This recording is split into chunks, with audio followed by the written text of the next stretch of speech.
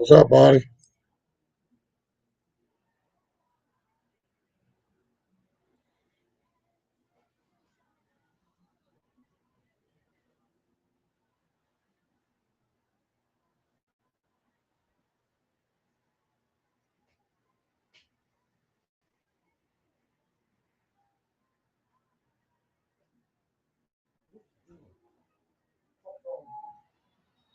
Yeah, yeah, man. Yeah.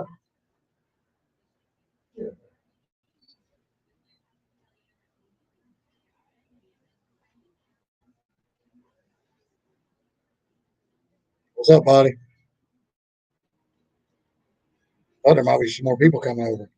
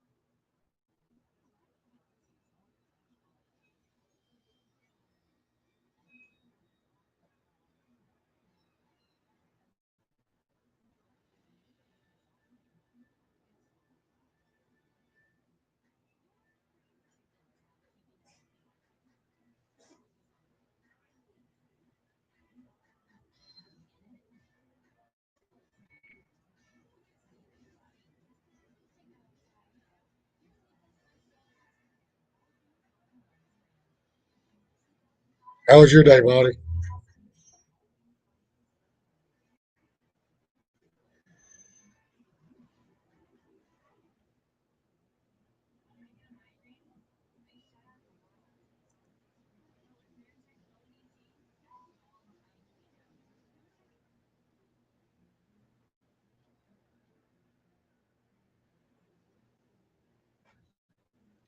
Yeah, I mean, I didn't get to work, but like 4.5 hours, so I didn't make a whole lot.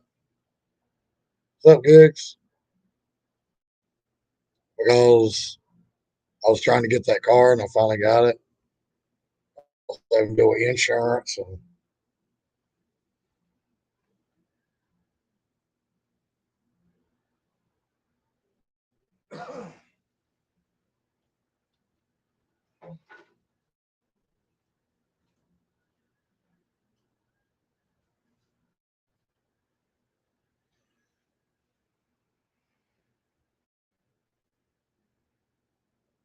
well, about 4.5 hours.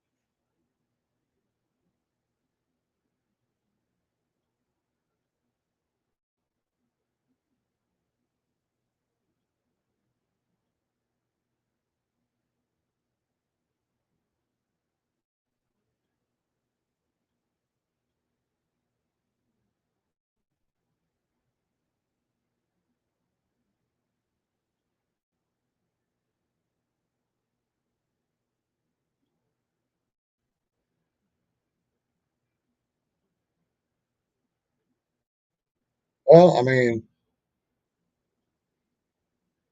I don't know. I like my little Fiat, but I like the fact that it's an automatic. So if anything happens to my wife's car, she can drive it. And I like having four doors instead of two. So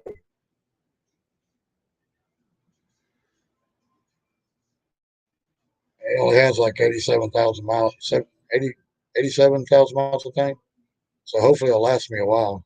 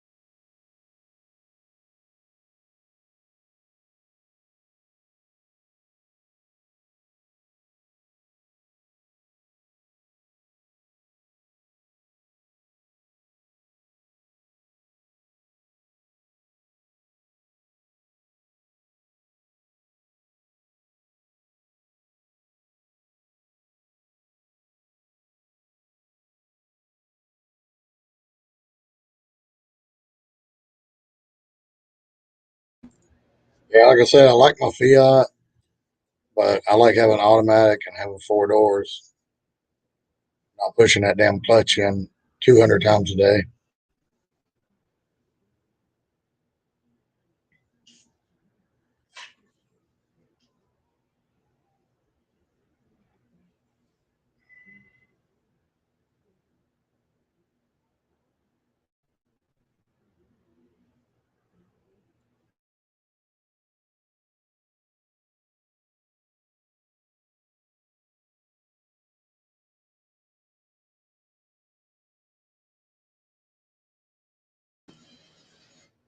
What's up, David?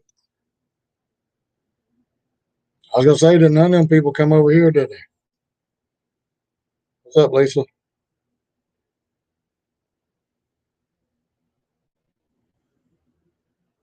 I'll join up if y'all want to. I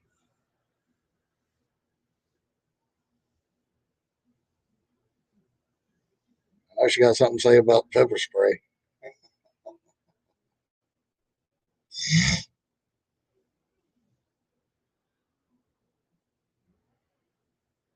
I don't know. It's a little the new one or the old one.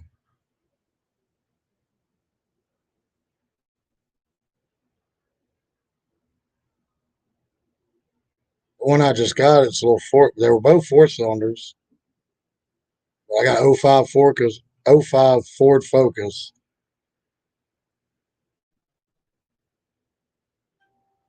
with like 87,000 on it, I think.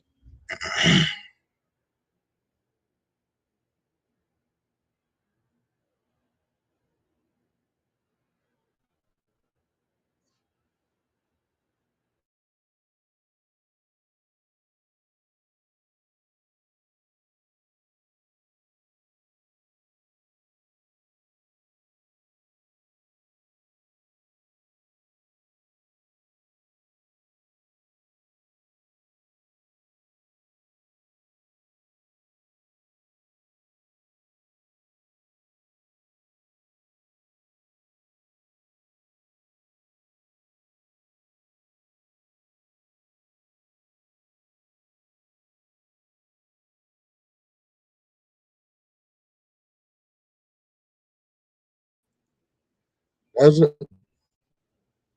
I got to take it up there tomorrow again and look at the cigarette lighter thing because I can't charge my phone because it's not working. Good thing I had this portable charger.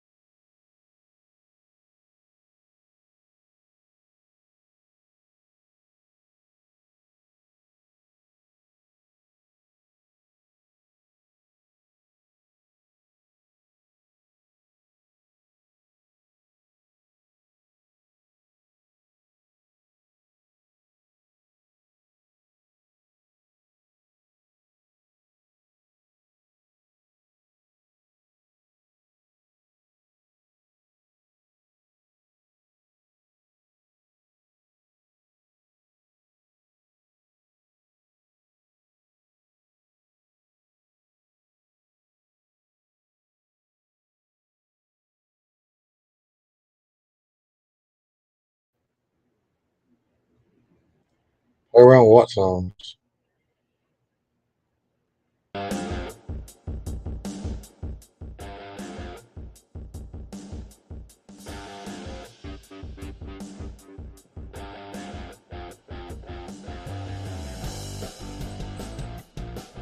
Three-cylinder, really?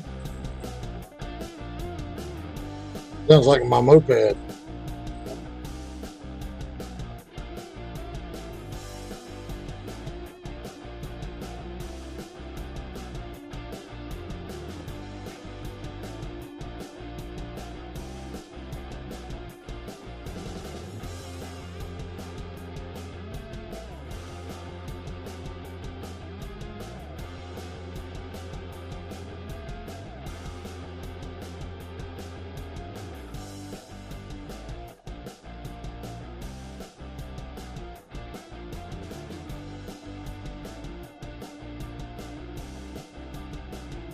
$300 horsepower.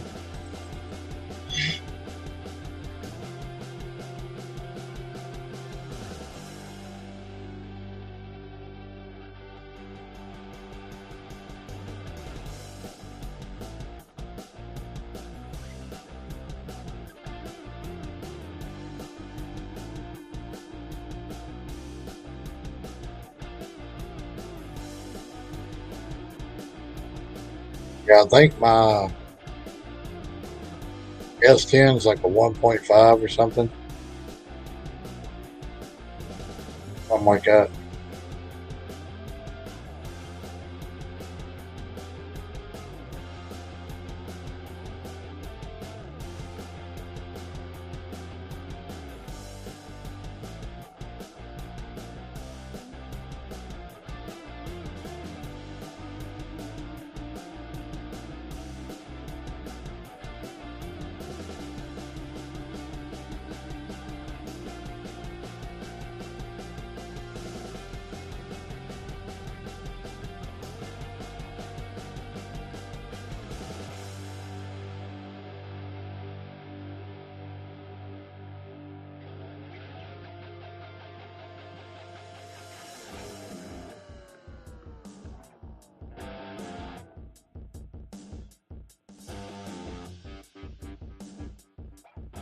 Everybody have a good day today.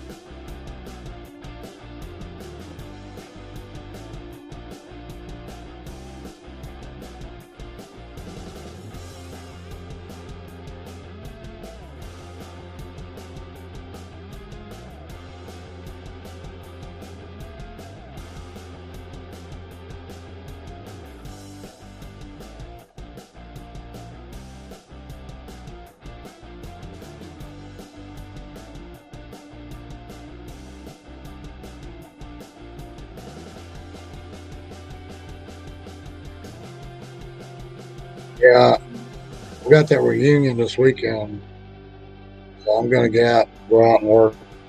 Try to work 10 to 12 hours a day the next 4 days.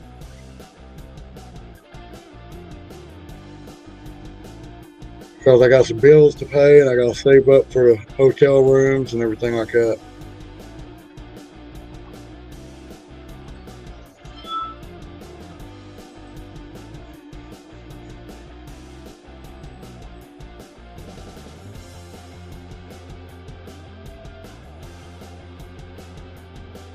I would have had a full day today if I didn't have to stay at the car lot so long.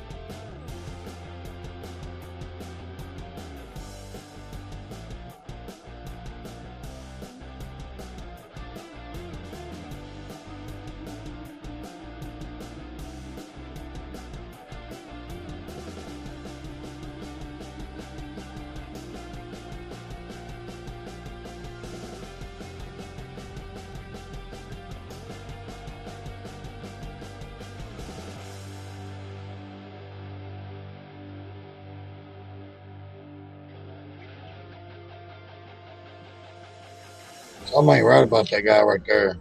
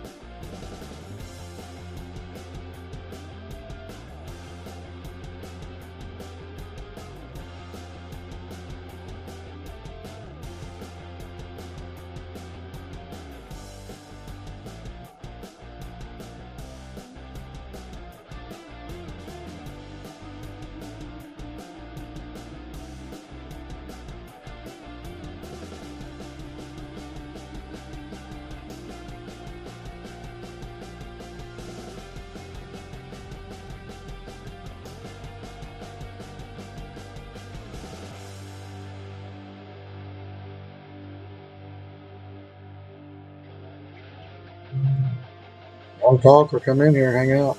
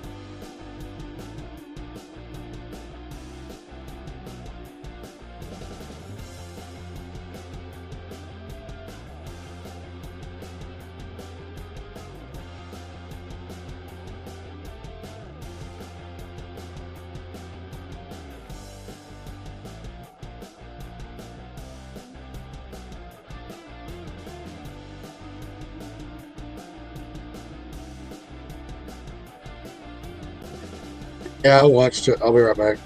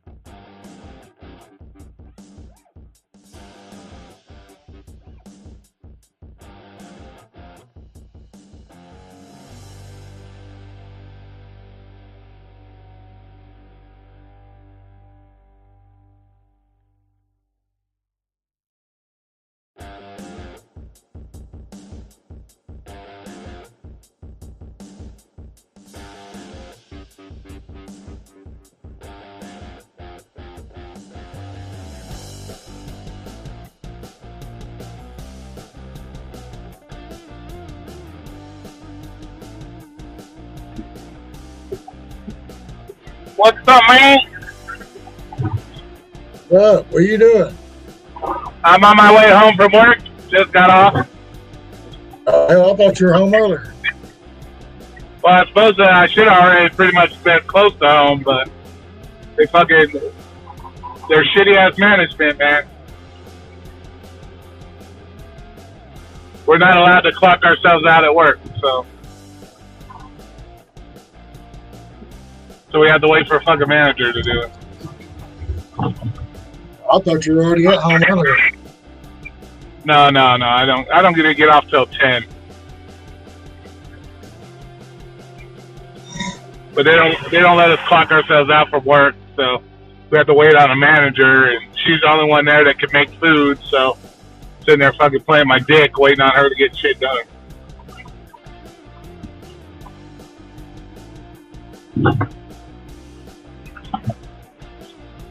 I used to work for Papa John's. Do they still send all the inside people home early and then let the drivers close the store and shit? Pretty much. Yeah. Yep. That's what they did when I worked at Papa John's. They'd have inside people from like 5 to 9 or 5 to 10 on weekends. Yeah. And the last hour or two would just be a couple drivers and a manager to close down the store. Which, in my personal opinion, is bullshit. It's not the driver's responsibility. Shut the fucking stores. That's what you have. That's what you have the CSRs for. Should be using the drivers for that. Yeah, I mean, why you're out, you're going in and out driving all day. You're not making a fucking mess. Why do you got to clean everything up? Yeah, exactly.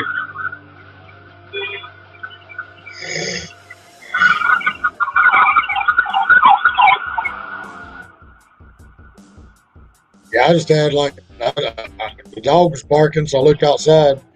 There's one cop with his damn light on, with all of his blue lights on coming through. Then there's two more cops with their big lights on, looking for somebody. Oh shit. Yep, never a dull moment over here. Body said, "Hey, Roy." Who said what? Body said, "Hey, Roy." Hey, what's up? What's up? Yeah, y'all crashed out on me last night. Well, I had to do my laundry, so you kind of much have to sit down there and babysit your laundry. So. Okay. I thought you were going to get it. I thought you were sitting to get it. Yeah, I had to go get it and put the rest in there. I was like, well, I said he's probably went and got his laundry. Now he's up there putting it all up. He'll be on in a little while. Yeah, you kind of have to babysit it because you don't want nobody stealing your shit. Yeah, I didn't know you only got 20 hours of StreamYard.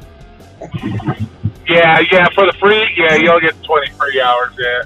I come over. I said, okay, I'm gonna go start my StreamYard, and I got over here, and they were like, "Oh, you've already used up your 20 hours." I was like, "What the hell are you talking about?" I had to fork out $25. Yeah. How long did the $25 was it? Give you a month worth or what? Yeah. Unlimited for a month or? Yeah, if you pay for the whole year, it's like comes out $20 a month, I think. Yeah, fuck all that. Yeah, it's just like $240 for all year. Oh damn.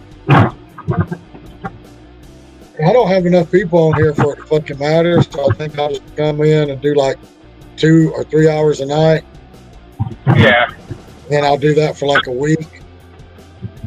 Yeah, that's like why I only do my weekend StreamYards for the most part, because that way, I can save my hours. Because I have 500 subscribers, I can do live through YouTube. I got to do YouTube live, so. So once you get 500 subscribers, you can actually go live through YouTube itself.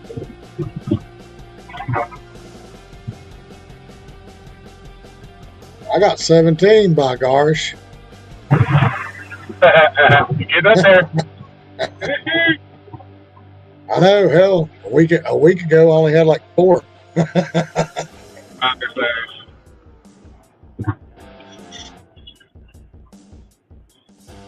I was talking to Lex. He's like, "Well, now you have people, 10 people in there for a month." I was like, "I don't never fill up 6 people, much less 10."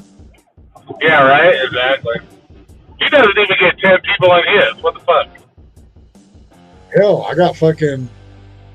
I think that one night it was like 5 people jumped on for about 10 minutes, and then they'd start fizzling out. Yeah. I had like me more. Yeah, I had like me more, Willie, Maybe Rideshare Lisa and Bud Soda in here. Yeah, I'm surprised Bud Soda ain't in there right now.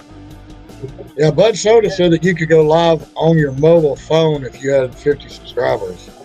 If you have what?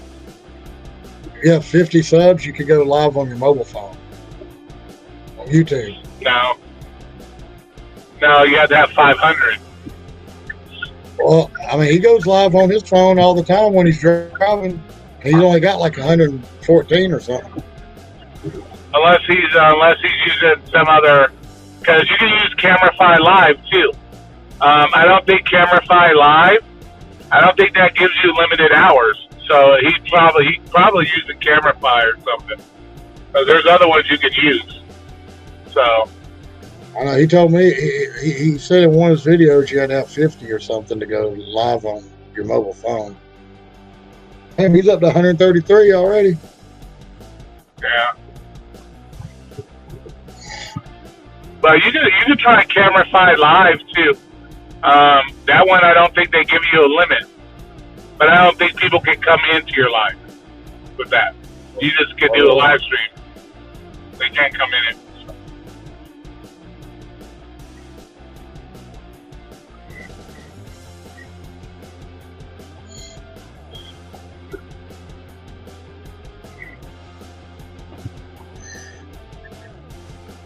I'm probably going to start buffering here soon and probably fall off because I get shitty signal over here. Oh, when you get home, I'll join you back up. All right, no worries.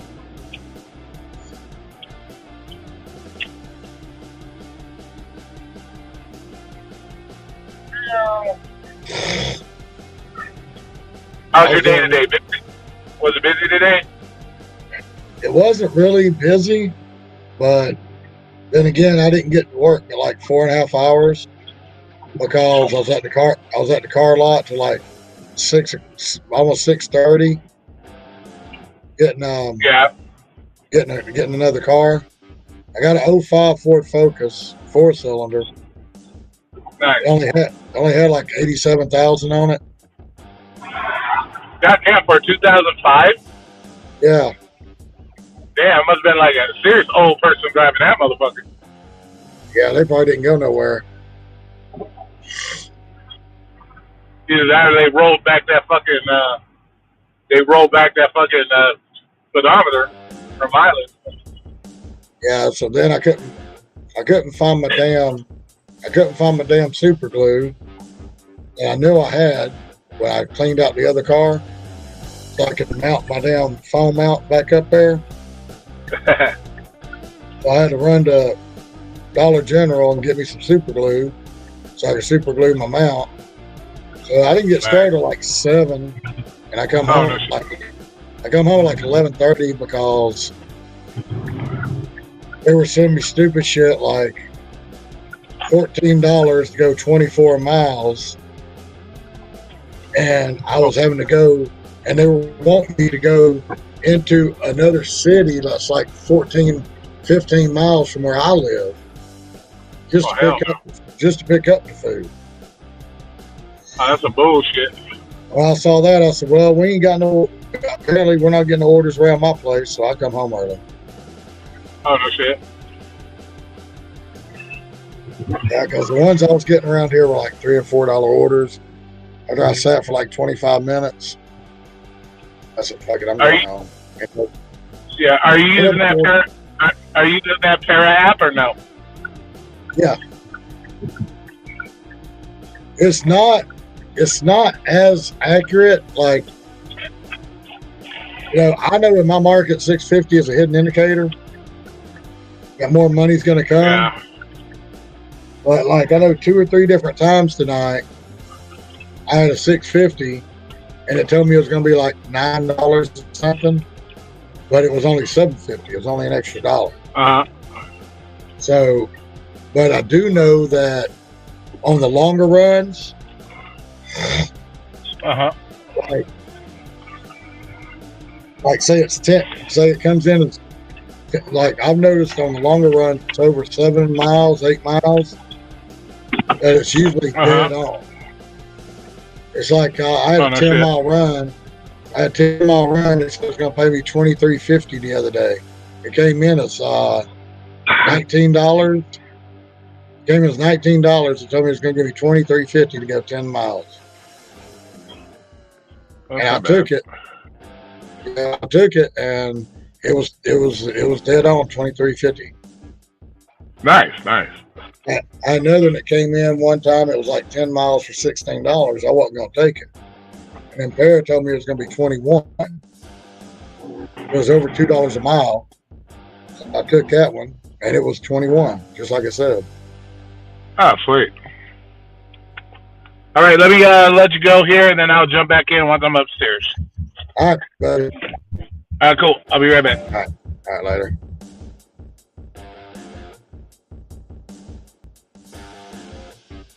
I'll talk. What's up?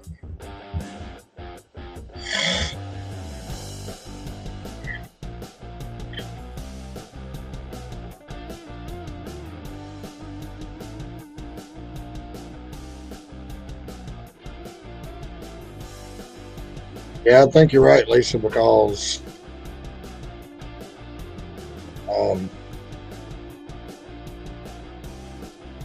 Bud Soda's been able to go live on his mobile. I think he said you only had to have 50 now.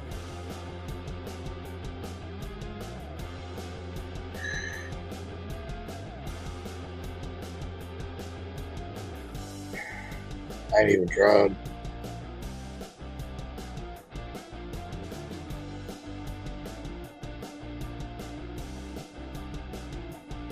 It'd been cool as shit to go live the other day. That motherfucker sprayed me.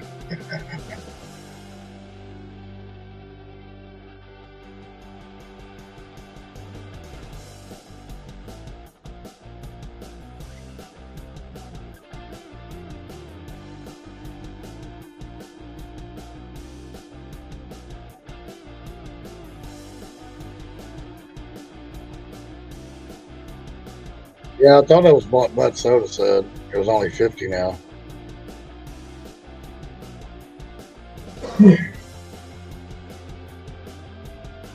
Lisa must be busy because she ain't getting in the StreamYard.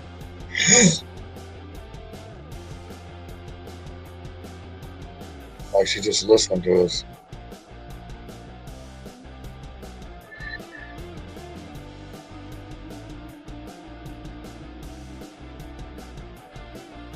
Pay for what, Bobby?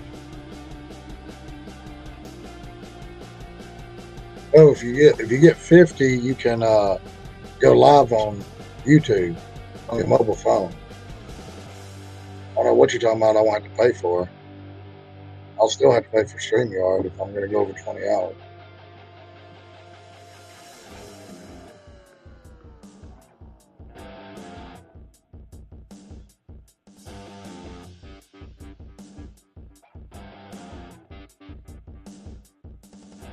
No, if you get 50 subs on YouTube, then you can stream live from your mobile phone. That's my understanding from what they're saying. StreamYard, I don't think they care how many you got. If you go over 20 hours, you got to pay for it.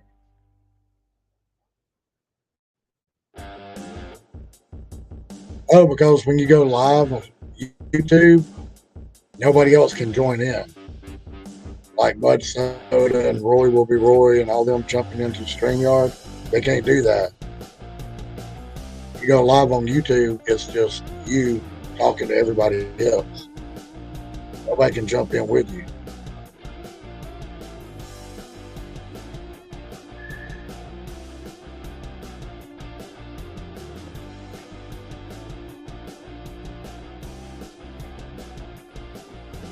Yeah. I think that's why UDM and Rideshare Rodeo and all them, when they have their podcast, you only run it for like an hour.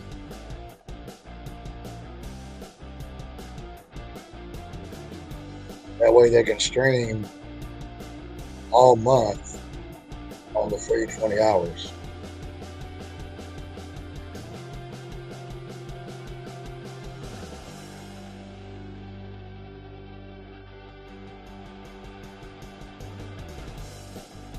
Go see if them police are still patrolling.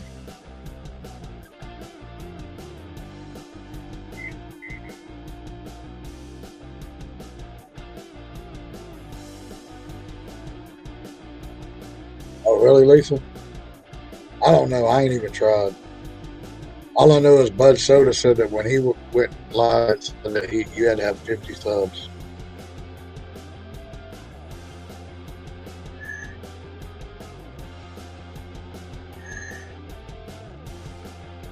I'll be right back.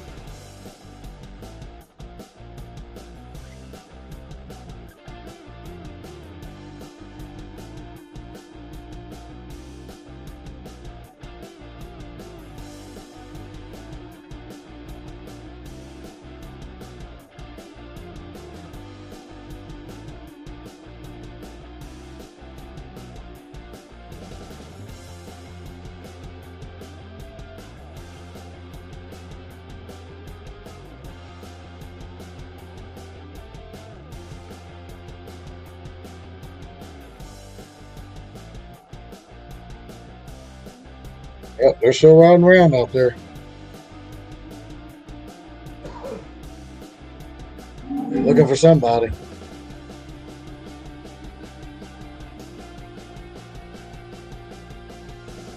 It's like cops are so fucking stupid. You're riding down the road with your big ass light on, and they could be hiding anywhere from that light. I mean, they could be hiding behind my building. They could be hiding behind my house. You're not gonna see them if you're riding down the road with a light on.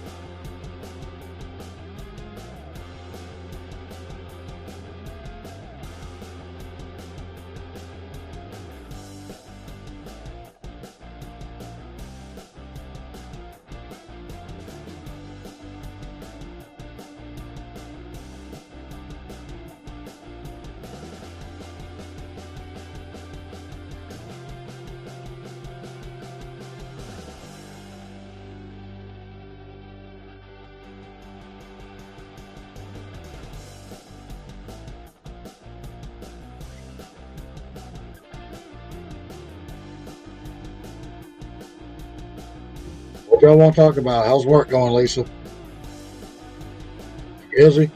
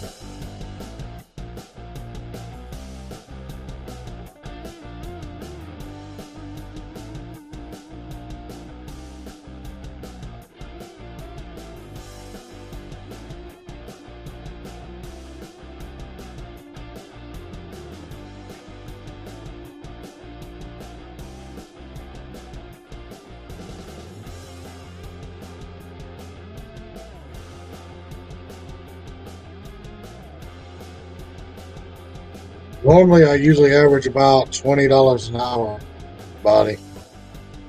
Somewhere between 20 and 25 an hour.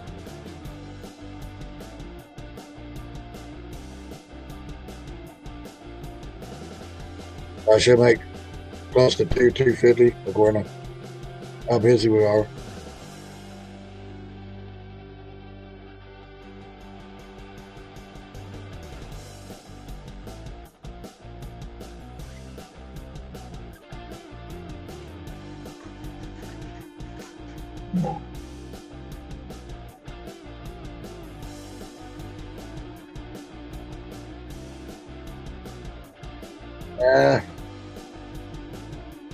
I'm gonna try to get out early. Then I'm gonna take like an hour off to go eat dinner and go back out.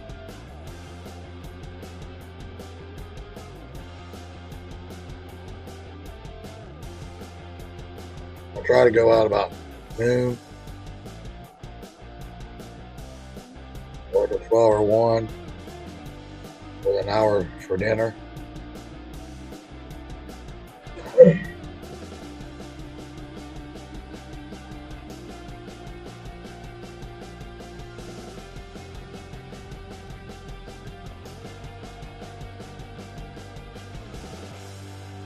Well, today I worked with gas that was in the car when I got it.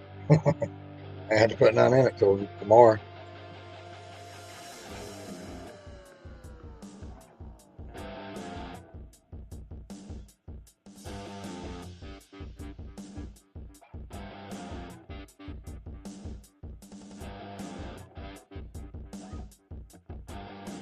Because usually I try to we go eat. I get up and get ready. We go eat. I usually get out there about 4 o'clock and work till midnight. In that 8 hours, I usually make 170 to 190. I used to use car a lot, dude. There was like a little bit of about a quarter of a tank.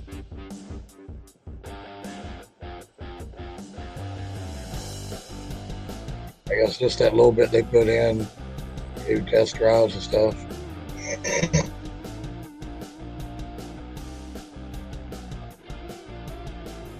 Yeah, that's why I was wondering if you were busy because you wasn't coming on the live stream.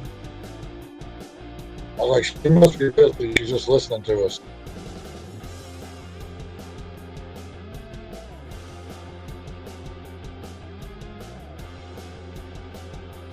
You'd think all them damn truck drivers will be asleep right now.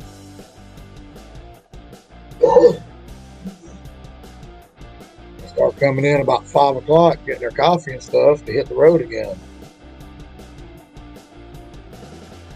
I know when I was driving a 60-foot box truck, we worked at night. Yeah, we do all our deliveries and stuff at night.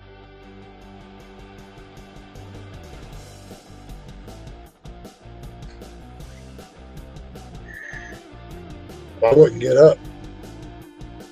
I wouldn't get up till about 10 o'clock at night and go down to go pick up my truck about 12:30. Go down to the warehouse. There he is. I'm back. What's up, Mr. Clean? Not much, man. What you got to eat now? Just a salad. Yeah, I think tonight I'm gonna heat up my damn nachos from Taco Mac that I got yesterday. Oh. We went and ate dinner at Applebee's. So they changed it to 50 subs, huh? Wow. Yeah, I think that's what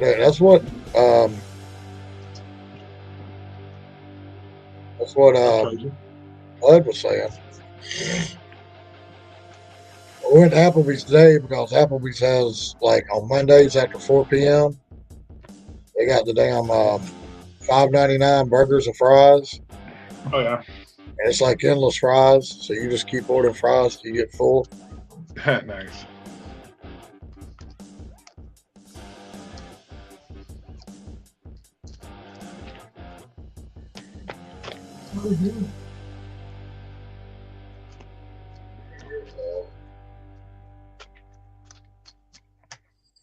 I figured Bud be in here by now. All right. Right, Lucy? Yeah, like I said, when I was doing that 26-foot box truck, we'd be out all night. I wouldn't get up till like 10 o'clock at night to go do that. We had to go to warehouse. We might be there till 1:30, 2 o'clock in the morning. And we go take our shit.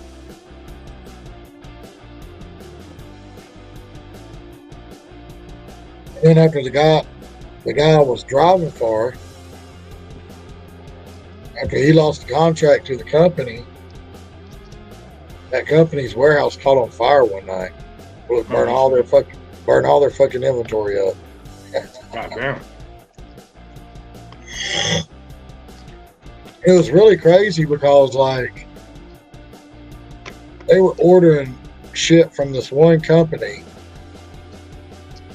that they could order or go get anywhere else. I mean, it's like they might order like a pallet of copying paper, like 50 cases of paper. And sometimes I would just deliver 2 or 3 boxes of shit that was like toilet paper and ink pens and just stupid random shit, you know? It's like, how much did you pay this company to have me deliver this fucking toilet paper? Yeah, right. Your company's like an hour away from that company. I'm sure you could have got your Charmin a little bit cheaper right there in the town. No shit, right? It's amazing what some people will pay for it. Fucking amazing. Like some stupid shit. Yeah, because I mean, I'd pick up in Smyrna, and I had 2 stops in Noonan, which is about 45 minutes from where I picked up. And one place I just backed up, and their storage place was just another box truck. they had locked up. That's where they kept all their shit. Damn. So I had 2 stops in Noonan, then I'd go down about another 20 minutes to LaGrange. I had 2 stops in there, and I'd drive all the way down to Columbus, Georgia. And I had 2 stops in Columbus, and then I'd go to Fort Benning. And I went in there, and I had 2 stops inside Fort Benning at the little stores that they have inside there. Like commissaries or whatever? Yeah. We deliver shit to them, and then they'd sell it to the guys on the base, I guess. Or they'd sell it to them. I just delivered shit. Yeah. So you're in Georgia? That's where you're at? Yeah. For some reason, I thought you were in Tennessee. Nah, I'm in Georgia. And one night, my wife was with me. That was what's so cool about it, you know. The kids could go with me when they were out of school. Yeah. Hell, at one time before he got the contract with this guy, I was doing a FedEx overnight. And I'd go down to the LG company. I liked those runs. Yeah. I didn't have to touch shit. I go down to the LG company, I back up, they would load my truck, they put their little tag on it. Nice. I take that shit home, I go to sleep, I'd see where I was going the next morning, see how long it took me to get there. Because I just had, they called it FedEx overnight, but I had to be there by 7 a.m. wherever I was going. And hell, I'd go home, see how long it'd take me to get there. I'd go to sleep, get up before I had to get there, jump in the truck, take off. I'd pull up there, they'd break the fucking tag, they'd pull everything off. All I had to do was drive. Yeah, because LG would be all the electronics and shit. Yeah, well, they do everything, dude. They had washers and dryers and all kinds of crazy shit. And it was funny because the guy I was working for, you know, we were 1099 with him because he didn't want to fucking do our taxes, I guess. But it was funny because he would tell us not to break the tags. But then if I wasn't back in time to go to LG to get the shit, he would send another driver down there to pick my load up. And then when I got back, we would back the 2 trucks up and then just load the shit into my truck, and he would break the tag. But he told us not to break the tag. Yeah. Right now, when I worked at Apex out here, we had trucks like that. We had to, once we cleaned them up, we had to, so they would hold like a special, like gypsum and shit. So they couldn't be contaminated. So once we cleaned them out, and we'd have to do that where we'd have to put special tags on the bottom of the fucking thing so they see that they were cleaned out and they weren't opened, so they could load the product in there safely without being contaminated. Yeah, the LG down here, they do all kinds of shit. So they have like the phones and washers and dryers and all kinds of crazy shit in their great big ass warehouse. Yeah, here at Apex, there was some chemicals that you couldn't get wet because it was like cement, like solid cement. We had it happen a couple times where we do a washout on the truck where you'd wash the shit out, and then they wouldn't dry the truck properly, and then they would load the fucking product in the truck while it still had water in it. It was like cement in there. So you'd have to get in there with a fucking hammer and fucking hammer all the fucking shit out with like a chisel and a hammer, just so you could open up the fucking truck and shit. It was crazy.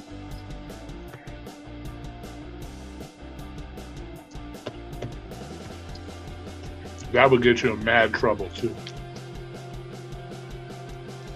because the whole load would be contaminated at that point.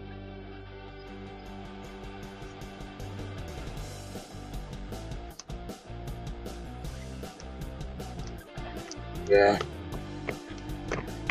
I did that for a while, and then he He had a different place that was closer to me that he was trying to get a contract with, and those were going to be like, it wasn't just in Georgia. It's like I was going to pick up at that warehouse here in Georgia, but I might go to South Carolina or Alabama or Texas or wherever. And again, those people would load it up for me. And then when I got to, he said I was going to be delivering like job sites and shit. Uh-huh. So whatever they were given, but he said when I got there, they would unload it for me. He said at the most I would have to do is maybe get up there, and the shit that was in the very front, just take the hand trucks and push it towards the back, so they could pick it up and take it out. Well, he never could get his shit together, and I had to work somewhere, when he lost his contract with them, so I left. Once I started working a W-2 job, he was calling me, but hell, I already had a job then. Yeah. Yeah, that's why I learned to drive a semi-truck, was at Apex. Because you'd have to bring the trucks around to clean them and backing those big motherfuckers up. You're like, oh. But yeah, I love the automatics, bro. The automatics were awesome. I mean, shit. They had the automatic semi-trucks there, so. Which was hella fun. I thought about doing that truck driving shit, but man, I don't have the patience, bro. I'd be like running motherfuckers over. I'd be pissed. Well, see, that's the good part about running at night. Everybody's asleep. Wow. But other 18-wheelers and shit, another box truck. You'd see a car here or there, but yeah. Well, here we're 24 hours, so always fucking traffic. Yeah. What you got? Yeah, because you're in a, what is it they say? City that never sleep. Yeah, exactly. Except Roy. I don't sleep that much. You gotta get some sleep so you can go back in and deliver them pizzas to them non-tipping motherfuckers. Tonight wasn't bad. I only think I got smoked once today. So okay, that's everybody good. else too. But You usually get most of your non-tippers on the weekends. I know you're obviously busier, but I'm off on the weekend, so I don't know. oh, are you? Oh, damn, you got a sweet schedule then. Yeah, I work from 4 to 10, Monday through Friday. Okay, you got serious. See, The reasons why I got weekends off was because I worked 2 jobs. I had 2 part-time jobs. I used to deliver with Jimmy John's. And so my Jimmy John's schedule was always Monday through Friday.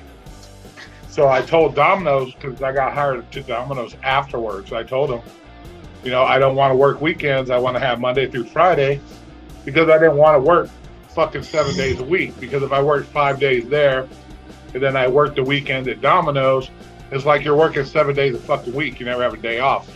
So I was able to get the Monday through Friday for both jobs.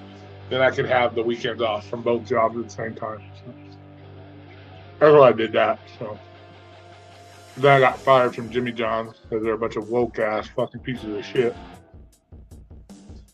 Yeah, a lot of them places don't want to let you speak your mind.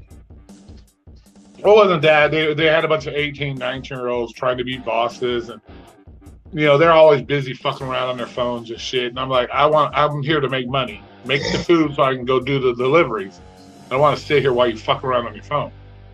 And they didn't like that. So yeah, I'm gonna share a story with you. The first job I ever had was at McDonald's, and I used McDonald's. I lived at a boys' home during the week, and then on the weekends I would go over to the island where my cousins live, and I would go over there on weekends, and I'd work at McDonald's on the weekends, and on Sundays they'd have to take me back to the boys' home.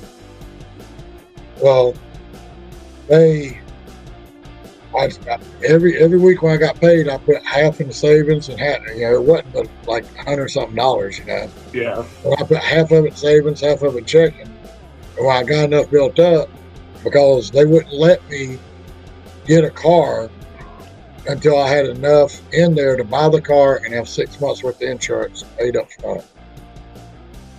And I'm 16, 17 years old, so I'm not giving a fuck about insurance and shit, So, but I had to pay for my car and have my own insurance and pay for it 6 months in advance. So I got that. Like I was telling them a while ago, my first car was a 1965 Rambler. It was like baby blue. I love that fucking car. Nice. Somebody ended up fucking hitting me and totaling it, but that thing was it had like the Flathead 6, I think they called it. Yeah. Like, I don't know a whole lot about cars. Kids wouldn't know what we had to work. Like, I remember my first job was El Pollo Loco, making $3.75 an hour. Yeah. People don't know how lucky they got it today. Yeah. Back when I told them I was making $6.75 an hour, $7.49 an hour to run stores for different managers and shit at Waffle House. And these kids feel like they're too good to go and work at Chick-fil-A for $13, $14 a fucking hour. Right. Well, let's see. I worked there. Then I got fired from there. I've been fired from every job.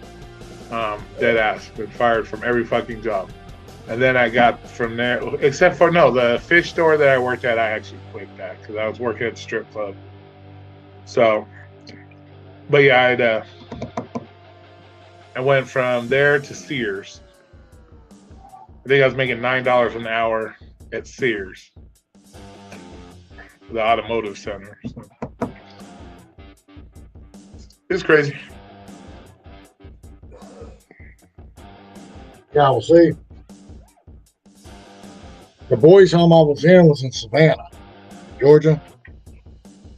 And I'd go over to one of the islands on the weekends and holidays and summer and shit like that. And we would actually, Hobby Island Beach was like 20 minutes from where they lived. We pretty much lived on the beach during the summer. Oh, yeah. And, their son worked at a place called Spanky's Beachside. So while he was working there, we didn't have to pay for no food or nothing. We'd go in and sit down, and he was waiting tables, and he'd hook us up and shit, Nice. But what I was going to tell you was I'd already got my car and everything, so I didn't really give a fuck, you know what I'm saying? And they had made this, I was 16 or 17, and the night manager that was there with us, he was like 16, 17. I went to school with him. He was one of them that felt like he was better than everybody else and all this shit. I wasn't with it, Yeah. He come around one night, and he said something to me. It was a Friday night. Now, we're on a little bitty island. So everybody that you go to school together with is in the fucking McDonald's. Okay? The place is packed out with nothing but fucking teenagers you go to school with. Okay? So he fucking said something pissed me off, and I grabbed that motherfucker by his uniform. I swung him over there. Back then I was on weightlifting team. I was working out every day. I was a lifeguard. I was riding a bicycle everywhere before I got my car. I grabbed that son of a bitch and jacked him up against the salad thing where they display the salads and shit. And so let me tell you something. You got about one more time, I'm gonna beat your ass. He's like, don't talk to me like that. I'll fire you. I said, fuck you. I quit. And you got to think, the whole place is fucking packed out. Not to mention, my sister was down, and it's like a 4.5 hour drive from where we lived to Savannah. And I really didn't want to work that night anyway. I wanted to go home and hang out with her, and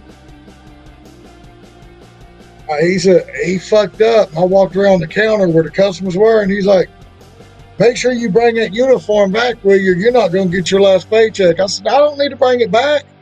I took the shirt off. I took the fucking pants off. I threw them at him. I walked out that motherfucker in my underwear. I called my sister. I said, I just quit. Buy me some pants and some shirt. I'm sitting here in my underwear.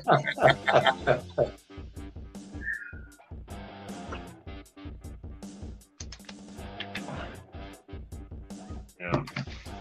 Yeah, I had to tell that story because it's funny as shit, and I didn't give a fuck. Yeah, right. When you're young like that, it's like you don't give a shit.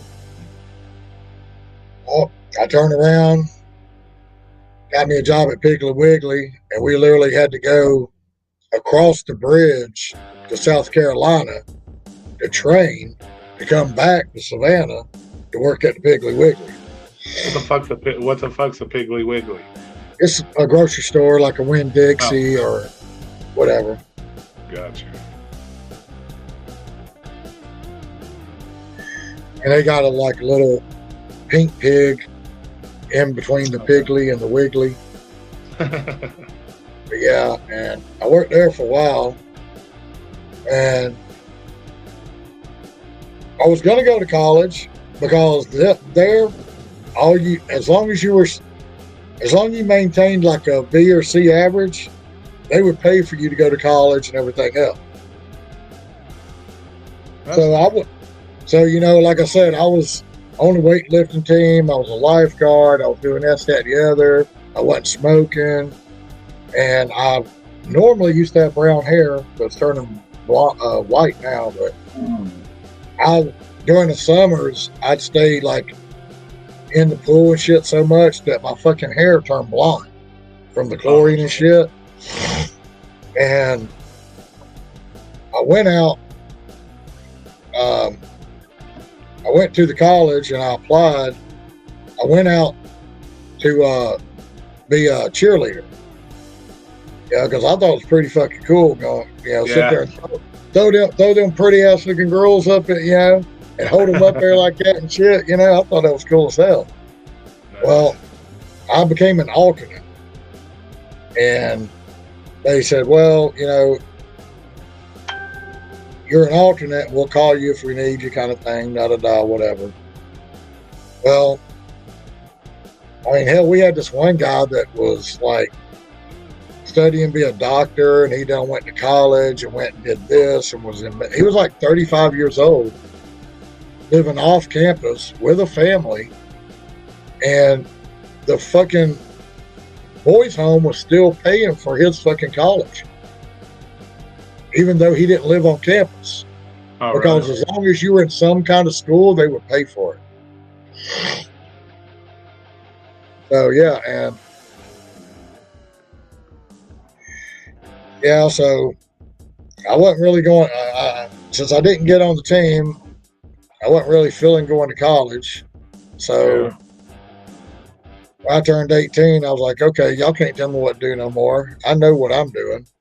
So I jumped in the car. I headed back this way. Here I am looking stupid, sleeping in my car because I ain't got nowhere to go. But, I mean, it worked out because, I was sleeping in my car. That's when I got me a job at Waffle House. And I slept in my car for like 2 weeks until I got a good check.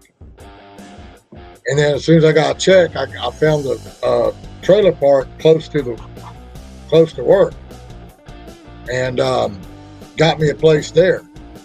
And it was like worked out really good because my car ended up breaking down, but it was still like a 20 or 30 minute walk, so I could still walk to work every day and walk home. So, it's like these kids want to stay at home until they're over fucking grown and live off their parents so fucking long. I'm like, when I met my wife when I was 20, okay? We are 19. I don't know. I think we just celebrated 26 years together, and we 26 years married, 29 together. Yeah. So, but when I met her, I was like 19 or 20. I had a job, I had a car, I had a place to live. I was out doing, at 19, 20 years old, I've got all my shit ready. I knew what I wanted to do. I didn't want to live in that car, And when I met her, they eventually moved in with me, her and her kids. But yeah, it's like I look at these kids today and I'm like, why don't y'all grow the fuck up? Yeah. It's like y'all don't understand. Y'all are fucking making double what I used to make. Yeah. Okay. But I still had a car, a place to live, a job, somewhere to take a woman. I mean, yeah. I didn't Yeah, jerk but it nowadays, out. I have to be honest with you, man. I shit, it's hard to fucking do anything nowadays, man. Everything is so out the fucking roof, Everything. Yeah. But I mean, it's like rent's fucking crazy.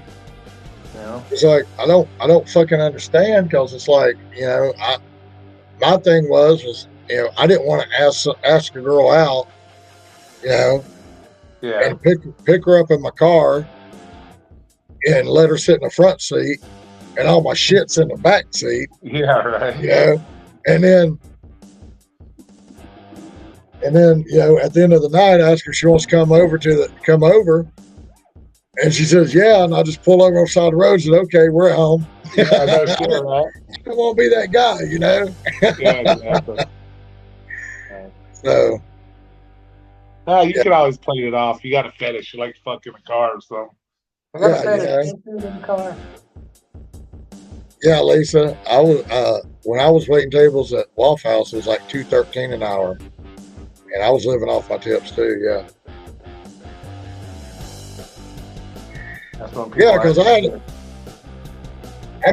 got tired, because I got tired of being paid nothing to work my ass off cooking.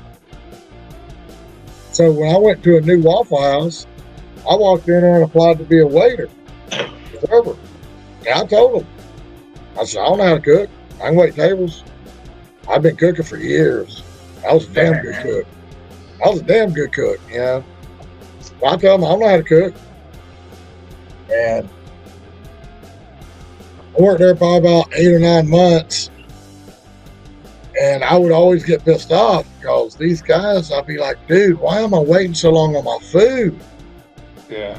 Finally, one Saturday morning, I just told them, I said, look, if y'all can't do no better than this, I'll come over and cook it my damn self. That was where I fucked up. Yeah, right. He's like, well, if you can do it any better, why don't you come over and do it? I said, I will. So then one weekend, some cook didn't show up. And he was like, well, you talk all this shit about how good you can cook and everything. He's like, well, I need you to come over here and cook this weekend with me. And it's hard for me to get another cook, but I can get a server to come in and take your spot waiting tables. I was like, okay, I'll do it this time for you, and I'm going to show you how much smoother everything's going to go. But number one, I don't cook. And number two, I will still be on the schedule waiting tables. Because back then, you were only making maybe $230 a week if you were lucky cooking, killing your fucking ass. I can make $600-700 a week easy waiting table. Ain't no way I'd do that shit. So I went and cooked that morning, and we did like $1,100, which probably don't mean I tell y'all nothing, but it was busy as fuck. And at the end of the shift, everything went so nice and smooth. Yeah. And then shift, I walked over at that girl that was doing my station. I was like, did you do good today? I said, you had a good station. She's like, yeah, I made like $160 in 7 hours. I was like, damn, yeah. I was here kicking myself in the ass thinking, right. I just probably made $48 and you made $160 working where I was supposed to work. Yeah, exactly. Fuck that shit. Yeah, exactly. So I went back there. I did all my cleanup and everything. I went back there. I told him, I said, now, do you understand why I tell y'all, if y'all can't get the shit done, I'll do it myself? He's like, but you said you didn't know how to cook. I said, exactly, because if you knew I knew how to cook, you would try to put me over there cooking all the time. Yeah. Instead of trying to find somebody to come in and cook, you would just put me over there and And I said, I want to wait tables. I don't want to cook. After that, I never had another problem out of him. I just look at him. He'd be like, okay, we're getting it. And I'm like, we didn't have this problem when I was fucking cooking that day. Yeah. Oh, shit. And he'd just look at me and smile and be like, fuck you.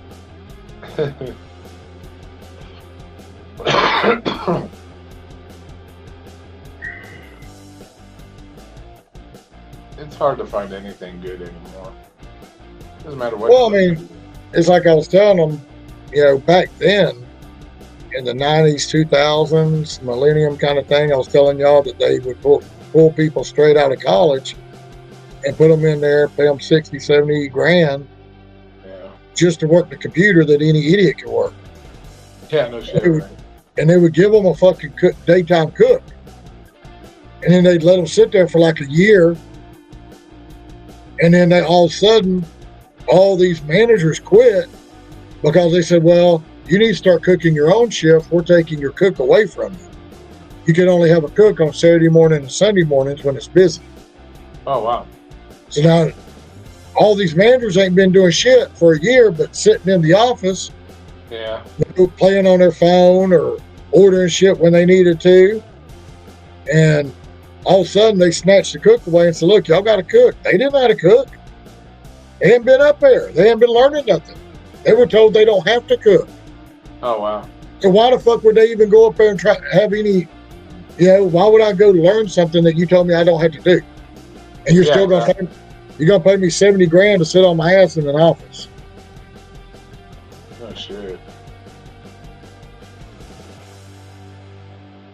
Then, a lot of them fucking quit. And they were scrounging around trying to find managers and having district managers work at one store for 4 or 5 days instead of going back, 2 and 2. Like, well, there's another fine mess you put yourself into. Right. Because I swear, it was like, I would think of the most logical shit to do, and Waffle House would do the total opposite. Oh, no shit. Yeah, that's usually how it works, though, too. It's always the managers that don't know shit. You get these new people that come in and they think they know shit, and it's like, y'all don't know dick. And, like, we had a lot of issues like that with, like, at Sears and shit like that. Like, new automotive managers would come in and I want it done this way. Well, it can't be done that way, motherfucker. I want these done in 30 minutes or less. Eat a dick. It ain't gonna happen. We want our batteries done in 30 minutes or less, or all tires done in 60 minutes or less. I'm like, yo, stupid. You don't even have enough people here to do that many tires that fast. It's like, yo, stupid. Yeah, it's like back when I had my Jeep Renegade. I go to take 5 oil change. It's supposed to be 5 minutes in and out. Well, yeah. First of all, it took 5 minutes, longer than 5 minutes for them to change your oil. Yeah. But they never talk about the fucking 45 minutes to an hour that you're waiting in line to get up there to that motherfucker. Yeah, right. But I thought it was cool because, like, I was doing DoorDash and Uber Eats, and they had a sign saying that if you did, like, Uber, you got, like, 25% off or some shit. Oh, nice. Yeah. So I would get like the fucking top of the mill, highest, best synthetic shit they had. It was like an $80 deal. Yeah.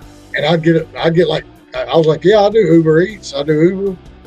And I'd show them the little Uber icon, and they'd give me I got like $23 off or something, and it cost me like 60 something bucks for the best shit that they had. But hell, the used cars we got, I can just fucking go get the shit and change the oil myself, Oh yeah, fuck yeah, it's a lot cheaper. Especially like AutoZone. AutoZone's always got special. I know they're running a special right now on mobile oil. It's like $31. You get 5 quarts and the oil filter for like $31. That's the synthetic. Yeah, and that's what I use in my cars.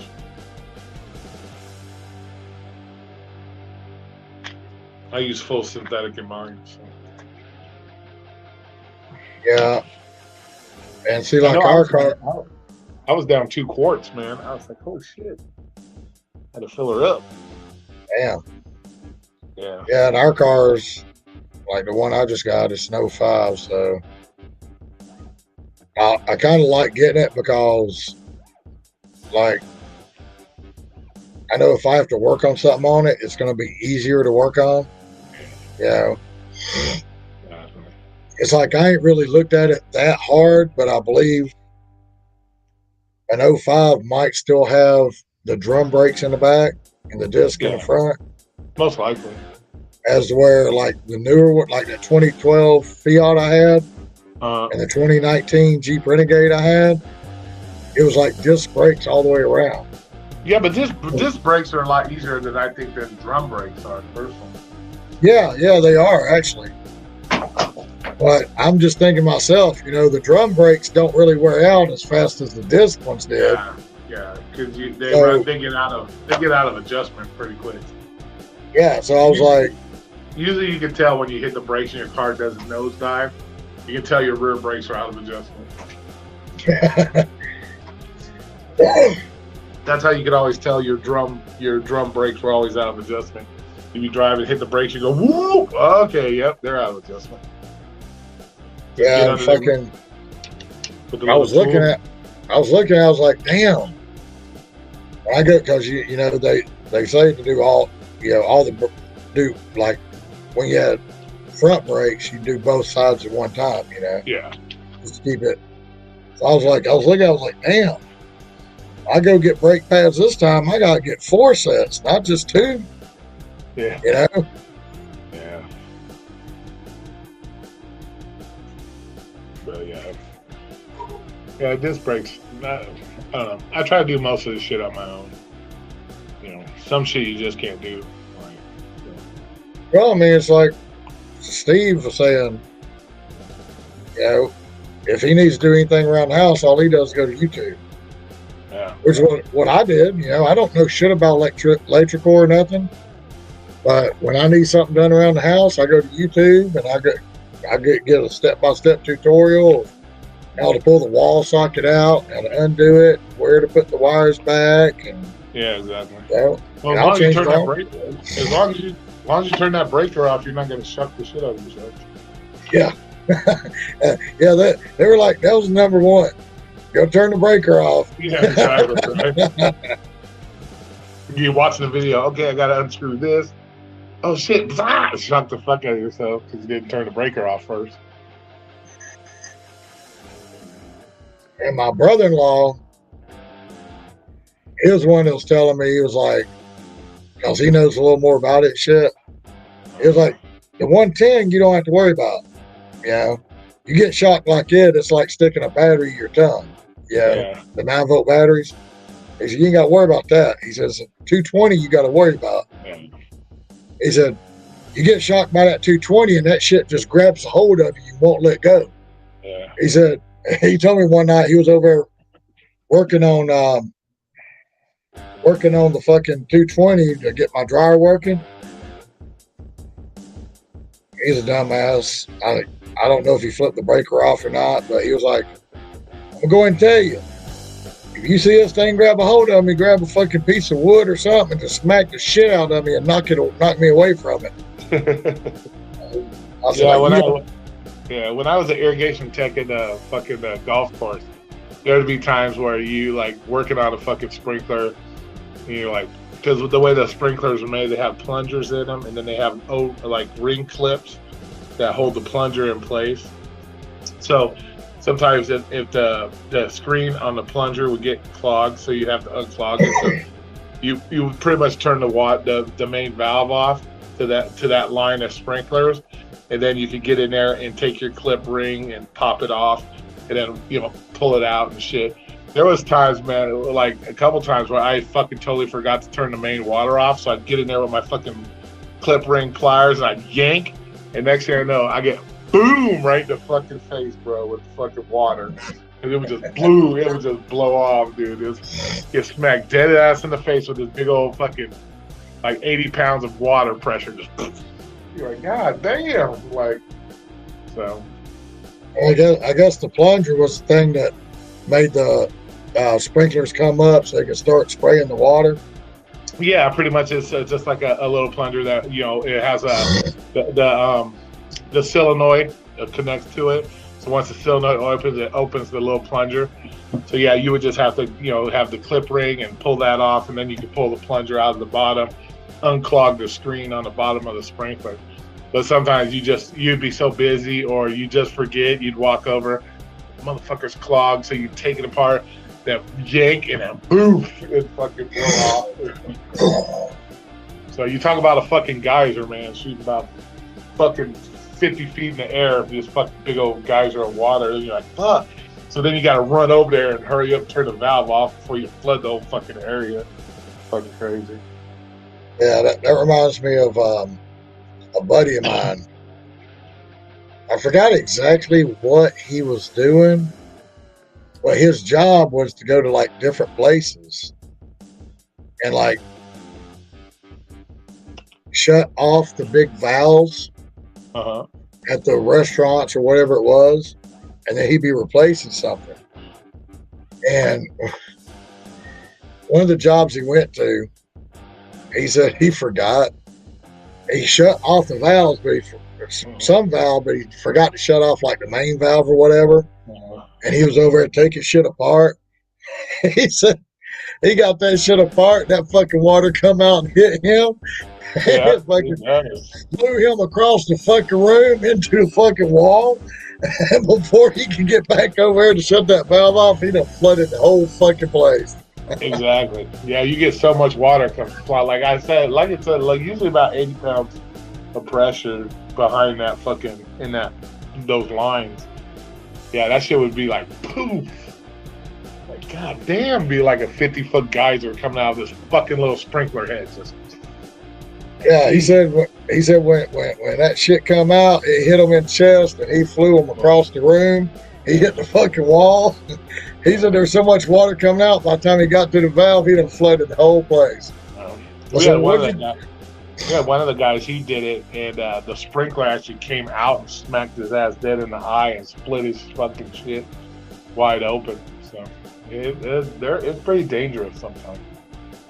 But you would just be getting so busy, you're trying to especially when you're trying to fix them real quick when they're reseeding the grass or something, and you're trying to fix it real quick because you don't want the grass to dry out, the new grass seed to dry out.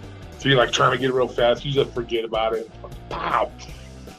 So then you'd have to go get some seed. Then you'd have to reseed the area. You just flood it out because the flooded pushed all the fucking seed out. So that's crazy. Yeah, and I asked him because we were over at my other buddy's house. Yeah, we do Saturday night cornhole and bonfires and shit. And I asked him, I said, so what'd you do? He said, I left. He said, I don't know if I got a job or not. I said, what do you mean? He said, I flooded that whole fucking place. He said, I cleft that valve off and I left. Yeah, right. He said, I wasn't cleaning up all that fucking water. Yeah, we used to because everything, all the sprinkler systems at the golf course, they had stations. So it'd be off in the desert area. You'd have the fucking station, and then you would just you'd have to just push in whatever number of the sprinkler you wanted to come on. So when you're watering the grass, if you had a hot spot, you'd be like, okay, that's sprinkler 36. So you just put 36 and then time it for 4 minutes to go off for 4 minutes. But we used to fuck with people all the time. They'd be standing there next to the sprinkler and shit. You'd be over there hiding in the bushes. You'd be type in whatever sprinkler they were next to. So then they'd come on and blast them and shit. And shit, it's fucking hilarious, dude. We used to do all kinds of stupid shit like that with each other. Blast them with the sprinklers and shit. Fucking hilarious. Or they'd be out there doing something stupid in the middle of the grass and just be like, hey, and then boom, bust off on them. Lisa said she wished there were pictures. Oh, that shit's fucking, yeah. Yeah, because it'd fucking drench you because it would come out and just blah, and you'd be fucking soaked. You're and when it's winter time and it being up towards the mountain, you'd be out there and it'd be 30 fucking degrees outside and you're fucking dead ass fucking just soaked to the bone. Yeah. freezing your ass off and shit. It's bullshit. And then you'd fuck up if you did it, and if it was too cold, it would freeze on the grass. So then it would delay fucking start time, so you'd get in trouble because they couldn't send out golfers because the grass had fucking ice on it. You can't walk on fucking ice. Where was this at? Vegas, here in Vegas. Yeah, there's a golf course I used to work on. It's all the way up in Summerlin area, on basically the mountain. So, yeah. I was gonna say it actually kind of gets down to 30 over there. Damn, over by my house it gets down to like 28 degrees. It gets Really? chilly out here. Yeah, it gets cold. I thought cold winter to y'all would be like 45, 55 degrees. No, we get down into the 25s sometimes. It gets pretty chilly out there. So. Oh damn. But up there it's higher elevation. It's right next to the mountain. So Yeah. So yeah, you couldn't get any ice. You couldn't have ice on the grass because you can't walk on it because it kills the grass. So See, when I think of like Vegas, I think about the fucking desert area, and y'all are like 150 degrees in the summer and maybe 80 in the winter. And no, it gets pretty cold out here. We don't get no fucking rain, but shit, it's actually snowed down over here on this side of town before. you ain't gonna get no rain. That's why it's called a desert. Fuck. Need some. Well, You get fuck your it. What? People don't know how to drive them. You can get your little mirages. Yeah, right. And then when you get over here, you're fucking eating sand. Yeah, right. Well, shit, they fucking pay you. They pay you fucking to take out your grass. And then they wonder why everything's so hot. It's like, well, everything's fucking rock. What do you expect? There's no grass anywhere.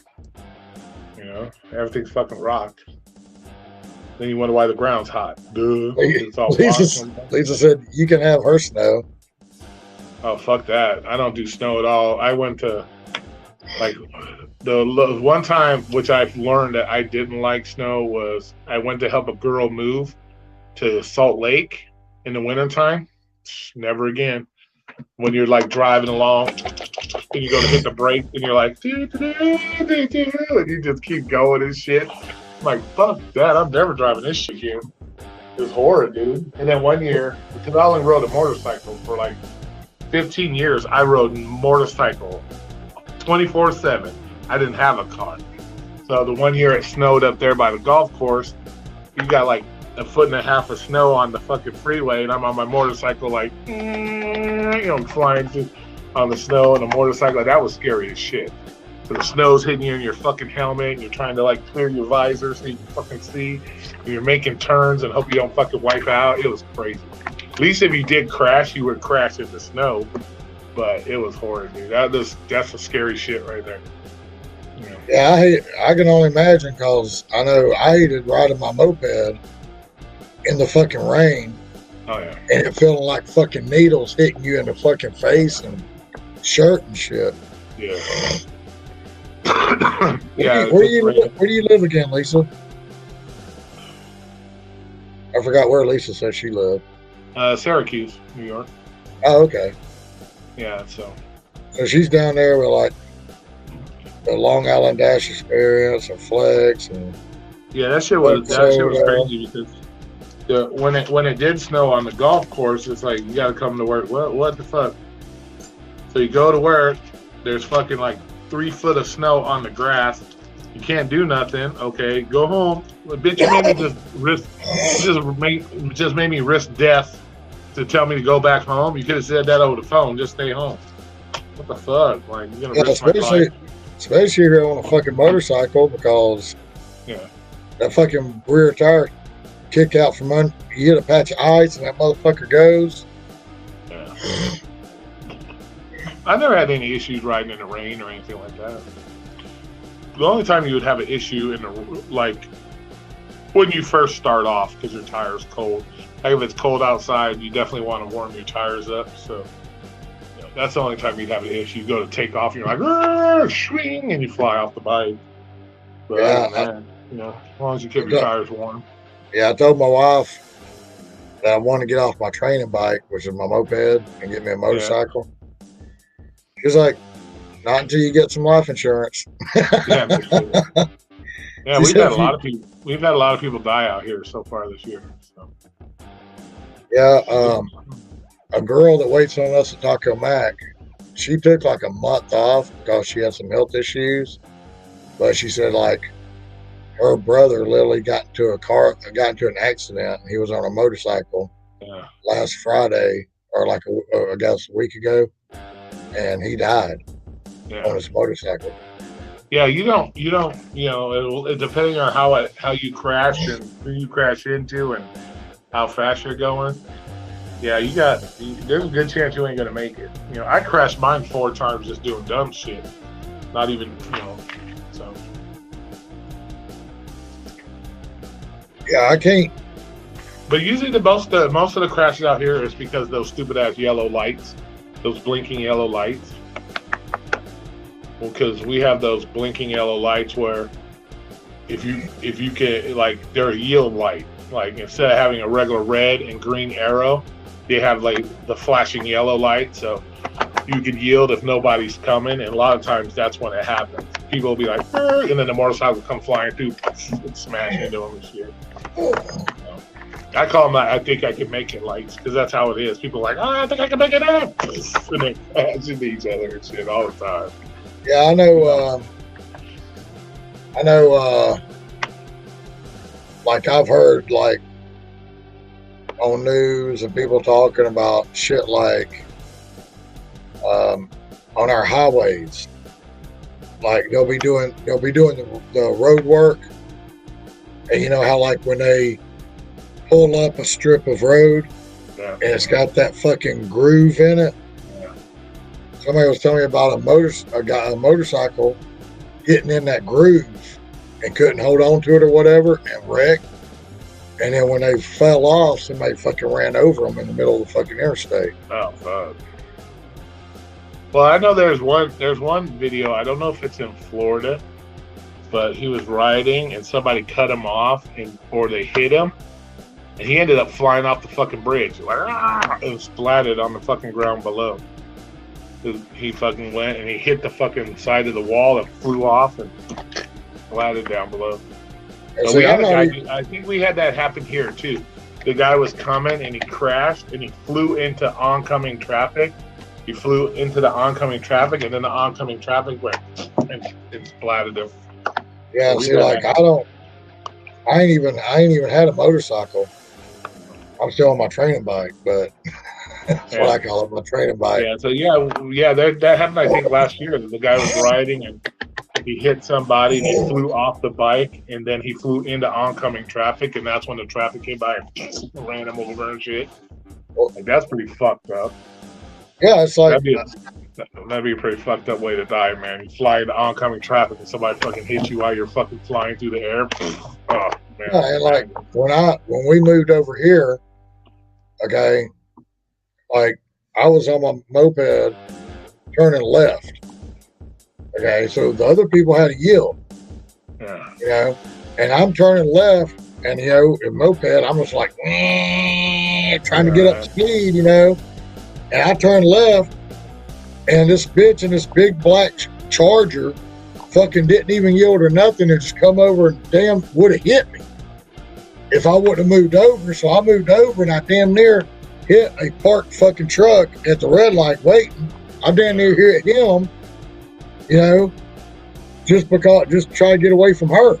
I can only imagine being on a motorcycle where you might be doing 50, 60, 70, or in some dumbasses cases, 110, and all of a sudden that'd be me, because I'd be going like 95 miles an hour on the streets. I don't give a shit. Then that sudden fucking stops a motherfucker. Yeah, that's a lot of times what happens. You know, you get that sudden, when you get that sudden impact, you're ripping fucking aortas and shit. That's why a lot of people do die. It's those crush injuries. You know, you smack that fucking gas tank, or you rip your aorta or something because you're just like, there's nothing to stop you, you know? It's like nobody fucking looks. Nobody Yeah, fucking looks for you. Yeah, It's like even but if you got a loud ass fucking yeah, motorcycle, yep, you know, yeah, like them fucking Harley Davidsons that come down through here loud as fuck. They yeah. can't hear you. They got that fucking music turned up, bump, bump, bump. They can't. They don't even see you. They don't hear you. Yep, It's yep. I've seen it lots of times. I'm gonna go have a cigarette. I'll be back. I was just going to say, I know you want to smoke. I see your cigarette pack, so hurry back. Yeah, well, I see you smoking, so I'm like, oh no, I'm smoking. I got smoke. I'll be right back.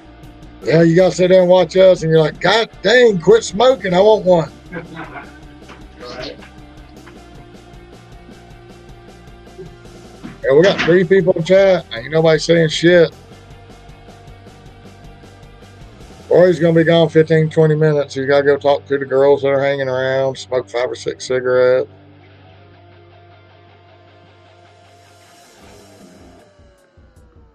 He'll be back. And on that note, I'll be back. I gotta go to the bathroom.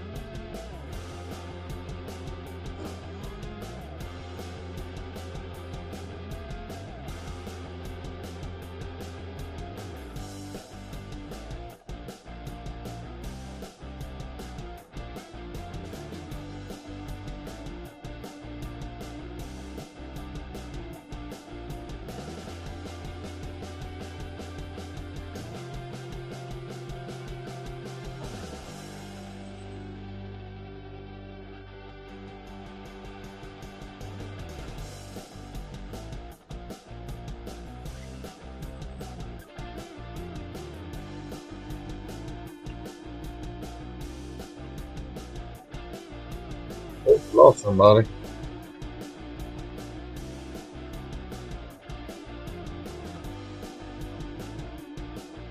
Somebody fell off.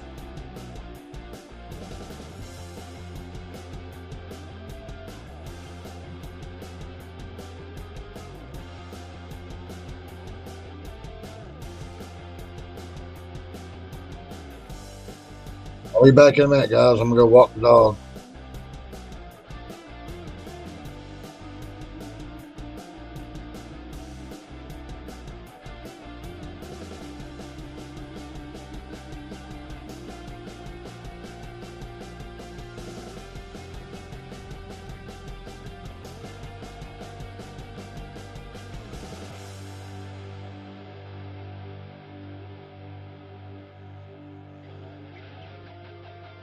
I like my Santa Claus robe. This damn thing's warm. I like it.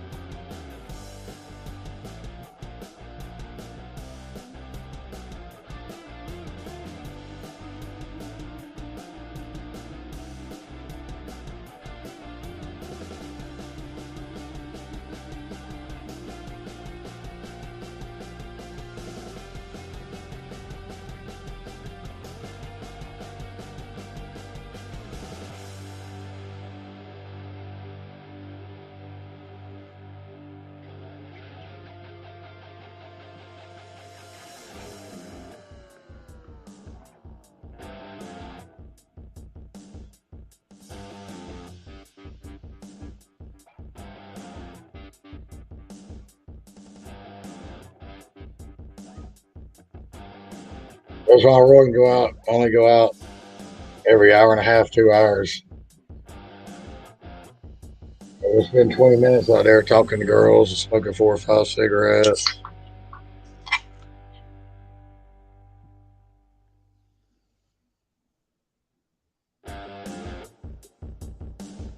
I'd have to pause the shit and go out there for 15, 20 minutes.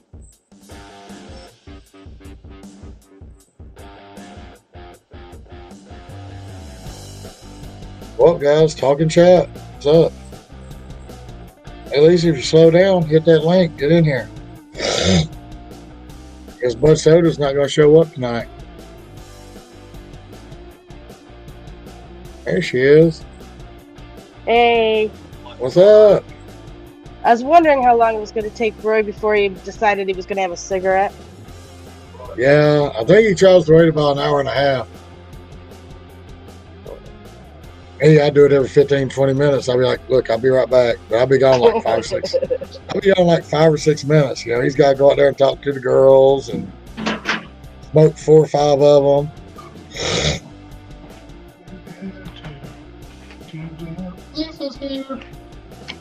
There he is. Oh, I shouldn't have ate that salad. Fucking my stomach. You must have finally slowed down, Lisa. No, not at all. And I'm not getting my lunch like I thought I was going to get. Well, that sucks. That's against the law. Well, yeah, it kind of is. I think body right now, I think it's like 75 during the day and like 48 at night where I live. But apparently we got a severe thunderstorm with possibility tornadoes coming in between like 7 a.m. to 1 p.m. Yeah, it's almost midnight here. Look, it's like, well, you might as well say it's midnight here, and it's still 70 degrees. Yeah, see? It's like See, 30. my high today was like 75 or 78, and it's like 48 right now. Frosty nuts out there. Oh, let me look. It might be 55 or something, but it's chilly. Oh, Must be nice. Must be nice. Let's see, what are we supposed to be tomorrow? Let's see. Tomorrow we're supposed to be 93 degrees. We're supposed to be 51. like 56 tomorrow. Yay. It's supposed to be 93 degrees, and we're only supposed to get down to 60 degrees. Yeah, it's 51 here.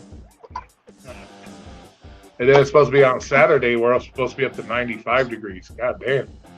Getting hot fast, man. Yeah, and supposedly we're going to get up like 68 tomorrow. See, we've been having long fall. So we've been going straight from winter into summer. And so snow won't end until like May. Well, see, I mean, everybody jokes about Georgia and shit, but I mean, it's fucking true. I mean, you can have all 4 seasons in 1 week. We could have them all in one day. You know? That's It's New like- York for you. It was like at fucking Christmas. At Christmas, it was 71 fucking degrees. We're wearing t-shirts. And then New Year's, it was fucking like 28 a week later. And that's something else. See, Roy, I know. this is what you were talking about in your life. You don't want to come out here and talk about work all the time. We were talking about fucking sprinklers and electricity and motorcycles. And, you know, where I lived when I was younger kind of thing. So you get to kind of know my backstory kind of thing, you know. Actually, kind of- since Tommy started us, I don't think we've really talked about work. No, I try to leave it off because if everybody starts talking about work, Roy's like, peace, I got to go to bed. I'm talking about before Roy joined us. I'm talking about when we first started this. Well, you started this, what, a week ago? I just don't get why everybody wants to talk about work all the fucking time. It's like, goddamn, like let it go. Like let it go. just work. Yeah. Yeah, because I mean, like, when I'm at work driving, I'm watching videos of other people working all day and all this shit. You know, we're watching live streams or Yeah. UDM or you or whatever. And I'm kind of like you, Roy. When I come home, I just want to relax and shoot the shit with some people. Yeah. You know, drink me some beer, smoke me some beer, drink me some cigarettes. You know, it's just funny. It's funny how everybody just they can't stand DoorDash. They can't stand working for DoorDash. But yet that's all you want to talk about is DoorDash. Like, what the fuck? Like, Yeah, it's like you bitch about it the whole time you're working, but then once you get home, it's like work. Yeah, let's bitch more. Let's bitch more about it. Like, what the fuck? Like, that's like kicking the fucking wall and then fucking complaining your toe hurts all the fucking time. Well, no shit. You keep kicking the wall. Like, fuck, let it go. And when I watched your live that night, I was like, I fully understand what he's saying. You know, some people ain't gonna get it, but I fully understood what you're saying. Yeah, you don't want people coming into your live talking about work and this, that, the other, like when you were on stream or whatever. Yeah, I don't like DoorDash that much. Come on, man. And at the same time, you know, you don't want to come on my live and hear all you hear is DoorDash this, Uber Eats that, you know? I just got done delivering pizzas for 6 hours. Let me come in here and talk about delivering pizzas. Like, no, I don't want to do that. Like, right? This is supposed to be your little chill, wind down time, get ready to go to bed. yeah, exactly. Like, I just want to come home, hang out, drink some beer, smoke cigarettes, and then go to bed, you know? But apparently that's what gets all the views and fucking subscribers is work. Like, god damn. Like, I guess not that I'm worried about it, but maybe I only got 17. Number one, I don't talk about work all the time. Number two, I come on at like 1 o'clock in the morning where I'm at. So, well, besides, I'm at the truck stop and I'm always bitching about the truck stop, so I had to say that. yeah, exactly. Like, well, the damn truck drivers, man, they won't. Like, I'll do all my bitch. I'll do all my bitching about work at work, and then leave the rest. Like, no, it's time to go. That's my deal. I'll yell and scream all about work while I'm doing it, and then I'll be done with that when I get off. I know. I'll be happy when I get off.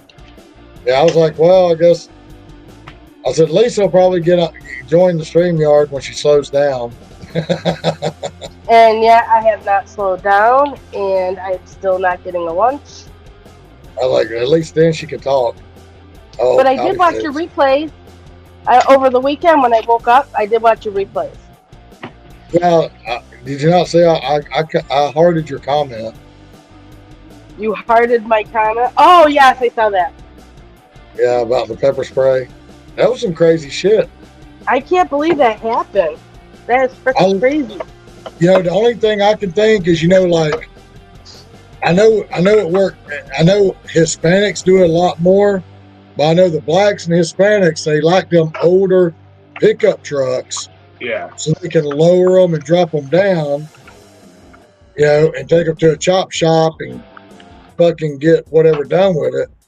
I mean, like I said, I've had like 3 or 4 different people come by and want to give me like $2 or $3 grand. I paid like $1,500 for that S10 like 2 years ago.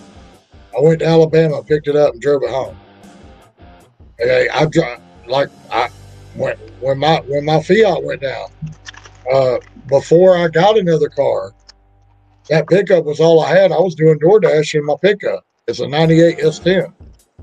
I was driving the shit out of that motherfucker.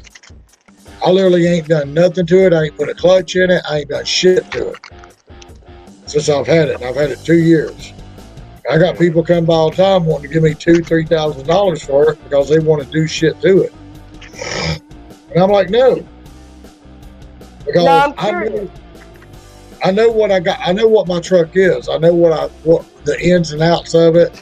Yes, it needs some TLC. Yes, it needs some windshield wipers. It needs an oil change. The front end needs a little bit of work on it, but it's all good. I know I need to do that. But if I go around and sell you my truck, then I've got to shop around and find another one. Then when I get it, I don't know what's wrong with it. You know, I mean, that truck's never left me stranded, equal. You know, why the fuck do I want to give up something that's reliable that needs a little bit of work on it that I ain't done shit to in 2 years? The clutch is still good on it, you know, and fucking sell it to you and go buy something else that I might have to pour fucking $1,500 into once I get it because I don't know what's wrong with it, you know? Yeah. Now I'm curious about the pepper spray. How come when they sprayed it at you, like no mist got into your eyes at all? I told you on my ride along, if you see the picture of my truck, okay, I'm just going to put this out here, okay, the guy was gay as fuck to begin with. That's why I made the joke, I hope he's receiving and not giving because his aim ain't worth the fuck. Okay? Mhm. That's why I made that joke. But he fucking literally started spraying at the bottom of my truck. As I was driving off, he started spraying up. I literally saw the pepper spray in his hand at like a split second. I Yeah. went like this. I went like this. No, but I thought it stayed in the air. You know what I'm saying? Well, as soon as he started spraying it, I punched my gas. And I pulled up into the parking Right. lot. And he was still walking. You know, he was still walking. And when he saw me fucking stop and get out of my truck, I waited a beeline straight for that motherfucker. And he was just princing his little ass as fast as he could back that car. He jumped in and they took the fuck off. They never got gas. I don't think they never had intention to get gas. I think they were literally trying to steal my truck. Because, like I said, I looked at my wife and I said, there's 6 gas pumps sitting right there. They don't have to sit behind me and wait on this one pump. You know? So I literally think they were fucking trying to figure out a way to steal my car, steal my truck. Not to mention, I just filled that motherfucker up, put $52 worth of gas in that sumbitch. Wasn't nobody taking not my fucking truck. They wanted that Not big with gas. Not with a full tank of gas. No. Hey, I don't, you know, you're not going to take my truck regardless, but if you do, I want that motherfucker to be empty because you're only going about 5 miles down the road. And I'll find your fucking ass because you're going to run out. You better not be in my truck when I get there. All right, well, I'm going to let y'all go. I'm going to probably fall out here soon. All right, you have a good night, Roy. We'll talk All to you right, later, brother. Yep, I'll check in. All right, bye. All right, later. Bye, Roy. Yeah, so I was like, yeah, you're not taking my shit. I mean, Right. and like I said, both of them, I mean, I'm going to be 50 this year. Roy's going to be 50. Steve's going to be 50. I'm just like, you know, both of y'all's ages together don't equal May. You know what I'm saying? Yeah. And y'all gonna try to jack my shit and then run like little bitches. No, I ain't with that. Right. I would have loved to have seen you jump out of your truck after him. Oh, it was because, like I said, as soon as I saw that pepper spray, I was already in first gear because my truck's a stick. So as soon as I saw that pepper spray, I ducked and I punched the gas. As soon as I got up in the parking lot, I didn't even fucking cut the ignition off. I just fucking popped the fucking clutch. The truck died. I jumped out and I started chasing that motherfucker. Jesus. And I'm literally standing in the middle of the parking lot,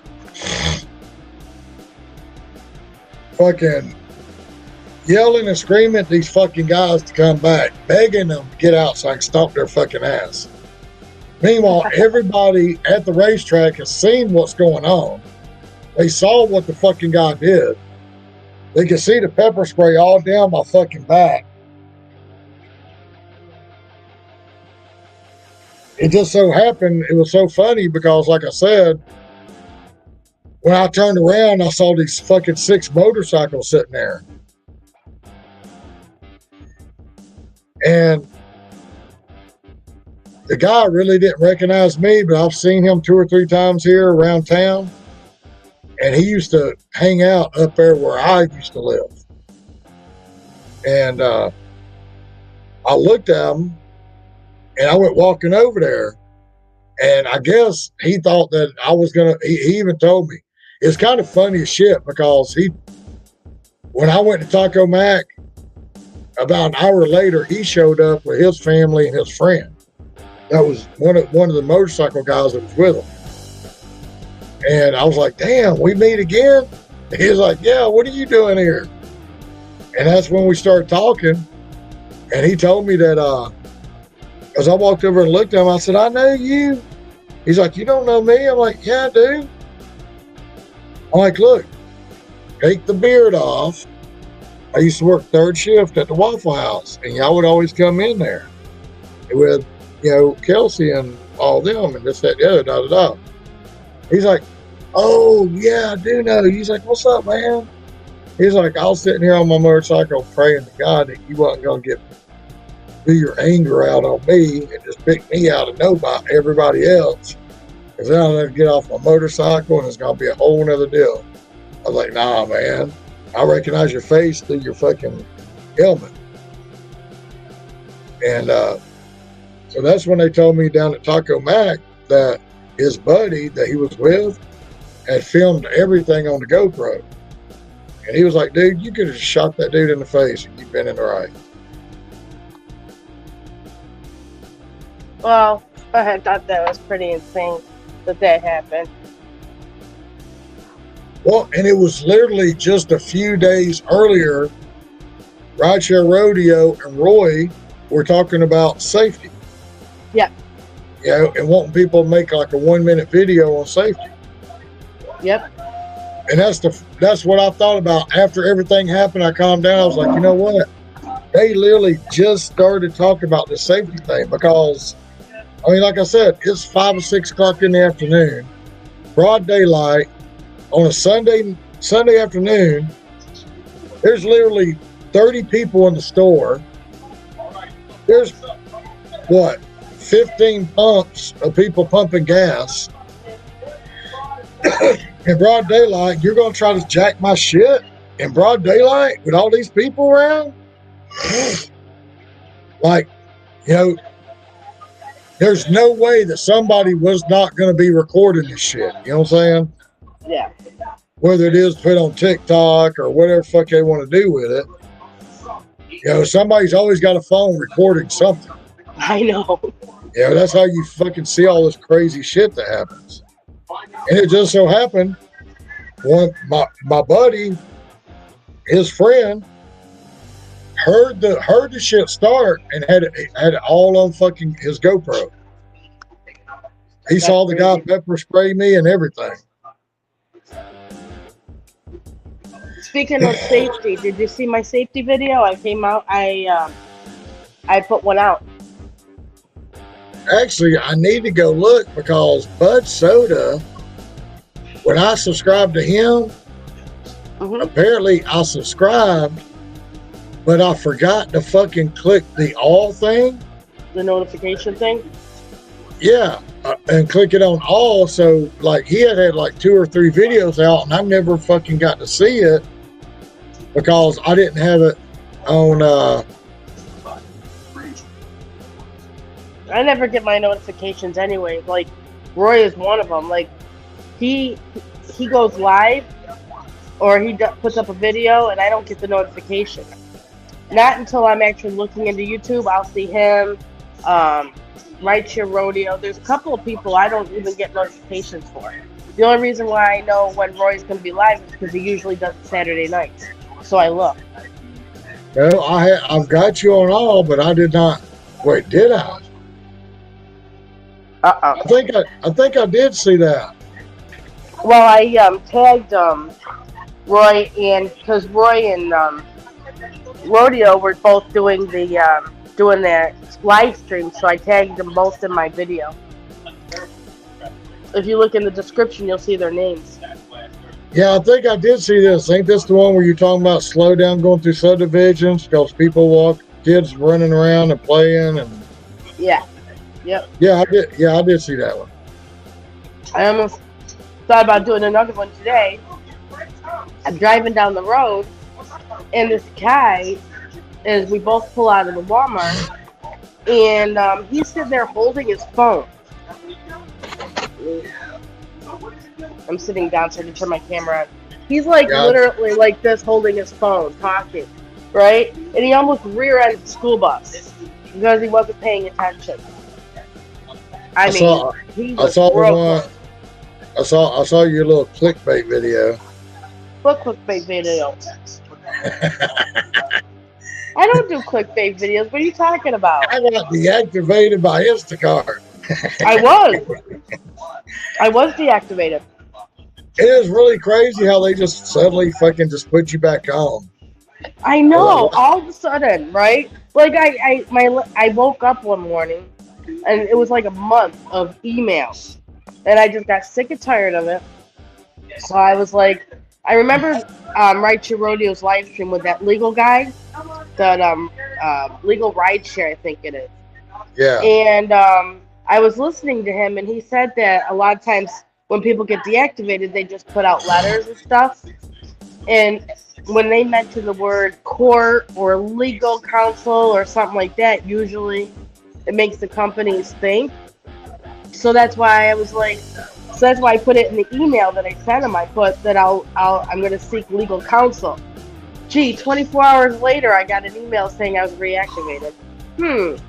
Very interesting. And see, that kind of fucking screwed me actually, because when he put that out and he was doing a podcast with legal rideshare. Yeah. Oh, is that? Oh yeah. Okay. That screwed me because that is who Steve told me to contact. But apparently, when he put out that podcast, they had so many freaking people emailing them about deactivations and stuff that they literally emailed me back and said, "We're an injury law firm for rideshare people. We don't do deactivations." Even though that was who Steve sent me to. Well, that guy said that they do, that he knew firms that did deactivations. That's why. And as soon as he put that out, I guess they got flooded with so many. They said they couldn't help me with it. They couldn't help me with Uber Eats. And my thing is with Uber Eats, there's really nobody to contact. Well, you should do. I can't find people. I can't find the people to contact to even say anything about legal counsel or anything like that. Well, what Steve said to do, and he told Roy to do, is set up a Google Voice account. I don't know how to do it. You have to ask Steve. But if you set up a Google account and a new email, send that into Uber Eats, and you can get back on. And see, the whole, I don't know if you, did you ever hear the story behind all that shit? No. Okay, I started Uber Eats in August. It took them like 2 weeks to give me my background back, but they approved me to work Uber Eats from August. Okay. And then in February, my son-in-law sent me a picture of how like he had like the $8 or $10 surge in his area for rideshare because he's been approved for rideshare and Uber Eats. So he showed me his map, and then he showed me what he got paid. Yeah. For picking up that order, and it showed like an $8 surge, and he actually got that $8 on the Uber Eats thing extra. So that's why I tried to do the ride share. I wasn't never going to put nobody in my car because I don't want to do that, because I don't like people and they get on my freaking nerves. So I really don't want to drive them around. But I wanted to do that to get the surge in my area. So I Yeah. could get the extra $8, $7, $5, $10, like Pedro was talking about that he was getting down there in St. Louis. And in my area, I'm sure it's all over the place. So apparently, when I applied for Uber driver, they reran my background check.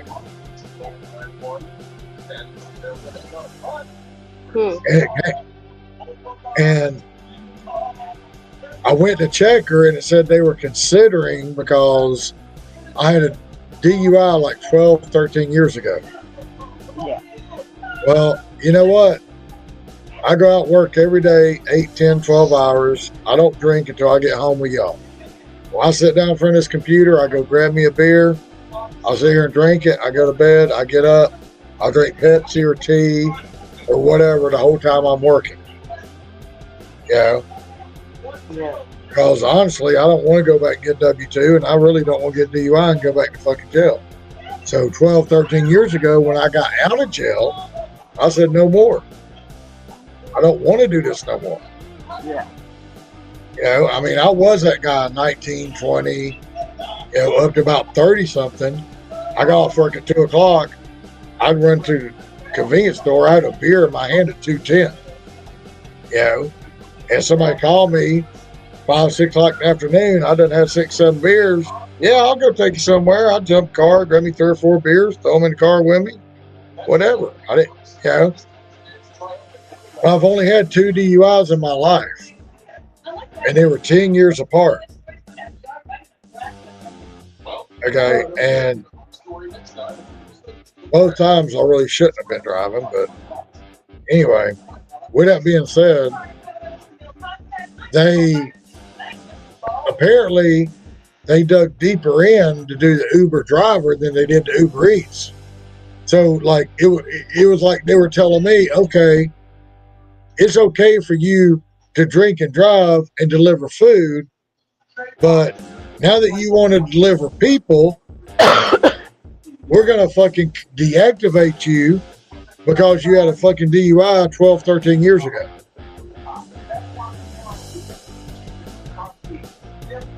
How can you get, I mean, I have a 99% satisfaction rating on Uber Eats, and I had 1,260 deliveries on Uber Eats. So obviously I'm doing my job and I'm doing it right. You know what I'm saying? Yeah. Yeah. So how can you deactivate me from Uber Eats because I applied for Uber driver? It's like they were saying, oh, well, it's okay for you to drink and drive and deliver food, but we just don't want you to drink and drive and deliver people places. I mean, that's what I gathered out of it, Well, the company these companies use, Checkers, isn't really with it anyway. So, my friend got turned down for a seatbelt ticket. I mean, come on, really? A seatbelt? What does that have to do with food? And look, here's the kicker, okay? It's like one day I just open up my Uber Eats just to see what it says, right? Yeah. Now, it says right there, your account has been deactivated.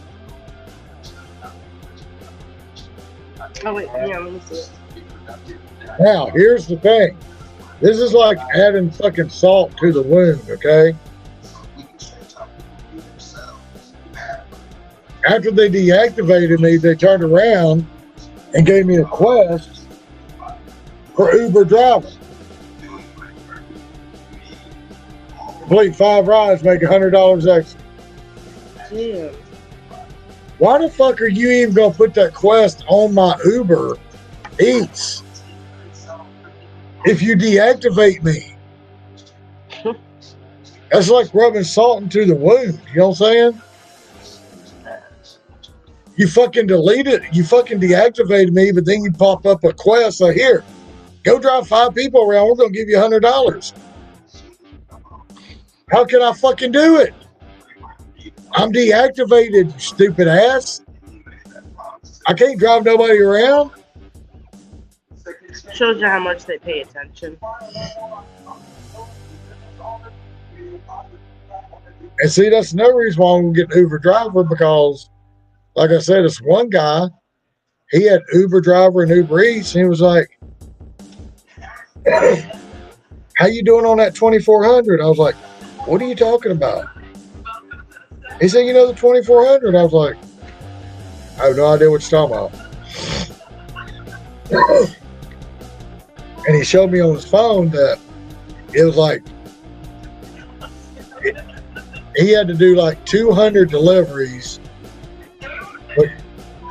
between February 1st and February 21st, and they would give him an extra $2,400. Yeah. And he showed me on his phone where he had done like 58 deliveries. Yeah. And beside it said he had done 58 deliveries, and in the green, it showed that he'd already gotten like $641 guaranteed. If he didn't do no more deliveries and just quit right then, he was guaranteed in the green $641 on top. I was like, dude, I ain't got that. I was like, do you got the Uber rideshare too? He's like, yeah, I got both of them. I was like, maybe that's why you got it and I didn't.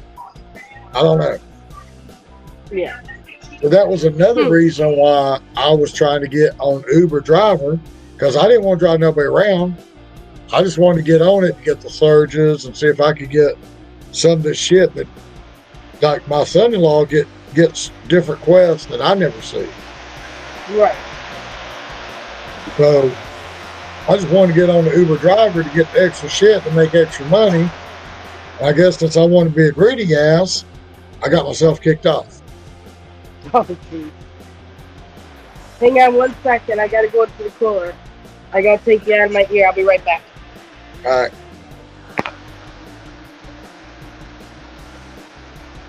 We got one person watching. I bet you that's Body because he never leaves.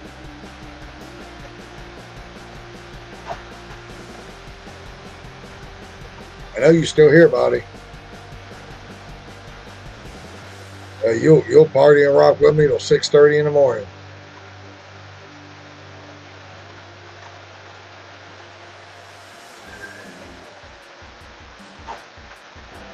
You're gonna see Bud tonight. Didn't show up.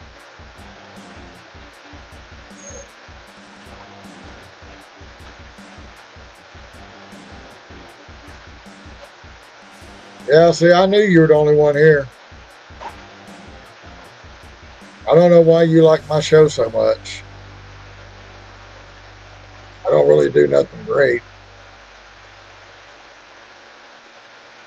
I know I'll see one person over there and it'll be you. 6:30 in the morning, me and you still talking. It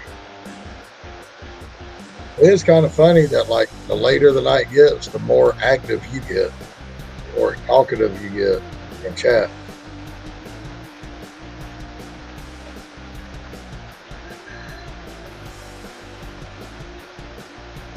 Don't get me wrong, Body. I thumbs up on hanging out with me, but I don't know. I don't know why you like my channel so much, but I appreciate it. Like I said, it'd be 6:30 in the morning here. I'll be like, dude, I gotta go to bed. It's gonna be right there with me.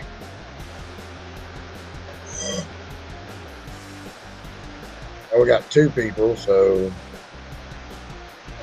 the other person. Wow, that freezer is cold. Let's guess. Hi. So let's guess. David's still up? Y'all are like my top two. I really wish I knew what Bud Soda was doing. Yeah, he was in here last night, but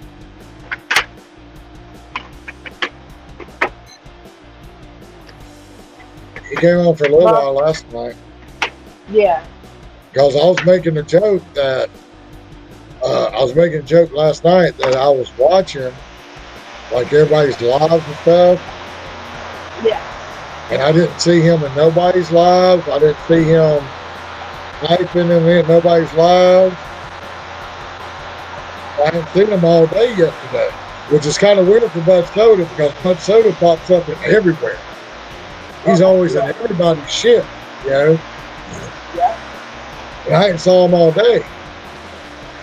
So I actually come on last night and he has body. I told everybody that come in, I was like, if I don't see Bud Soda in anybody's lives or anything tomorrow, I'm going to have to call up there to Watertown to put out a missing persons report on his ass. And then it was like he heard me saying it or something, because like 30 minutes later he popped into my show and got in here with me. I was like, dude, I was just talking about you. Where the hell have you been? Nobody's seen you or heard from you. I said, that's not like you. Because I was like, well, maybe he took a day off today, finally, because he needs it. Yeah. Well, as soon as he popped in, he was still working. Still in that truck. You need to work for us, that's for sure. Are you still in the cooler? Oh no, it's our oven. It makes a lot of noise. Our oven makes a lot of noise. Oh, yeah, the oven? Yeah. Yeah, when you open it up. Breakfast. Yeah, when you open it up and all the air comes out, it's loud as hell. Well, I figured I'd help them in the morning and put down some breakfast. Yeah, it kind of sounds like a vacuum cleaner kind of thing, but I know what you're talking about. Because you open up them big ass ovens and all that heat comes out and it's making a big ass noise when you open it up. Yep, basically. Yeah, I know. I've dealt with that shit too.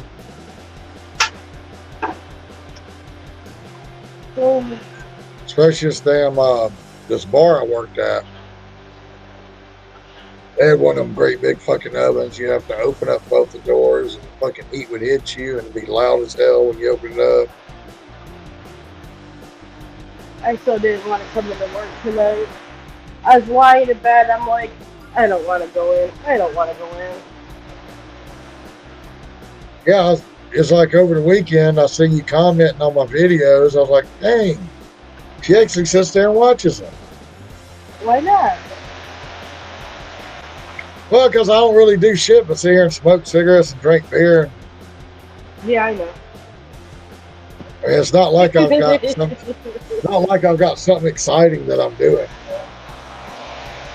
I like listening to the live stream, especially when I'm working, you know, or doing something, because I can just listen. And that's what I was saying. I was like, well, when I saw you were in here and you typed in the chat, I was like, okay, Lisa's in here. I said, I know she's listening to us, but she's probably busy. I said, when she slows down, she might jump up here and chat with us. That's why I was like, well, Lisa, when you slow down, jump up in here. When I, last night, William went live, and I was in there for a few minutes, and next thing I know, I'm waking up, and the phone is by my head. Apparently, I had fallen asleep in the middle of his live, so I was going to listen to it. But he deleted all his live streams, or made it private. So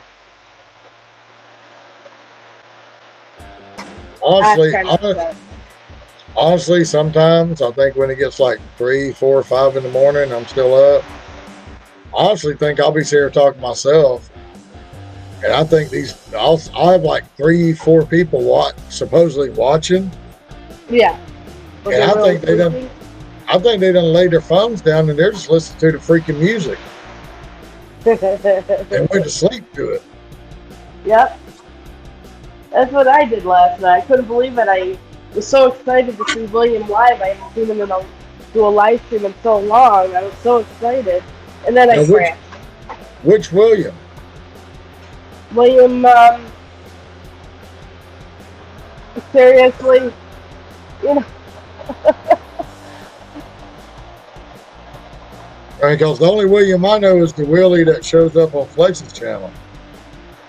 yeah. I didn't know he had a channel. Uh-oh. Because so he should have brought his ass over here and talked to me because, like I said, Uh-oh. I uh-oh, think I screwed up. what'd you do? Yeah, I What'd you think do? I screwed up. What'd you do now? I'm gonna have to leave and come back.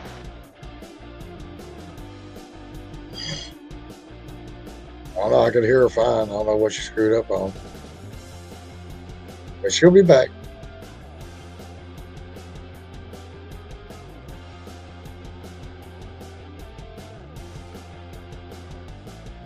Everybody's chilling with his little sunglasses.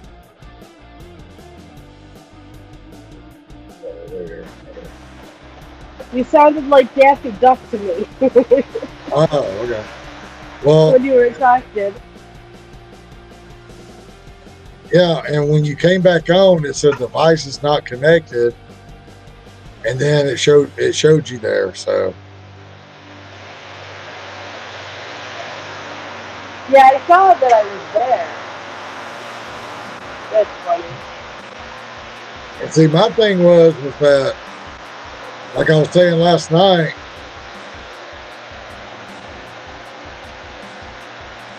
like when I was talking to Flex and all them, they were like, "Oh yeah, StreamYard's free, StreamYard's free, StreamYard's free." And that's why I got on StreamYard.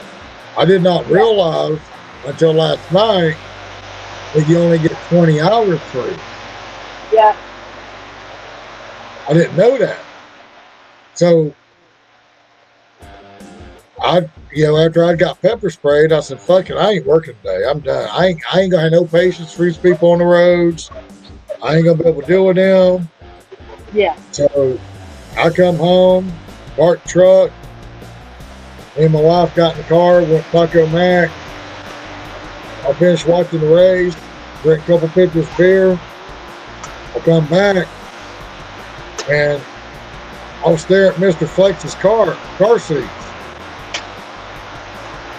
I was like, I don't want to do that. I said, I thought he started after hours by now. I went over there and laid down on the couch, take me a nap. I got up, it was like right at 1 o'clock in the morning. I was like, I really slept that long? So I jumped in his stream, and Mort apparently had already fallen asleep. Trying to Oh, let yeah, you everybody, said he was snoring. yeah, trying to let everybody do their shit, you know. And I told him, I said, Mort, I got it. I'll go over there and do mine. And I thought I was going to have like Roy come over, Willie come over, and Huh? a couple others. And a couple others come over, you know. So I was going to start my stream. And then when I got over there, it's like, you've used your 20 hours this month. So I paid $25 just to get on. And then there wasn't no Roy. There wasn't no damn Willie. It was like me and Buddy. And then Bud showed up for a little while. Well, me and Buddy, we rock out every night. Like I said, I don't know what he or she loves about my channel. But I can stay up 4 o'clock. They're here. I can stay up till 10 o'clock. They'll be right there with me all night long. Appreciate the support, Buddy. Oh, sorry, that was someone, a coworker.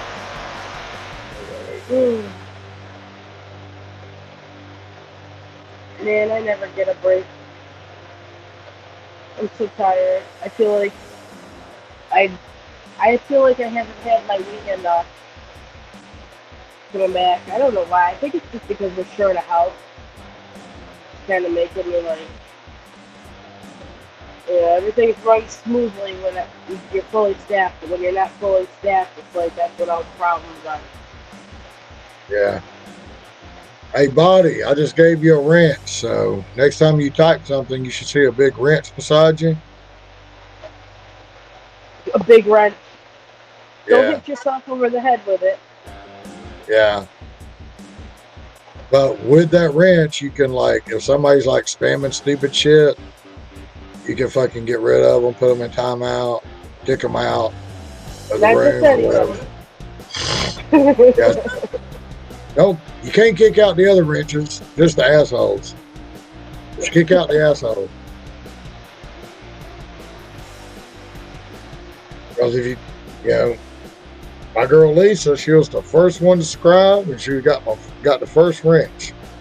You try to kick her out, I'm gonna take your wrench away. Gotta leave her alone.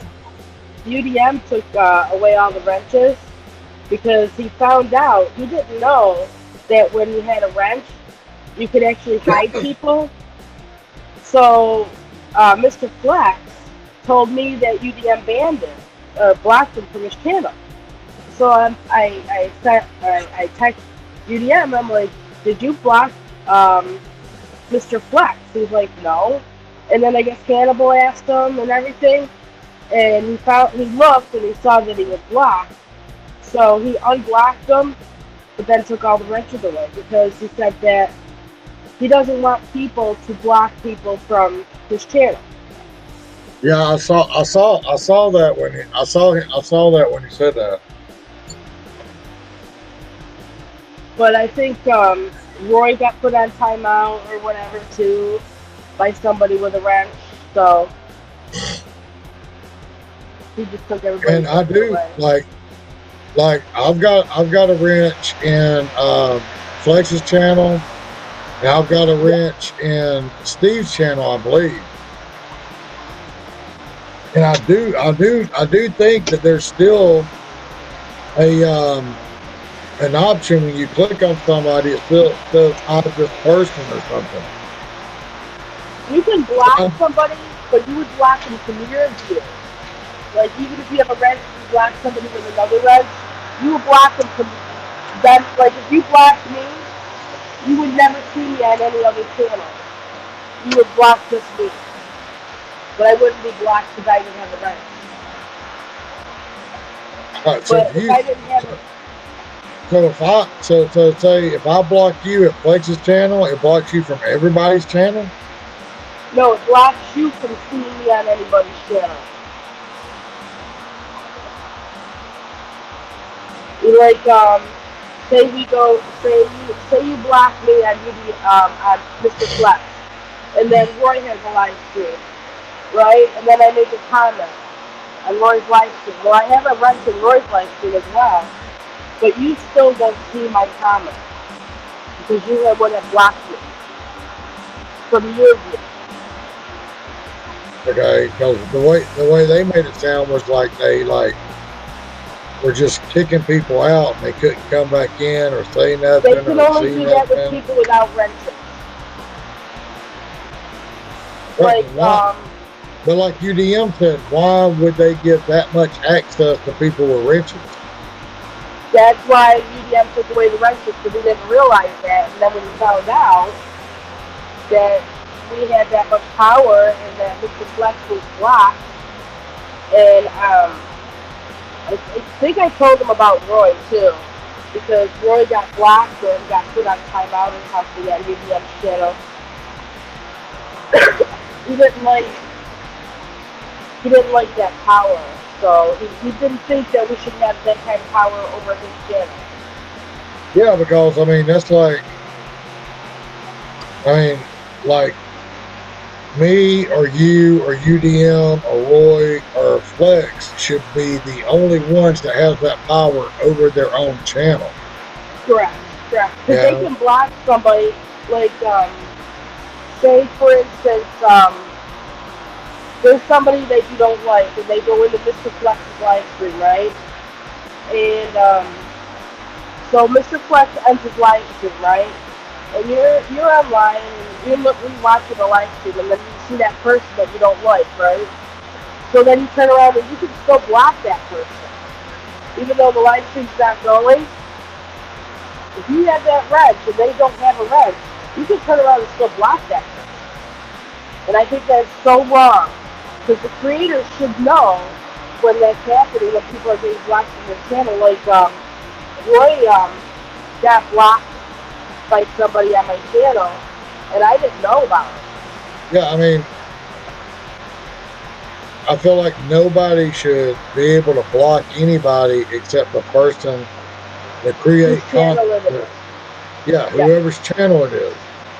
Now, I like the idea with the ranch, you know, that, like, you know, like if you're not over here with me, then you're in the chat and you see some asshole doing stupid shit, you can retract them statements or block the statements or whatever, you know, so nobody sees the stupid shit they're doing. I like that. But for you to just be able to fucking kick somebody out or block them for, I don't like that. That don't really. I don't think anybody should block anybody. If somebody's going to do something because somebody's being stupid, they should put them on a timeout. They shouldn't block somebody off somebody's channel. Yeah, I mean, just cover up their comment, put them in timeout or something. And then, you know, the person that's running the live or the content creator, you know, should have the option to kick them or whatever. Yeah. You know, they should not, you know, they like UDM said, you know, obviously, you know, we're not going to do shit like that, but with that being said, you give somebody a little bit of power and give them a wrench, hell, they might just start kicking everybody out of the stream. Yeah, they're like, hey, I got a wrench. Watch what I can do. Oh, they got a wrench. I can't get rid of them. They got a wrench. Oh, I can't get rid of them. But I can get rid of these guys. They don't have a wrench. Yep. Exactly. That's why I was like, when I showed up on like Flex's channel for like a week straight. He gave me a wrench. And I just made a joke about it. I typed in chat. I said, okay, I've had this wrench for a few days. Who am I supposed to hit in the head with it? Well, I didn't know what the hell to do with it. I didn't either. The first time I ever seen him. You know? And he was like, that's when he told me, he was like, look, y'all are in chat. If y'all see somebody being an asshole or being a jabroni, like he likes to call people, whatever, you just block their shit, put them in timeout, whatever. And then I fucked up. Then I fucked up one night because, like, I don't know if you've noticed that, like, sometimes in my comment, somebody will comment some shit that's like in Spanish or something on my lives, and I won't actually see it unless like that one video that you commented on. When I went over and saw your comment, I saw somebody like speaking in Spanish, and I didn't know what it said, and I couldn't understand it, and I couldn't translate it, so I deleted it because I didn't know if they were cussing me out, if they were asking me out on a date. I didn't know what they were doing. But it was like 4 or 5 lines. And at the end, they put like 100% and a little strong face or whatever. And I was like, I don't know what he just said. I just deleted the comment because I couldn't read it. It was all in Spanish or something, and there wasn't no option to translate it where I could read what they were saying. And it was right below your comment. I think I saw that, but I thought you said, but there was an option to translate. Yeah, I didn't see an option to translate, and I didn't know what they were saying. And at the end of it, it like showed 100% and showed like a little strong face guy, you know. And it might have been something good, but just to be honest, I didn't know what they were saying. I didn't know if they, you know, telling me I was doing a good job. I didn't know if they were asking me out on a date, I didn't know what the hell they were doing. So I just deleted shit because I didn't know what the fuck they were saying.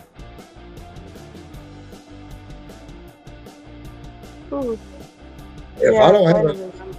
if I don't have an option to translate the stuff and I don't speak Spanish, then you need to come here and speak English to me, or I'm going to get rid of your shit. I mean, it's just the way it is.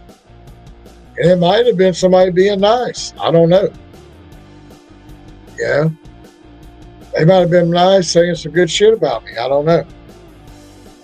I got rid of comment because I don't speak Spanish.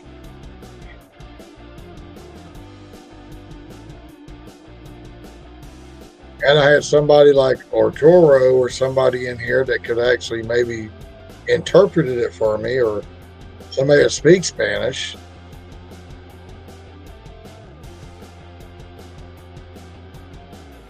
And I could have went it that way, but I didn't know what they were saying, so I just got rid of it.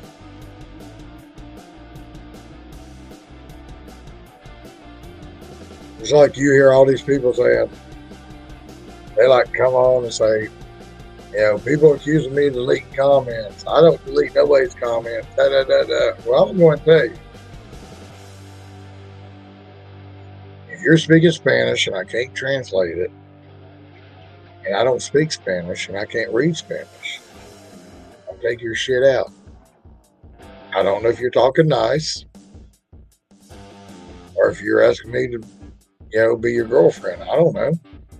I'm getting rid of it because I don't know what it says.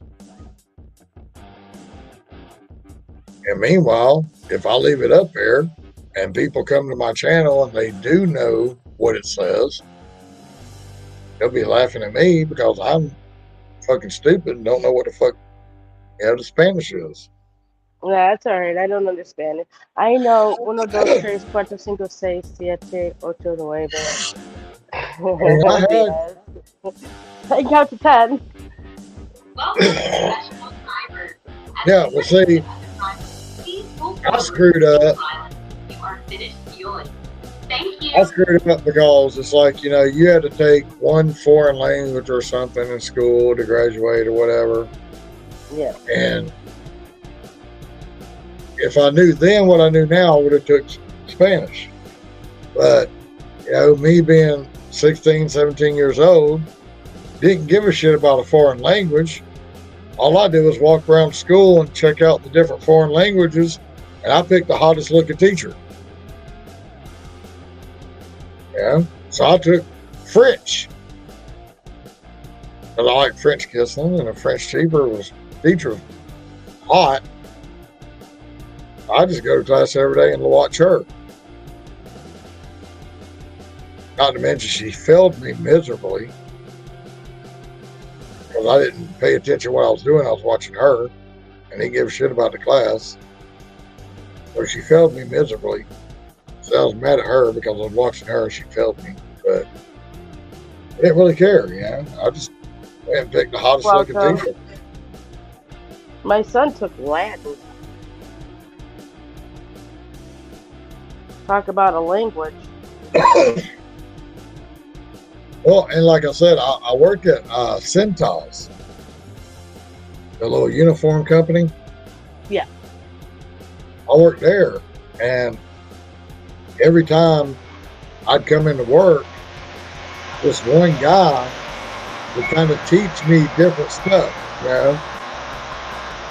It's like we started off with Que pasa, amigo, And then every day when I come into work, he would teach me a new word, and I was slowly learning how to make the Spanish words in the sentences one day at a time. But then when I quit, I had nobody teaching me anything, and I just kind of lost all that shit. I took Spanish, but I didn't really retain it.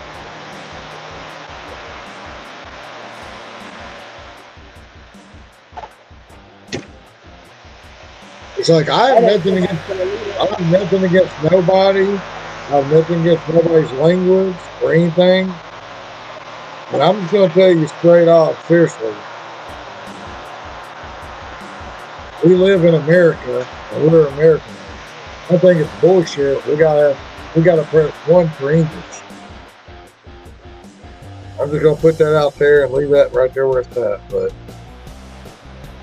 I mean, we're Americans. We live in America. When you call a call center, you gotta press 1 for English Yeah. and 2 for Spanish. And I think it's because like all them call centers are overseas.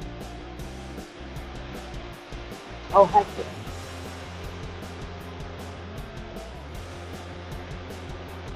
I know the only one that ain't overseas is T-Mobile. I mean, they are overseas, but they're not. It's like my T-Mobile account every once in a while gets screwed up. Yeah. And when I call customer support, it'll be like, "Hola, Tommy." Do. I'm like, what the fuck did you just say?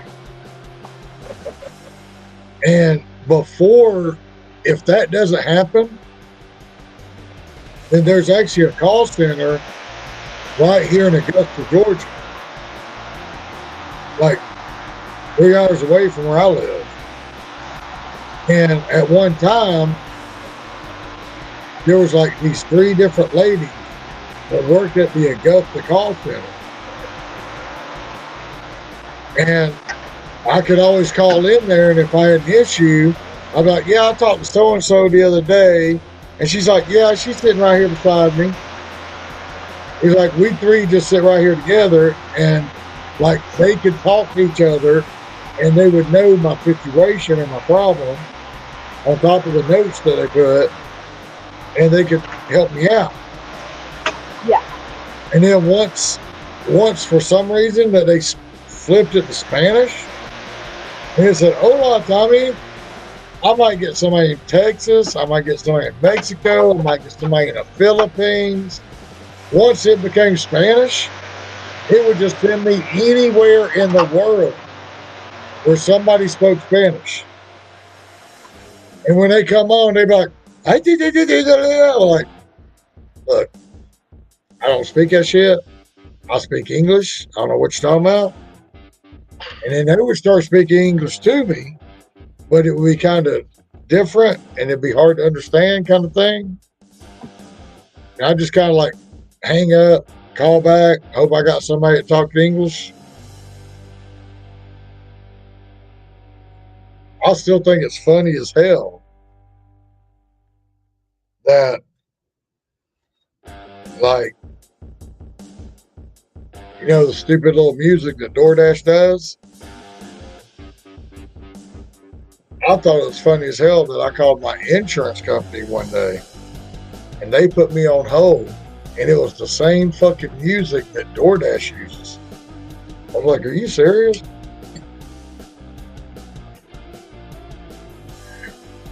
I thought that was pretty funny.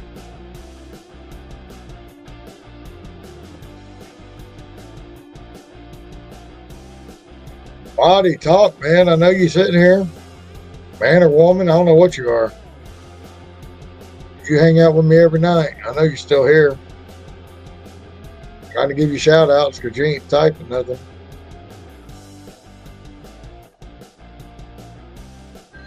You sit here and hang out, listen to it. No, I'm telling you. Body will be, I don't know what it is, but they're like my biggest fan. I don't know what they love about me or like about me. Because you see what I do, it's nothing special. But I'll be sitting here watching TV, talking to Body. He or she gets more active. And usually the later the night goes for some reason, they'll get more active. But I'll be up to 6:30, 7 o'clock in the morning my time. And Body will be the only one in here. They're still hanging out with me.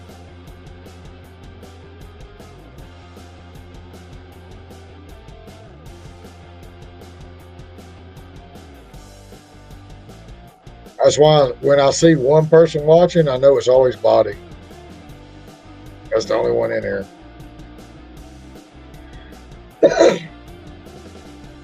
And that's the one thing that irritates me is like if I see 3 or 4 people watching, why can't we see who they are? So that we can give them, so we can give them like shout outs and I can be like, hey, Rideshare Lisa.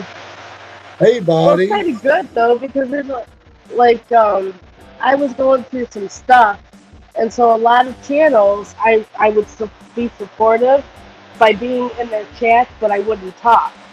And I'm still kind of doing that, and so I kind of if I'm in the background because I don't want to be sleeping or I don't want people to there. I don't want people knowing I'm there. I don't want people to know I'm there. Yeah, but like when I see right now that okay, now there's suddenly 3 people watching. But it would not be nice for me to be able to click on that and see who's watching and say, hey, Bud Soda, hey, Rideshare Lisa, hey, Body, hey, Robert, and just give them a shout out for being here watching me, even though they're not playing nothing, they're watching, it'd be nice for me to just be able to give them a shout out and say, hey, so-and-so, thank you for being here, We don't have to respond, but I think that would be a cool thing where I would have access to see who's watching me. So I could give them a shout out and, they'd be like, okay, look, he appreciates me being here. I ain't got to say nothing, but he knows I'm here. And he appreciates the fact that I'm here, so he's giving me a shout out. And I ain't got to say thank you or nothing, but he knows I'm watching. Instead of me Kinda just like looking. Homer, he's like that with me. He knows that I'm there, and he'll be like, Lisa, I know you're here, and I know you're in the background. I'd be like, yeah. But Roy doesn't know that I go to his live stream. He thinks, for some reason, I don't know, he told Omer. Omer said something about me being in his live stream one time. And Roy's like, yeah, she never goes to mine, but I'm in every one of his. I just sit in the background and listen to everybody. So, he's got a lot of new people, and so I just get to know them, watch what they say, and everything. And see, right there is my point, okay? If Roy, when Roy's doing his live stream and he sees 18 people watching or 20 people watching, whatever, if he could click if he could like click the little eyeball up there and it would show how many people are watching, okay? You could stay in the background, you ain't got to say nothing. But we, as content people, I guess I can call myself a content creator now that I'm live streaming, but we people, content. yeah, and we as creators could just go down there and say, okay, thank you, Lisa, for being here. Thank you, George, for being here. Thank you, Junior, for being here. Thank you, Lopez, for showing up. Right. And, they don't have to say nothing. But I think that would be an option that would make people feel better. Even though if they're hanging out in the background, I think that would make them feel better because that shows them that we appreciate them being here and we see them there. Yeah. But like right now, I see 2 people are watching, but I can't see who they are.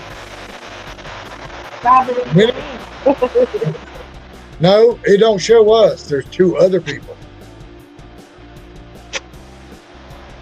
Because I noticed that I tried that. I made a little experiment, and I cut on the YouTube. I cut my YouTube on. Yeah. And it showed 2 people. And then I turned my YouTube channel off, and it still showed 2 people. So me and you don't count. It's me and you and two other people. Because see, like I know Body's here. So if it was me, you, and Body, it would show 3. If it was including us two. Apparently with us being StreamYard, it don't count us. Because I experimented with all that. It's me and you and two other people, which one's Body. And like I said ago, I have 4 people. At this time of night, I was like, damn, that's cool. But they came in and went out in like 30 seconds. You're like, oh, wrong stream. It's fine, whatever. It's not like I'm over here for clicks and views and shit Well, like they that. possibly don't know you. Maybe they just kind of look. We're just looking. Yeah, and they're like, oh, this guy's just smoking beer, drinking cigarettes, he's boring as fuck, I'm getting the fuck out of here. You tell me. But I think that, that would be I think that's something that they need to put so that we can see our viewer. Because Well, like they what you keep said, changing it. well, like you said, that you're always watching Roy, but he says you never come to his channel.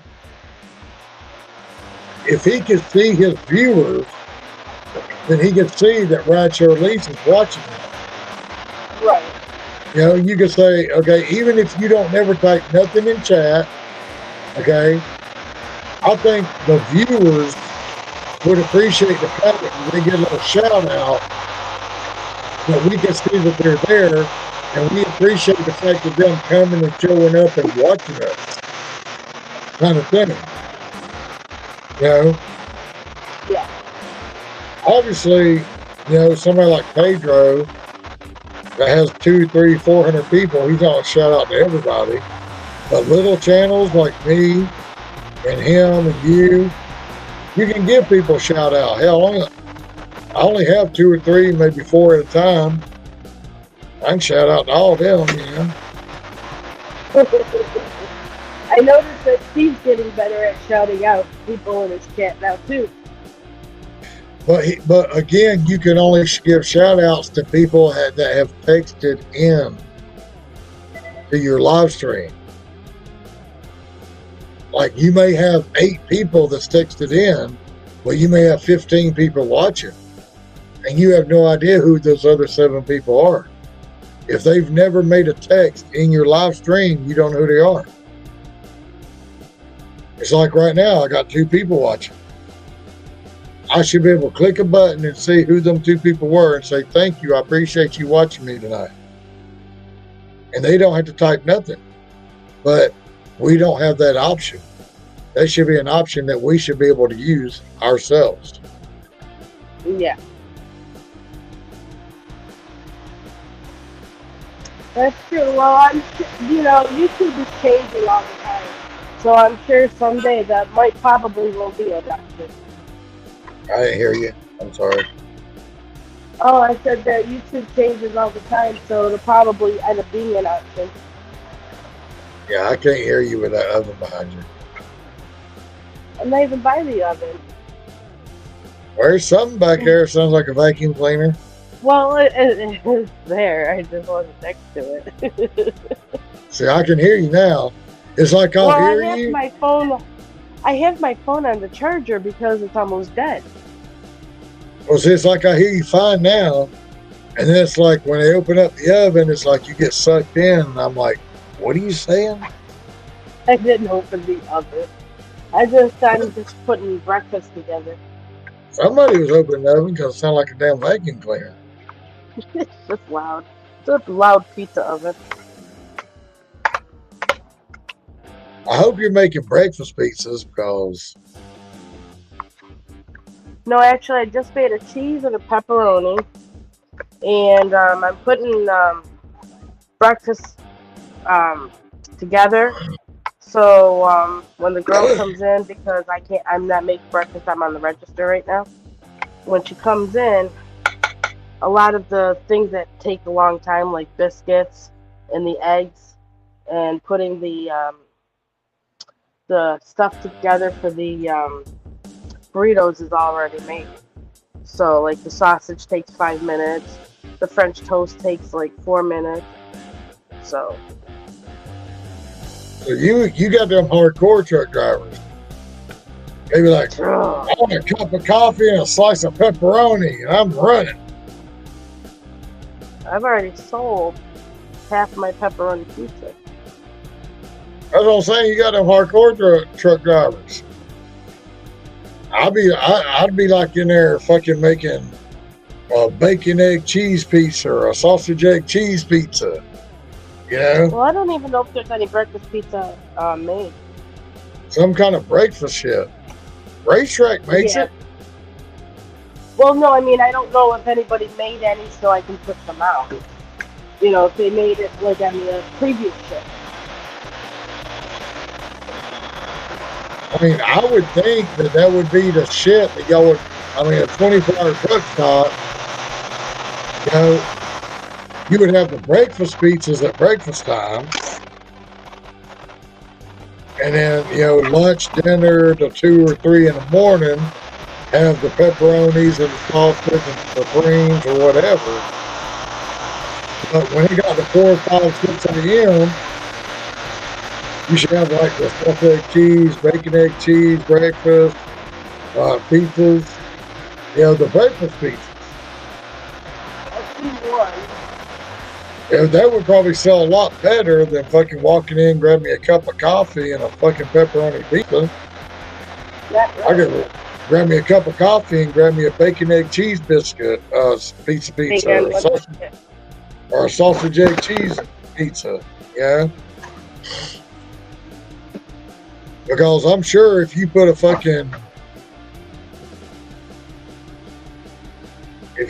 dinner biscuit out there and you put a breakfast biscuit out there, the breakfast there's only one. The breakfast biscuit's gonna sell quicker than the fucking dinner biscuit would. I mean, but then again, biscuits don't matter because you can sell a steak biscuit in the morning, you can sell a steak biscuit at night. Chicken biscuits, chicken, egg, and cheese. I mean, chicken biscuits good at night. It's good during the day. In the morning, Did you hear that noise? there's that vacuum cleaner. That's the pizza. And you say you're nowhere near it. Well, I was just now. But it sounds the same way when you said you're away from it. It still sounds the same way.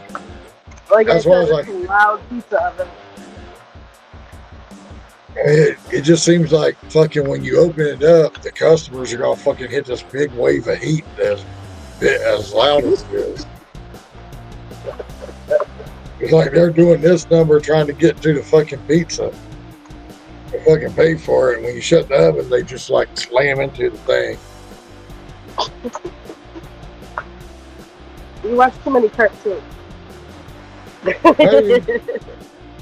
I don't know. Yeah, you see my references, right? It's like Tom and Jerry and shit like that. Not Woody Woodpecker?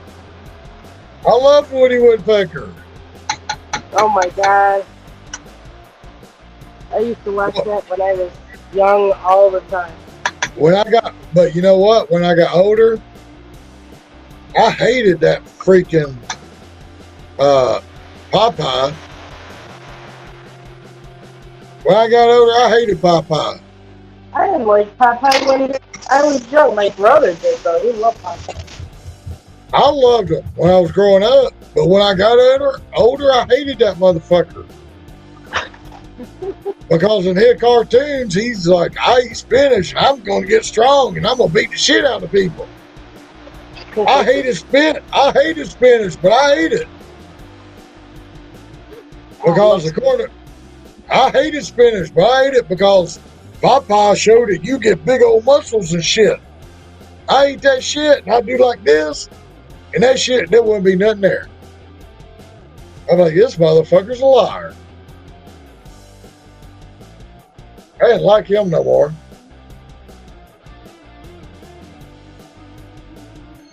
I was like, he's making me think I get big and strong eating this spinach, and I ain't getting shit. I still got these little bitty arms.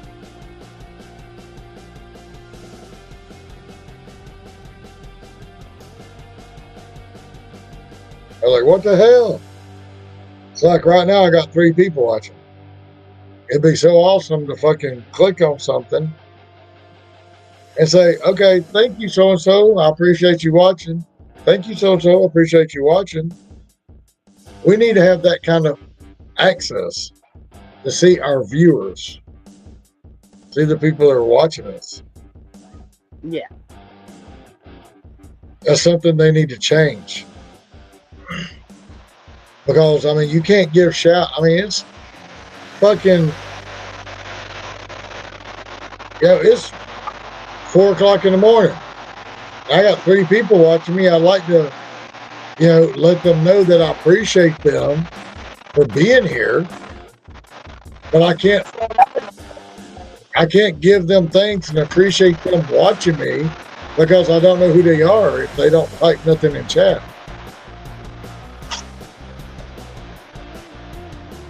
And I think that's kind of janky.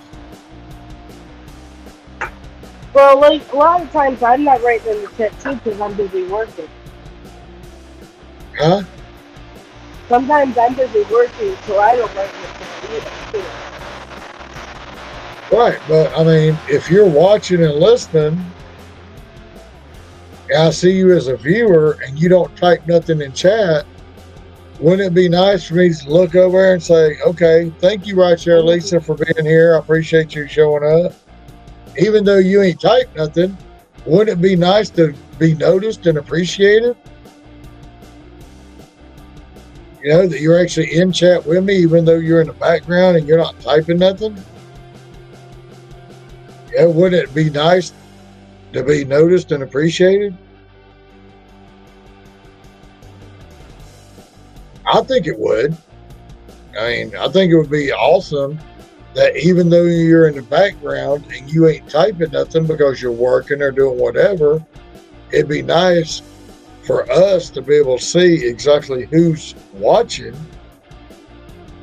And then you can say, hey, Joe Smo, thank you for showing up. I appreciate you being here.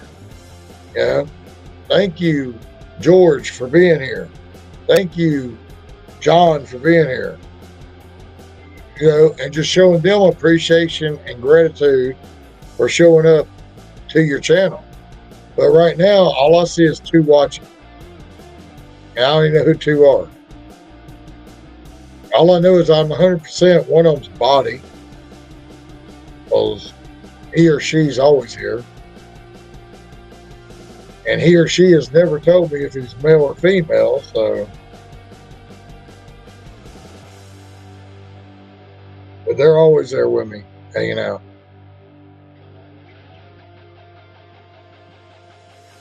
Like I said, it'd be 6:30, 7 o'clock, 6:30, 7 o'clock in the morning. It'd just be me and Body sitting here talking.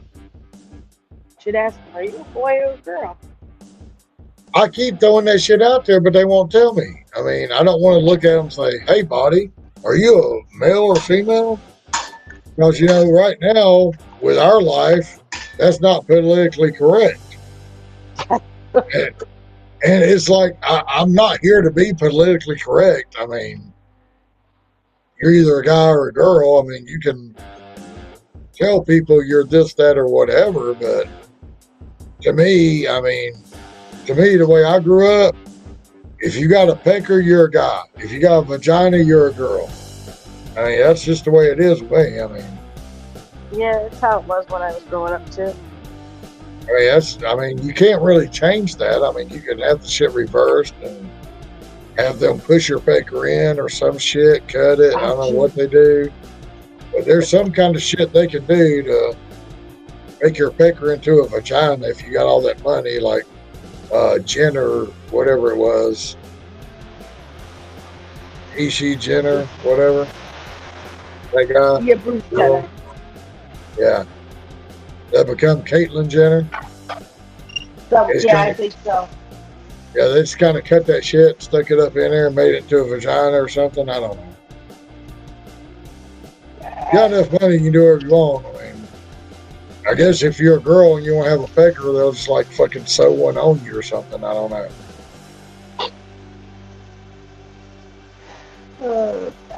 But just like, I guess they'll just like sew your shit up, make a pecker for you. I don't know. I don't know how that works, but I don't know. I guess if you don't have the money, you just have to go to the fucking toy store and grab your strap on and work with it that way. I just don't really see I don't see no need. I don't see the deal in that because you don't get the effect. Like, yeah, you're probably wearing the girl out, but what are you getting out of it? You know? Yeah.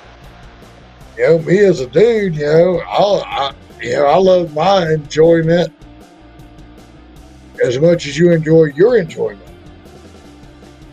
But Well, my ex-husband is gay, but like I never understood, gay as being gay, but understanding why you would want to just totally change your sex.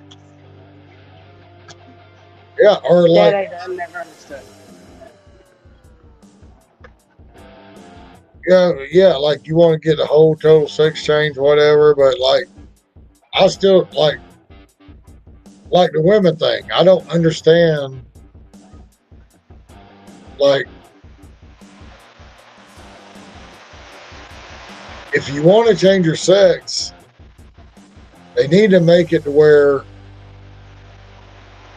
you can actually have a pecker, you know what I'm saying? Mm-hmm. And actually enjoy the shit and get off and get your orgasm or whatever you want to get, you know what I'm saying? I mean, I don't see how you're going to get any enjoyment off throwing on a plastic fucking strap on and just going off on a girl. How do we get to this conversation? I don't know. I'm just saying. I'm just throwing this shit out here. I don't understand how you would enjoy that kind of shit. I mean, I don't understand it. Yeah. It just makes no sense to me whatsoever, but I'm just saying, me as a guy, I like my enjoyment as much as the girl likes her enjoyment. So if you don't have the proper organs to get the proper enjoyment, what good does it do you? Maybe they do. Maybe Like, it's not just a sexual thing. Maybe it's like an internal thing. Like they're gonna cut your feeling. shit. Like they're gonna cut your shit, turn it inside outwards, and stick it back up in you, and you're gonna get some kind of enjoyment out of that. Well, no, like a mental feeling,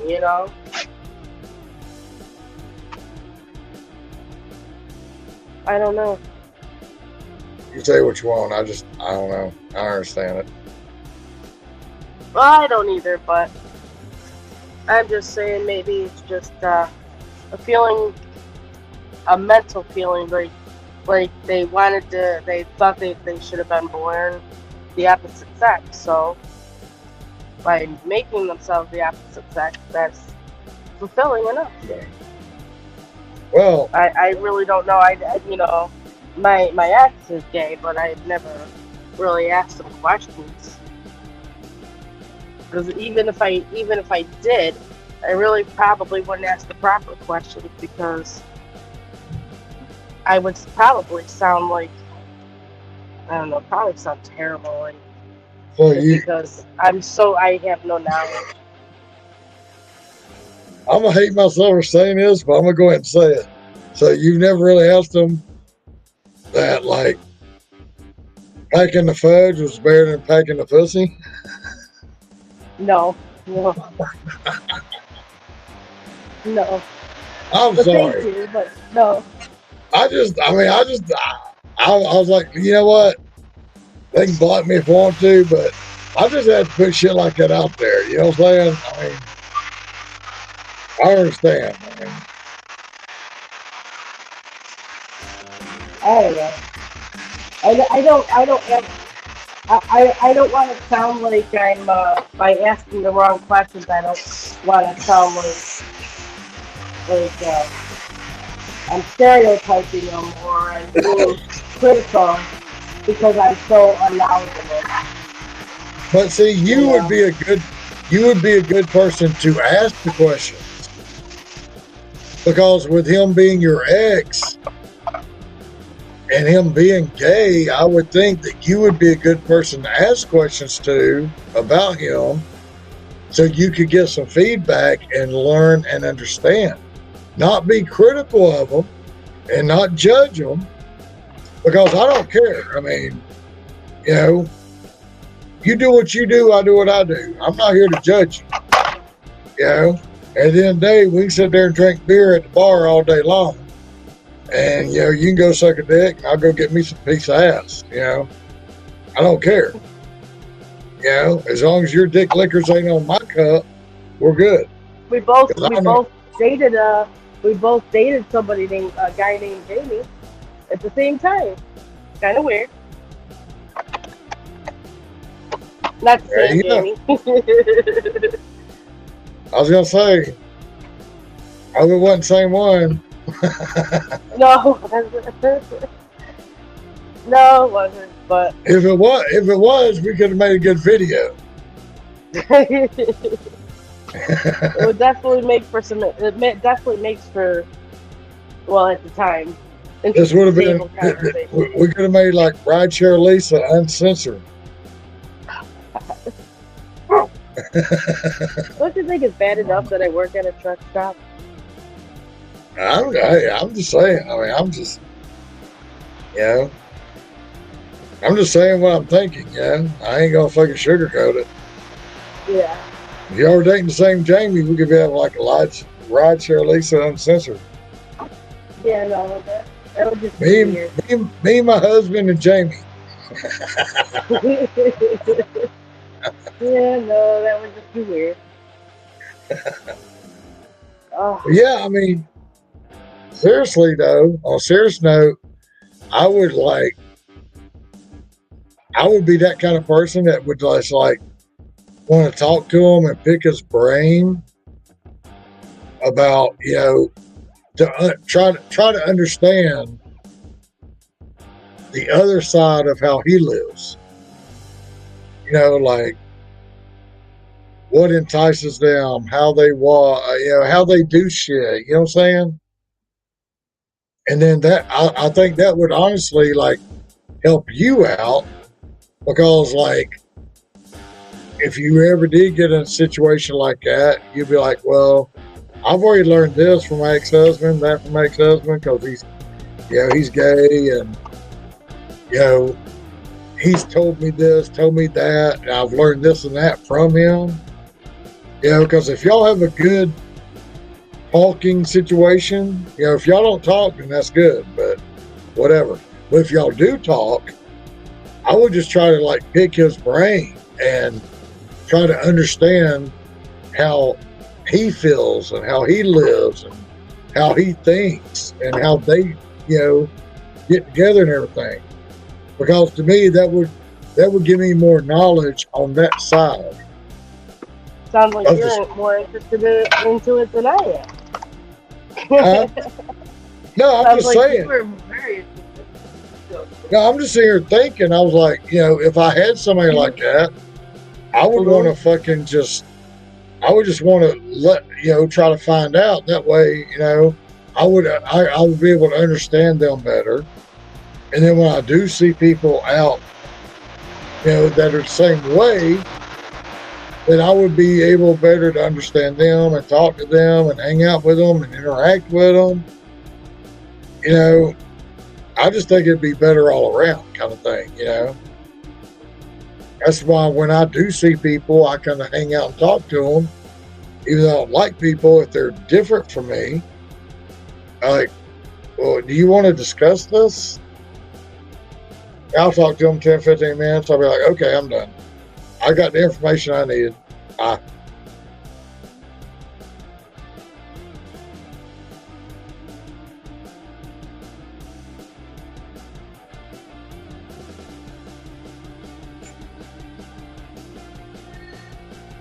I'm gonna go grab a couple beers. I'll be right back. Bloody break.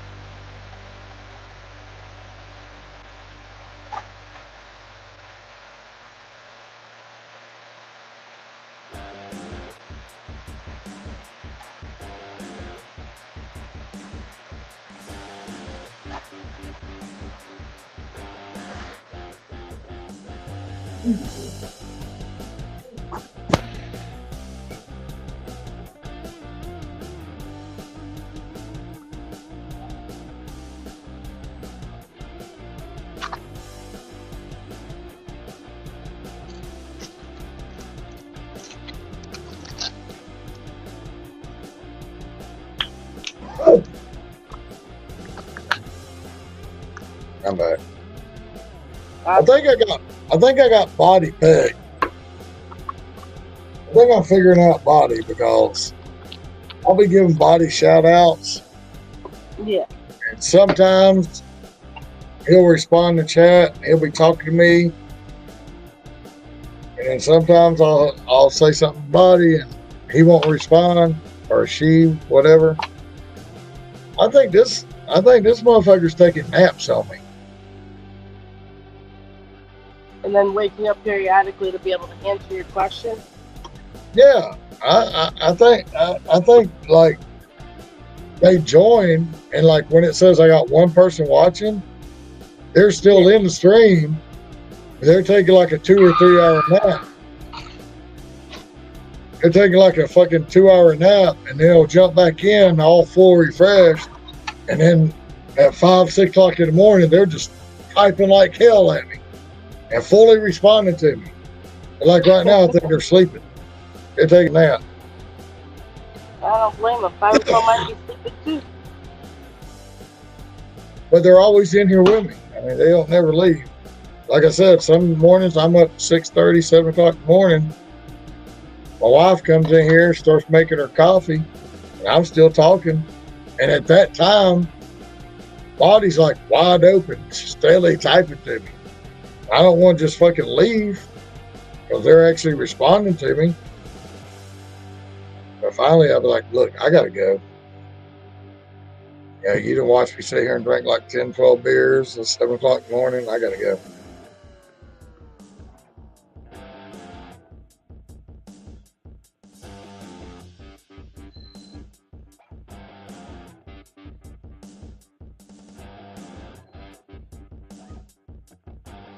I know I'm kind of struggling with this thing. Kind of struggling with the whole stream thing because I would like to go live every night for 4, 5, 6 hours, whatever. I can't do it unless I pay for it.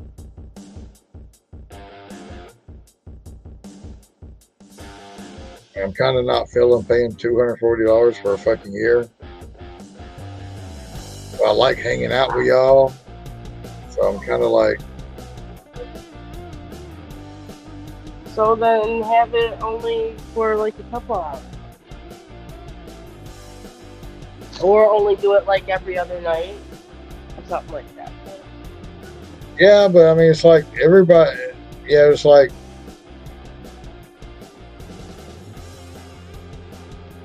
It's like for the past week, every time Flex ends, they're like, y'all go to Tommy's stream. You know, which nobody shows up but 1 or 2 people. If Flex has 6, everybody goes to bed. Whatever. But I wanted to have it on 7 nights a week, at least 6 nights a week. Yeah. all month long. But when I realized I only get 20 hours a month, I kind of like hanging out with y'all and talking to y'all. But, sometimes I don't get nobody but for an hour or two. Yeah. So I don't really, I'm kind of like I want to hang out with y'all and talk to y'all.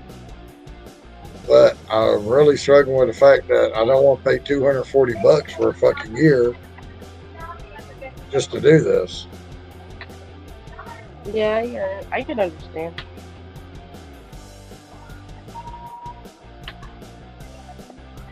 I don't even. I did StreamYard a couple of times and a few live streams, but I didn't really understand it much. So. Well, see, I just found out last night that I did, while I was talking to Mr. Flex and all them, they made it sound like, oh, StreamYard's free, StreamYard's free, StreamYard's free. So I was coming on live every night doing 2, 3, 4, 5 hours. I did not realize that after 20 hours you were done. Well, last night, I thought Roy was coming over. I thought Willie was coming over. I thought I was going to have 4 or 5 people on the panel. Yeah. So I paid $25 last night to get a month. And Roy didn't show up. Willie didn't show up. They all went to sleep. I'm like, damn, I paid $25 this month and nobody showed up. It's whatever. I mean,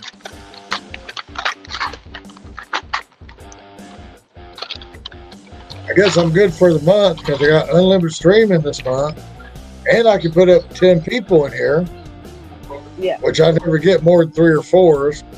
So whatever. And that's my thing. I just really struggle with the fact that, okay, I don't want to do 20 hours a month. Or do I want to do $240 a year and stream anytime I want to? But yeah, or if you don't wanna, do you have an iPhone or an Android? I got a little Android. Because you can do Camera-Fi too, and that's Do free. what? You don't need 1,000 subscribers, or you don't need the 500. And do what? Camera-Fi. It's something that like Nick uses and a couple other people use. And they like it. Roy was talking about, but how do you connect that to your YouTube? You would have to talk to Roy, that or Nick or Roy, because Roy comes into your stream and he knows about it. Because I have an iPhone. I only use the Android for the app. I mean, are you allowed to add other people like StreamYard and Camera-Fi? No, StreamYard is the only one that you can add people. Okay, so Camera-Fi would only be beneficial to me if it would connect to YouTube. But if I had let. But would it connect? Would Camera-Fi connect to YouTube for you to go live? For you to go live, yeah, but you wouldn't be able to have the camera. Right, okay. So Camera-Fi would be beneficial to me if I wanted to go live on YouTube without 50 subscribers, basically. Right. Instead of, yes, but you wouldn't have a panel, it would just be you talking, you know what I'm saying? Yeah, so it would be just like YouTube, but less than 50 subscribers. Right, but yeah, you don't need a certain amount of subscribers to use these third-party apps. Like, there's the Prism app. I don't know if it's for Android. I have it on my iPhone. And you can use that. That's free. Yeah, so basically, once I get 50 subscribers, I won't need to use Camera-Fi because I'll be able to go on my mobile and go live anytime I want to. Yeah, but going live on YouTube is not all that it's made out to be. Because I don't like it. When I got my 1,000 subscribers and I was able to do live streams on it, I Yeah, I just went couldn't over and looked. keep up with the I went over and comments looked at. stuff. I went over and looked. It looked like you had like 1,300 now. Oh yeah, now, but not that bad. When I first went live on YouTube, I didn't like it. The comments would disappear on me and everything. I don't know, I didn't like it. Yeah, I know, buddy. I'll get more over time, but I'm just trying to weigh the ins and outs to where. I mean, like, I'm kind of torn because I like talking to Rideshare Lisa. I like talking to Bud Soda. I like talking to you. But, you know, at this time of night or in the morning, there's very few people on. So I'm just trying to figure out if it's going to be beneficial for me to pay $240 to do this for a year and have everything. Morning. Instead of doing like a 20, I only get 20 hours a month apparently.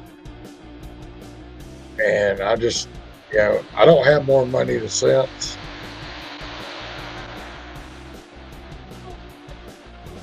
What, baby? What? Are you feeling neglected? Are you feeling left out? 'Cause I'm not playing with Yeah, you. I'm not my throwing channel your has baby. 1,300 subscribers and I have 3 members on my channel. Yeah, my thing, I'm just like, I might be here all, to 2, 3, 4 in the morning, whatever. But is it really worth $240 a year to sit here and talk to 2 or 3 people a night? Yeah. Yeah, it's something that, you would decide.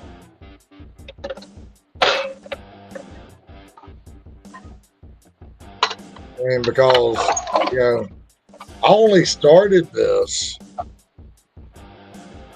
because I know there's other people that's up late at night when Flex goes to bed.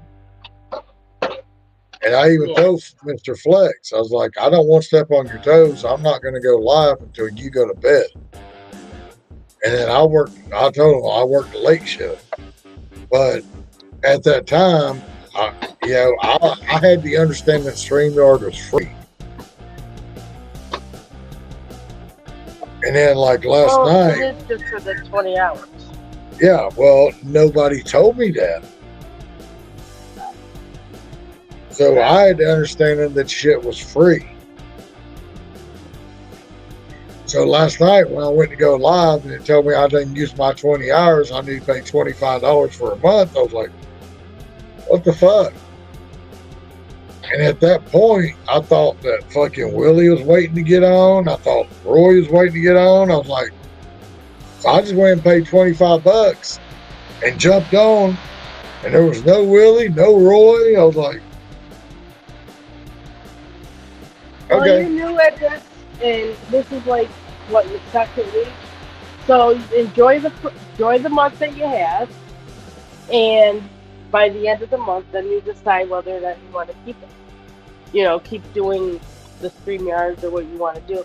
By that time, you should probably know. I mean, a month is a while, a good chunk of time.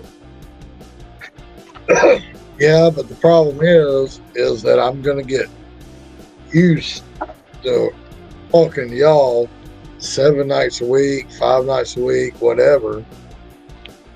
I'm going to get used to it. I'm going to get in that, what's the word I'm looking for? What's the word I'm looking for? I'm going to get in that, damn it. That's what, blank. I'm going to get used to being in that, okay? where I come home every night and I turn on my StreamYard and I got y'all here. I'm going to get used to that in the next month. So when a month is up, yeah, it's like coming home playing a video game every day for a fucking month. When you get home, you're still going to do it. You're going to do another subscription. Yeah, because you want to keep playing. And that's how they suck you in. They give me 1 month for $25, and I can stream all I want 7 nights a week if I want, and they sucking me in. So like, that's something I'm used to. It's something I'm used to seeing. So once I come back after that month, I'll have my 20 hours. But once I use up that 20 hours, it's like when I come home, I'm going to click on StreamYard and I can't do nothing. And then I'm be like, I'm be depriving myself of something that I enjoy doing. So Well, then I'll be like, then I before I show you the Camera-Fi, learn the other apps so that way you can kind of rotate between them. You can still do the free StreamYards, the 20 hours, but get yourself doing other apps. well, I like having the access for y'all to come in and talk to me too. Well, I know, but if you can't, Because I think otherwise, it's the only one that allows you. otherwise, I'm just going to be sitting here watching my fucking wrestling and catching up on my DVRs. And somebody types something, I'll respond to them while I'm live. But it's just one of them things. It's like they suck you in and they give you a free month, and then when they take it away from you, you feel like you're being deprived from something. And that's how they get you to fucking go ahead and say, okay, I'm going to go and pay for a year right now. Because I still want to talk to these people. I still want to do this. I still want to do that. You know what I'm saying? Because once my 20 hours over, I can't sit here and talk to Right Chair Lisa. I can't sit here and talk to Bud Soda. I can't sit here and talk to Roy. You know? If I can go live on YouTube, it's just talking to people that are texting, which there's really no text coming in. So if nobody's texting, I'll be sitting here looking at myself. Yeah. I don't like looking at myself in the mirror. Yeah, because I don't think I'm that fucking handsome. I don't even like looking at myself. Like a fucking old gray guy, Santa Claus looking motherfucker with a hat on, drinking beer and smoking cigarettes. I do have a Panama City shirt on. We went to Panama City. I got this shirt.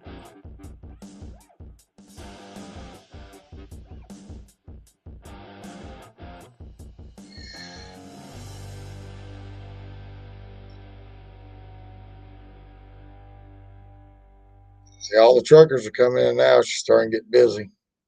She has to go in and out.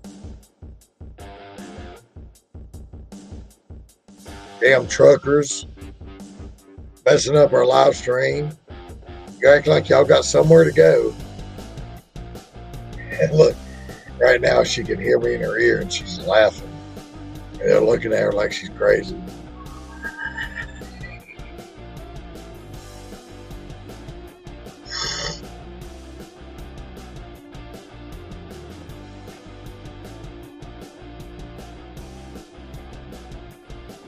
I was here talking shit and she's kind of laughing. And they're looking at her like she's crazy. Oh no, every time I put you on hold, I have a customer. Right, but I figured you could still hear me in your ear. Oh, I took you out of my ear there for a second because my manager called, one of my managers, and she's sick, and she's really not feeling. Oh, I'll sit here laughing because I was like, I was like, Rideshare Lisa, she put a, you know, she took her microphone off, but she still got us in her ear. So I Yeah. was sitting there talking shit. I was like, yeah, Rideshare Lisa sitting there looking at these truckers. Like, okay, I'm sitting here talking to people. And y'all are fucking wanting to go somewhere. And y'all are fucking wanting this food. And I'm trying to talk to these people. And y'all are interfering with what I'm trying to do. And I just started laughing. I just saw that. And I was laughing. I was like, she's got me in her ear. So she's going to be looking crazy at them because she hears me talking shit to them. And she's laughing at them while she's ringing their shit up. Oh, Lord. And they're looking at her like she's crazy. Yeah, you are. No, actually, it was the one time I took you out of my ear. That's too funny. Yeah, because I was like, I know she can hear me because I'm in her ear and I'm sitting here talking shit. Like, y'all truck drivers need to leave me alone so I can talk to this guy. And y'all are here wanting all this shit. Y'all are trying to take off and y'all are interfering with my shit. And I started laughing. I was like, she's going to look crazy as hell to these truck drivers because she has me in her ear and she's laughing and looking at them. And they don't even realize that I'm talking shit. I thought that was kind of funny. Had me a little giggle. And see, this kind of shit I'm talking about that, you know, I don't know. can I just do this 20 hours a week, or, you know, I'll get hooked on it and I'll want to do it 7 days a week. But then again, do I want to pay $240 to do this? Yeah. And not know how many people's going to show up. I might sit here by myself, just talking to nobody. I mean, I don't know.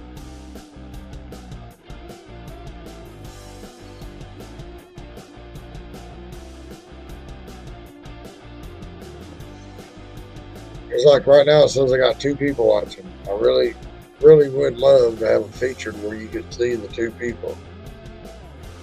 That way you can see who frequents your channel. You ain't got to say that to them. Just see who frequents your channel at what time. And see what works for them. You know what I'm saying? And you ain't got to give them shout outs. You just say, okay, this guy and this guy, okay. This girl, they come here this time, that time. And you just know who they are, you know, and you see that they're here. But all you do is see 2 people watching. You don't even know who the hell they are.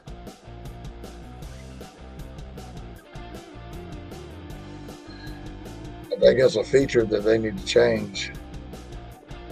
So, you mean to tell me that your wife is asleep while you do this? Yeah, she's laying in the bed.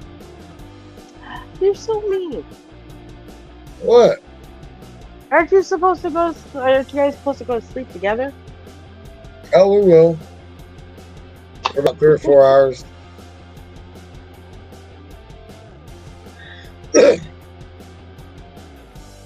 According to what time I go in there, you know, I go in there. I mean, like I said, we met in 1993. We've been married since 1996. You know,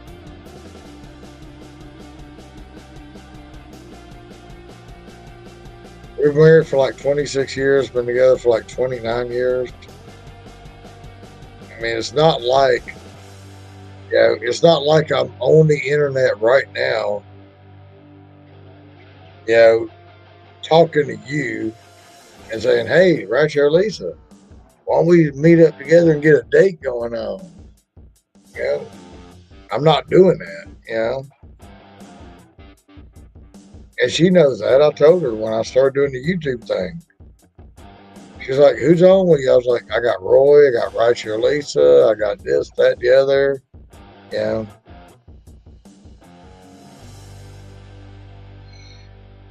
I mean, we have a trust thing. I mean, it's like, you know, she trusts me and I trust her. It's not like I'm trolling on the internet at 2, 3 in the morning, looking for a piece of ass. I mean, I got one right there in the bedroom. I don't need to go looking for it. I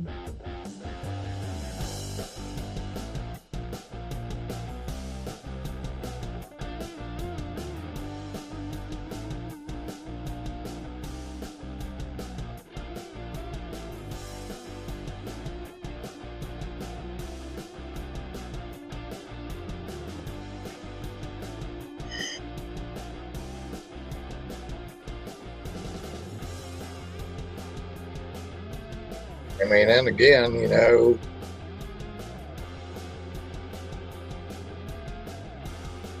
if I did get on the internet and troll for a piece of ass, I mean, how many people do you think is going to swipe right on this guy? You know, they're going to keep swiping left on me.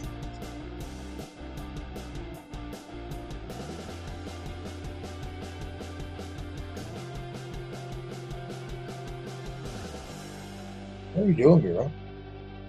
What are you doing, baby? I got my doggies.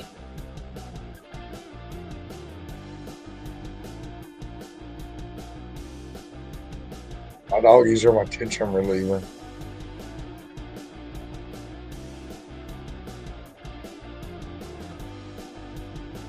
What I love about dogs, they're a very good judge of character. And I'm telling you, my dogs love everybody. If you walk up on my porch and my dogs start fucking raising hell and yelling and barking and screaming and shit, they're like, you gotta go. If my dogs don't like you, I'm not gonna like you. You need to hit the bricks, brother.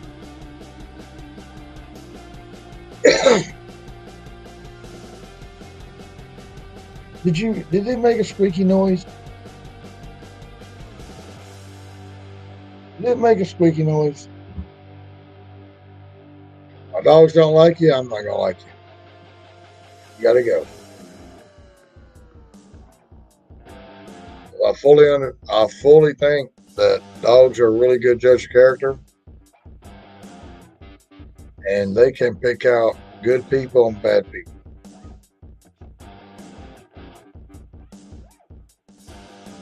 Start raising hell if you walk up, you gotta go. I don't give a shit who brought you. I don't give a shit where you come from. My dogs don't like you, I ain't gonna like you. I ain't gonna talk to you. You need to go.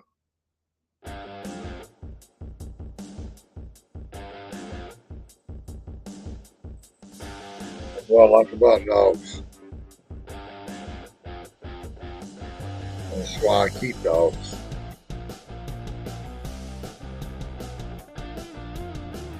Because somebody walks up on my porch, my dogs are wagging their tails, they're looking at them. I'm like, all right, I'll come talk to this guy. He's a good guy. If somebody comes walking up and the dogs get bad vibes off of them, they start raising hell and they're just going off. I'm like, brother, you need to go. I don't know what you want. I don't know what you're here for. I don't know what you want, but you need to go. You need the bricks. Because I go off the vibes of my dogs. If they don't like you, I ain't gonna like you.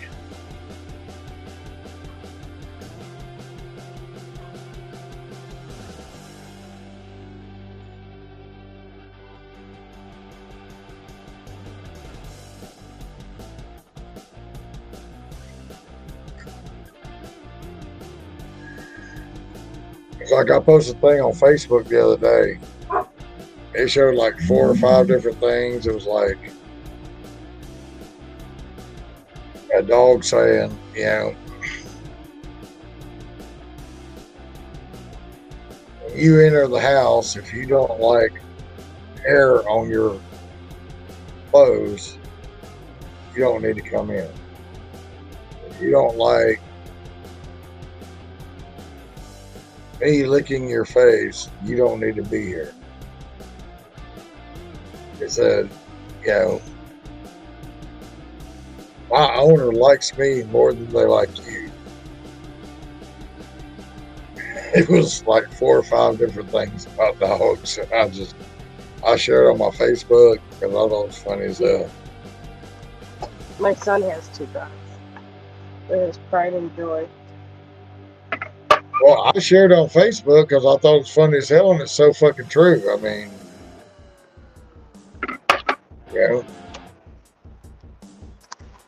it's like my dogs live here 24/7. Obviously they're not paying no rent or nothing, but they live here. Okay. If you come in here and you don't like having hair on your shirt or whatever, or you don't like the dogs coming up to you, then you don't need to be in my fucking house. I mean, my dogs live here. I don't keep them. I put them in a kennel when I leave to go to work. But when I come home, I take them out of the kennel. Actually, to be truthfully honest, only 1 or 2 go in the kennel, but the rest of them run the fucking house. And when I come home from work, I take them out, use the bathroom, whatever, and they come back in. And they just run around.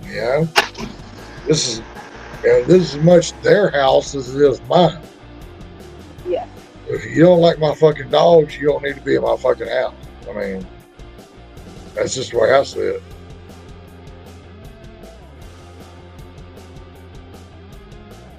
If you come show up on my fucking porch and say, "Can you put your dogs up so I can come in?"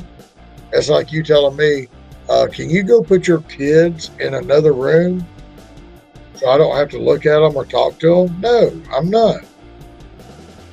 To me, these are my kids. I'm not fucking putting them up just so you can come in here to do whatever fuck you want to do. No.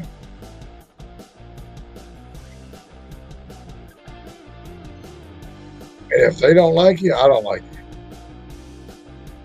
And I'll tell people, somebody shows up with somebody,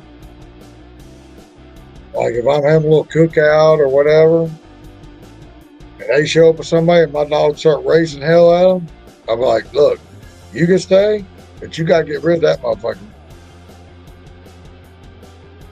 Because I fully believe dogs are a good judge of character.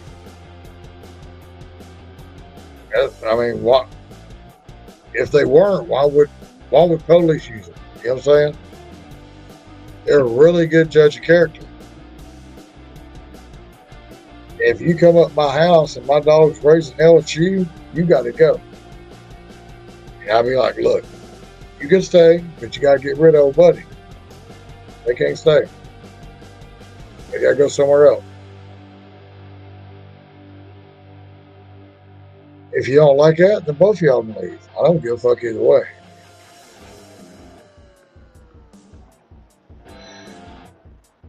I just say, if my dog don't like you, I don't like you.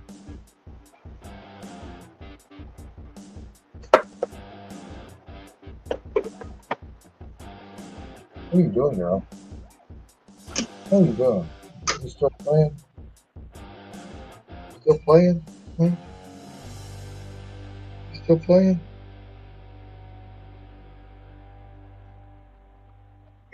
Well, see, I can't believe I'm almost out of here. It's like I get pissed off because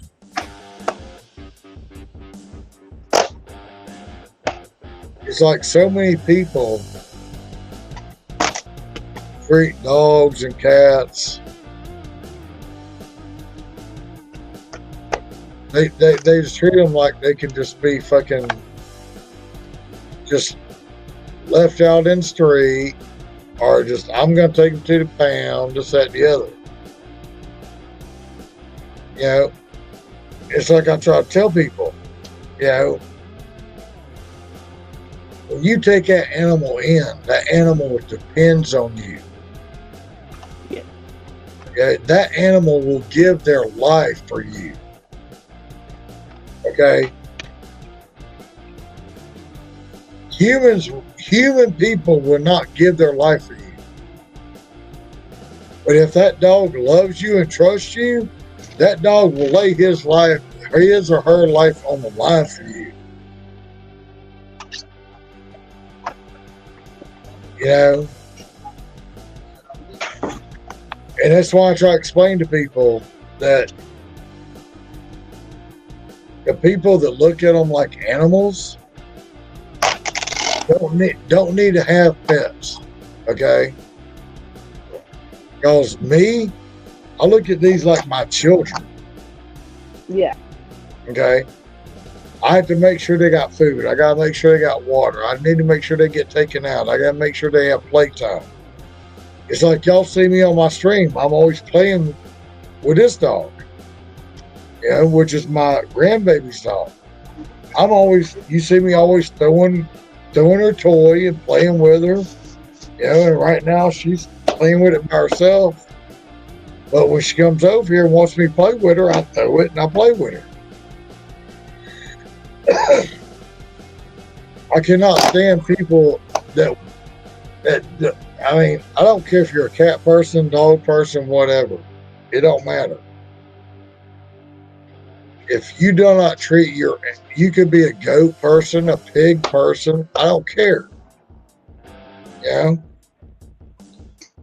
Whatever animal you have, I fully believe you need to treat them like your child. Okay? You can't just fucking get an animal and then you just 2-3 weeks, a month later, just let them out loose or send them to the pound or whatever. I don't know. There's too much of that, you know? Or you don't want to fucking take care of your dog and get them spaded or neutered. And then when they have 6-7 puppies, you just go and send them to the pound. What good is that doing? You know, do what you need to do and take care of your animals. Because your animals should be like your children.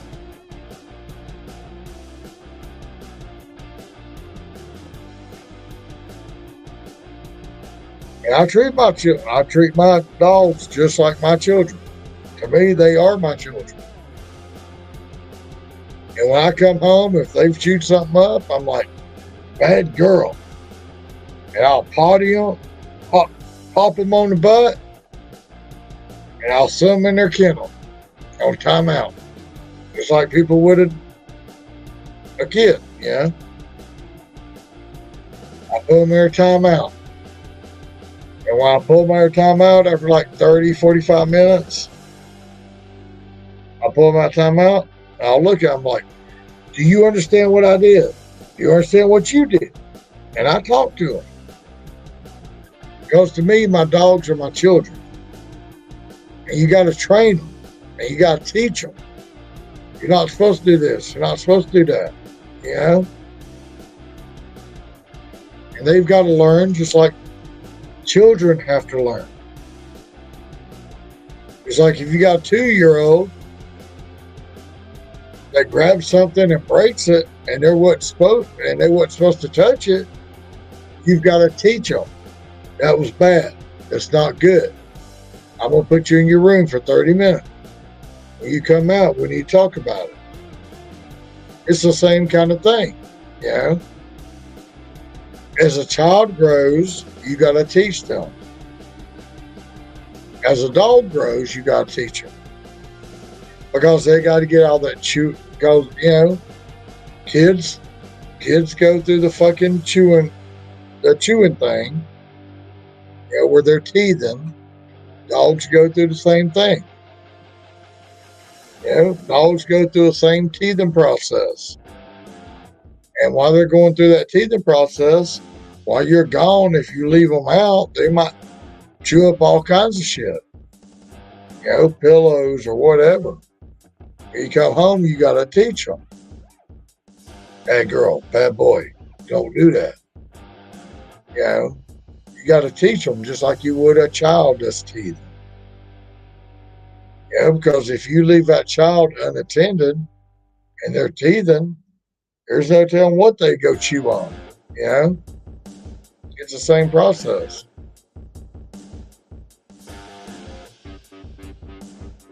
And some people ain't gonna like the fact that compare a dog to a child, but it's the same. To me, it's the same fucking thing. You know.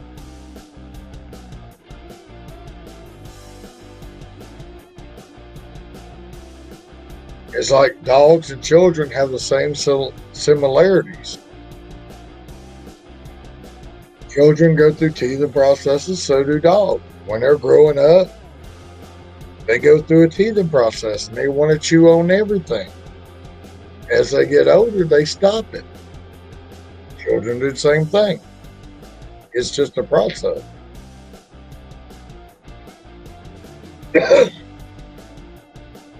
But unlike a child, that dog is loyal to you. That dog will be your best friend. And that dog will be the only motherfucker that will take a bullet for you. As where nobody else will. There will be nothing more loyal than a fucking dog.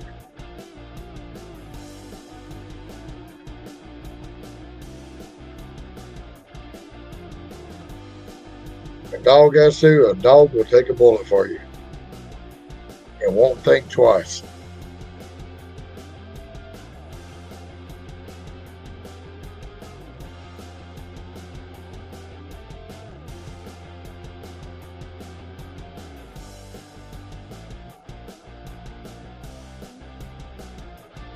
Oh, you're fine, Lisa.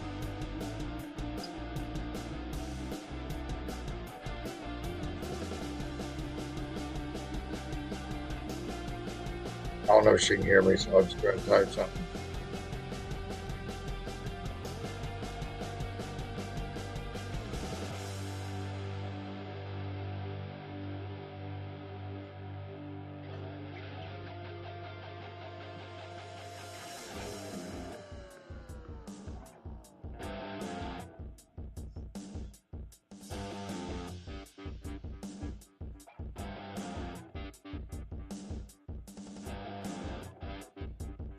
Okay. I just typed it in there. I was like, you're fine. I was like, I figured you got busy when you just up and left. It's fine. No worries. Yeah, I just typed it in chat too. Because I didn't know if you could hear me or not. And I was in the middle of typing when you said you could hear me. Yeah, I figured you might have got busy because it's getting that point in time. Yeah, see, it's like 5 o'clock here. And you're in New York, right? So it's 5 o'clock there your time too, I believe. So yeah, the truckers are waking up. They want their coffee and their donuts and their apparently pepperoni pizzas instead of sausage and cheese pizza. Yeah, that's what I figured. Yeah, I thought we were on the same time zone. I thought we were, and but I still don't understand why they want coffee and donuts and pepperoni pizza instead of having sausage cheese pizza or bacon egg cheese pizza. They would like gravitate me more to it than waking up and getting a cup of coffee and getting a pepperoni pizza. I'd rather get a cup of coffee, a donut. And I walk by and say, ooh, that sausage egg cheese pizza smells good. Yeah. Let me get a couple slices of that to go with my couple donuts I got.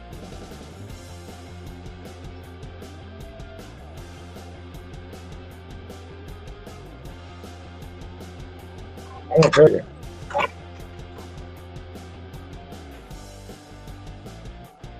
When I was doing truck driving,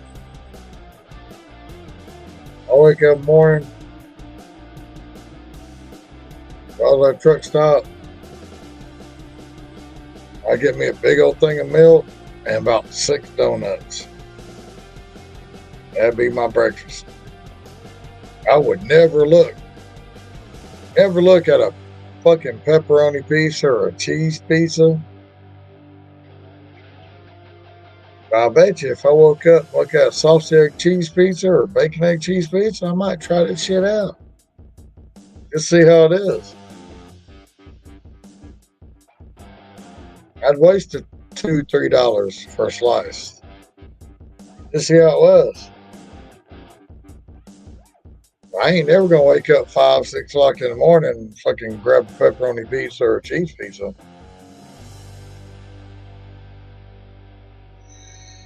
Fuck no, I'll just grab my fucking milk and my donuts and call it a day.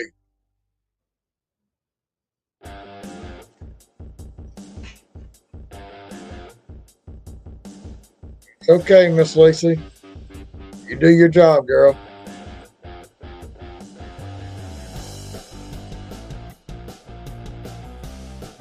You gotta take care of them customers.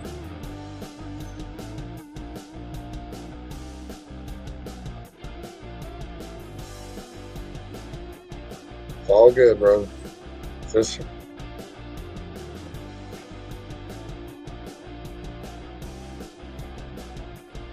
and look, she was my first subscriber.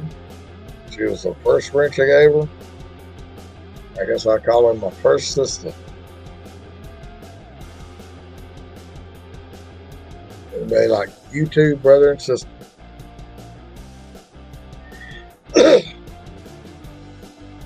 Because with her being my first subscriber and my first wrench, I can honestly say she was the first one that's been here since day one that I made this channel. And she comes in here, she fully supports me.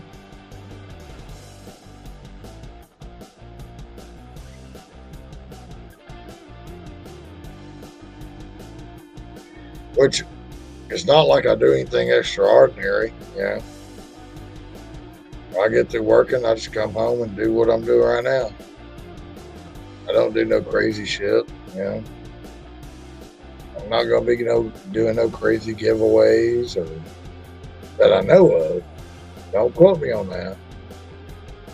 Ain't gonna be no crazy giveaways I know of or any other crazy shit that people do. You know. I'm just a simple guy, live my life, going to work, paying bills, come home, jump on here, and talk to y'all. You know, I like the simple life. I don't like the drama. There's no drama in my house. And y'all see my house every night. There's no drama here. I don't like drama. What do they say? Save you drama for your mama? Yeah. I ain't with all that drama shit. Y'all can leave that somewhere else.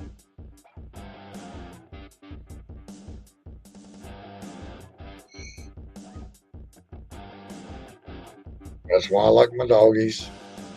Ain't no drama with my doggies.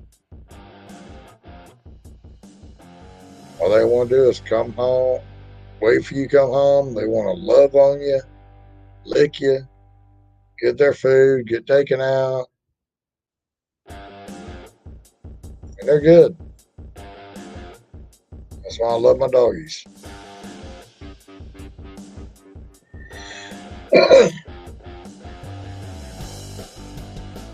You know, unlike kids, you know, you gotta feed the kids 3 or 4 days, 3 or 4 times a day.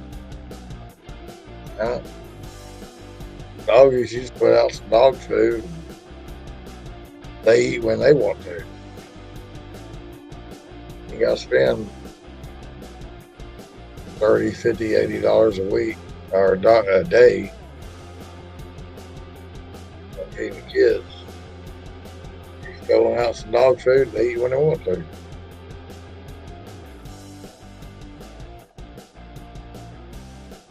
And dogs are so much,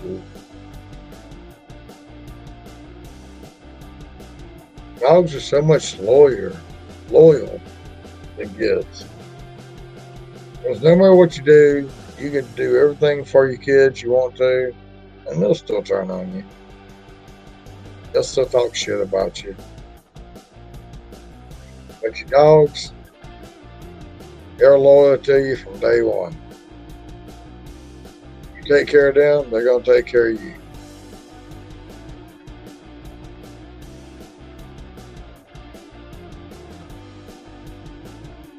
I'm talking a lot of shit right now, Lisa, so I don't know what you're talking about.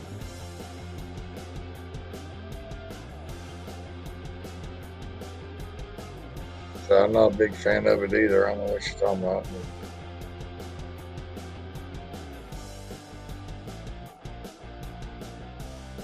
I don't know what you're talking about.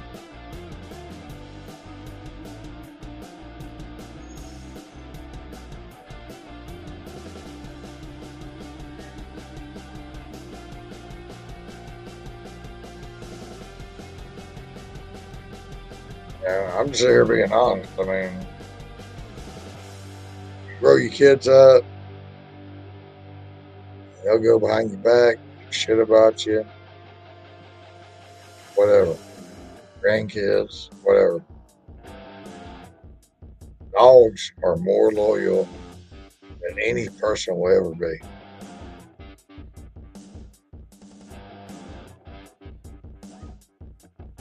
If they feel the need to take a bullet for you, they'll die for you.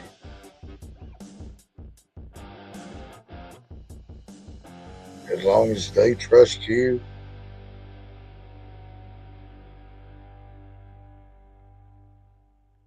you treat your dogs right, they're going to treat you right. I love my dogs.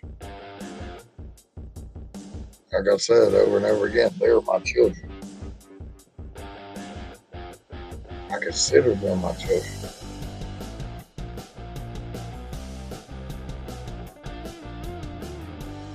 Yeah, I take them to get their baths. I take them out in the park. To run around, do what they do. I play with them. Y'all see me every night on live stream. Well, I let her out, my German Shepherd, Echo. Y'all see me all the time just throwing her a little toy. Just playing with her. She get her little exercise, whatever. Oh yeah, the drama, yeah, I ain't with all that. Yeah, right, sure, Lisa, I understand. Yeah, I ain't with that. Yeah, it's like, what did they say? Save your drama for your mama? Yeah.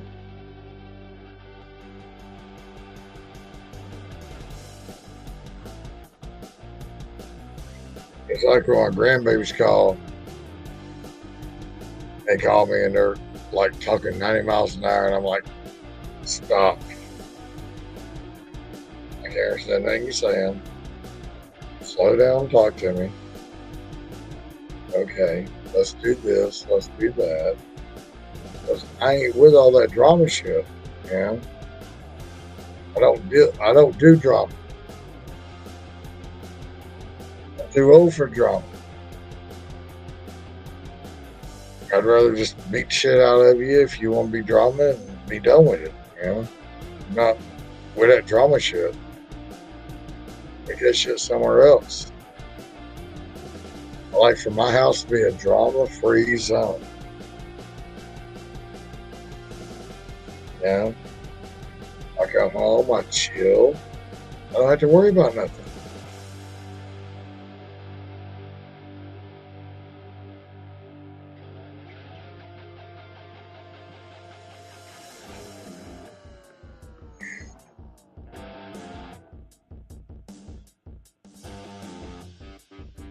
And y'all see all my lives. I don't have a whole lot of drama shit going on. I don't have nothing. I just want to chill. Watch my TV. When y'all ain't typing or talking or nobody's in here, you see me just watching TV, doing my thing. I ain't got people in the background yelling and screaming and acting all crazy. I ain't with all that.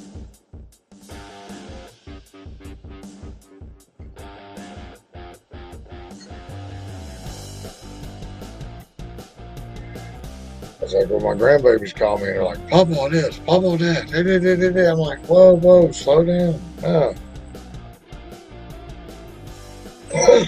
Don't put me in all that shit. I ain't part of that, you know? If you need something, okay. I'll do what I can. But don't try to put me in the middle of what y'all are doing. You know, I ain't with that. Because all that's going to do is piss me off.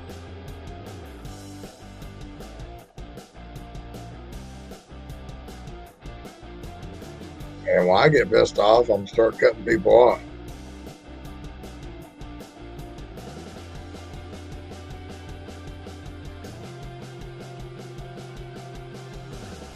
And that's how I work my life. You start pissing me off, I start cutting you out of my life. Slowly.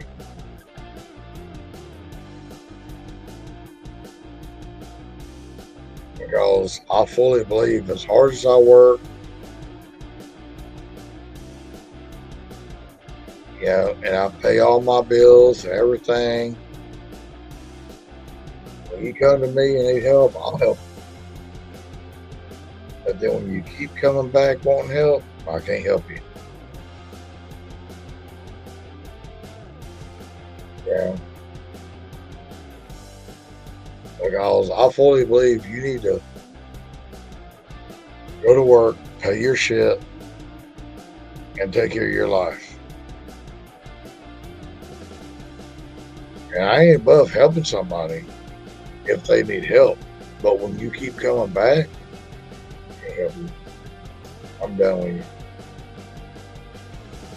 I got to cut you off.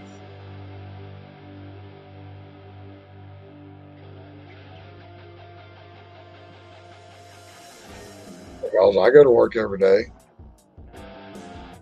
I make sure my bills are paid. Maybe you need to do the same thing. Whether it's W-2 or it's this, that, the other, you know, whatever. Whatever you need to do to take care of your shit. You know, like I said, I don't judge nobody. You know, if you're homeless, living in a tent, and you made enough money on the side of the road to buy you a lawnmower, and you want to start cutting grass, kudos to you. Way to go. Yeah? You're trying to better yourself. Yeah, you're trying to find another way to make money to help yourself out. That's great. Yeah. And I got a little bit of yard. I can cut my grass. I'm not above it. And I'll go out there and do it every fucking week. But if I see you coming up here trying to fucking make some money, you ask me if you can cut my grass for $10. I have a little bit of yard. I ain't got much. Yeah, what? I'll help you out. I'll give you $10. Cut my grass. I feel like that's a 50-50 thing. You're helping me out and I'm helping you out. And I ain't got to cut it. It's not because I'm lazy. But I have no problem going there and cut my grass every week. I have a lawnmower. I have a weed eater. I got shovels. I got rakes. I rake my yard every year. But if somebody shows up, you know, walking down the road, wants $10-15, cut my yard, I'll give it to you. Go ahead and cut it. I'll give a little bit to you. Yeah. You're out here trying to do something. I'm good with that. I ain't gonna knock you. I ain't gonna knock what you're doing. You know, I don't know your history. I don't know your life. But if you ask to, you know, you ask to do something to better yourself. It's like I'd rather somebody show up and ask to work for money than to beg for money. Yeah, because like around here, our homeless population, They don't want to work to do anything. They would rather fucking sit on the side of the road and beg for money just to go get their drugs. And that's why they can't hold down a job, because they're hooked on drugs. And that's why they're homeless. If you're literally willing to work to do something, I'll pay you. I don't care. I'll pay you. I'd rather pay you to do something, because I see homeless people all the time on the road. I drive right past them. Because 90% of the homeless people are homeless because they're on drugs. And all they want to do is get that little $20, go run to their dealer and get their little fix. And I could be wrong on that. And if I am, y'all put me out there on it. If I'm wrong on that, y'all tell me. But I'm telling you, from what I've seen in my area, 90% of the people are homeless because they're hooked on drugs. And because they're hooked on drugs, they cannot hold down a regular job. They go out there and they beg for money just to get their fix. And then they go back to their little tent. Once they get enough money, so they know they got enough money for the day, so they can get their fixes. They go off there and let somebody else come. They go back to their little tent in the woods, and they're good. They go get their little fixes through the week because they've already made enough money that they need. They go back to the little tent in the woods, and they're good.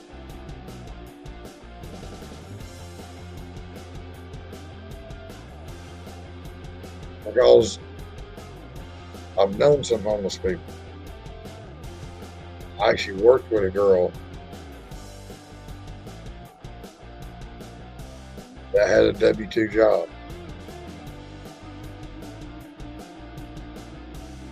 And you know, like they say, love is blind. I guess it is. But she quit her job and ran off with him and became homeless just to stay with him.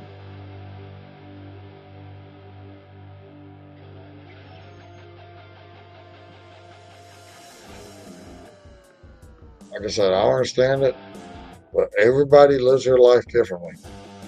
So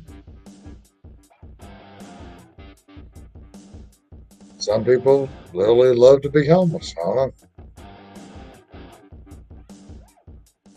Even if they're not on drugs, they may love to just be outside, love to live in a tent. Who knows?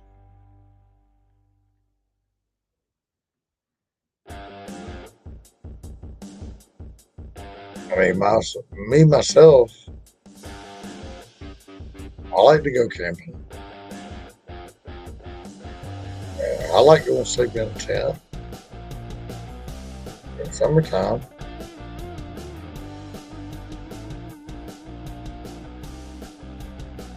I like to have the generator going, have an extension cord going, have a fan in there at nighttime. Sleep good.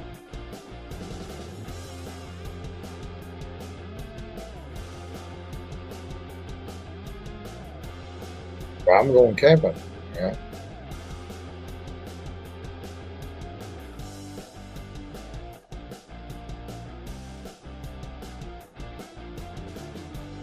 But me personally, I like having a place to come home to, where I got my cable, where I got my TVs, you know, I got my water, I got my power, I got all that. These people, they go to a tent every night. And I'm sure they still have the same luxuries if they know how to work it. Because I know some homeless people tell me that, they made enough money that they went and bought a generator. But then they had to put gas in the generator. They could work their lights, they could work their phone charger, and they could work this, that, and the other, while they were living in their tent. Like I said, I'm not here to judge anybody. You live how you live. Whatever gets you by. That's what you do. I mean, we all live on different scales, It's like I'm not the guy making $100,000 a week, $100,000 a year. I'm not up here. But this guy that fucking makes $100,000, $200,000, $300,000 a year, they should not be looking down on people like us that's making $50,000, $60,000, $70,000. Because you don't need to judge people. Because maybe I can't be up there to do that. And I'm good living down here. So it's just one of them things, We all live differently.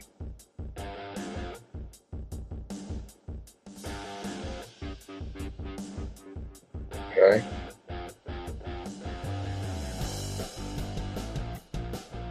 Whether you make $20,000 a year or you make $300,000 a year, it does not matter. To me, it does not matter, or you're homeless or whatever. If you're trying to better yourself, that's all that matters. All that matters.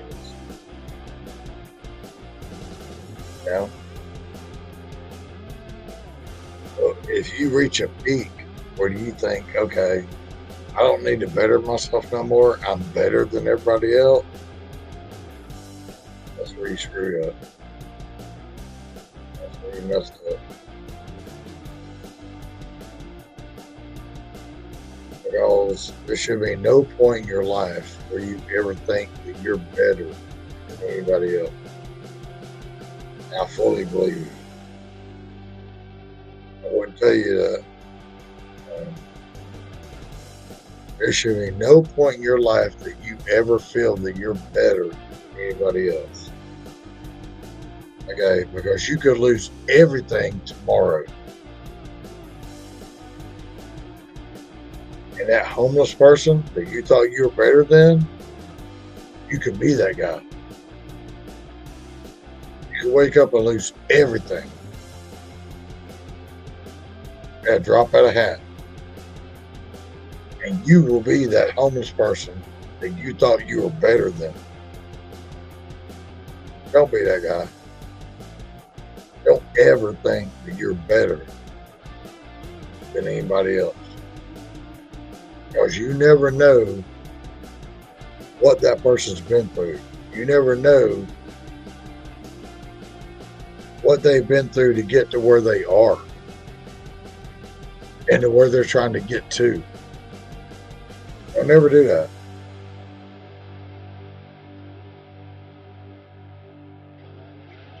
We all live life differently.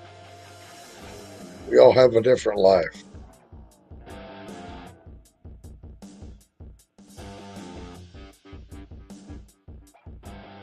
As I said, this world right now is so judgmental. It's so politically correct. No, I ain't that guy. Don't judge people, dude. Do that. Man, woman, whatever. Don't judge them. They're going to do what they do.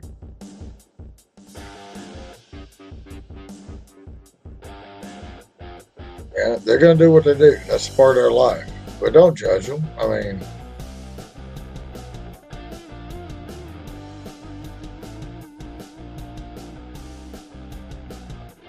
really care that a gay guy tried to fucking pepper spray me and steal my fucking truck. When I chased him, he fucking ran off. I don't care. Yeah. I'm not judging him as a person, but I think he's a sorry piece of shit because he was trying to take my shit. And that's the way I look at it. I don't care what he does as a person. He can go do what he does.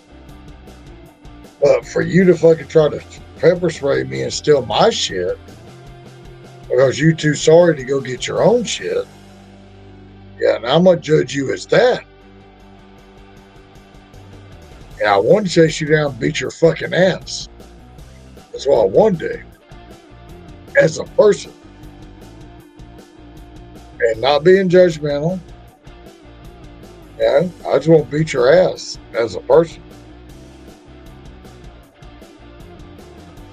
Because you try to take my shit that I work for. That ain't working for me.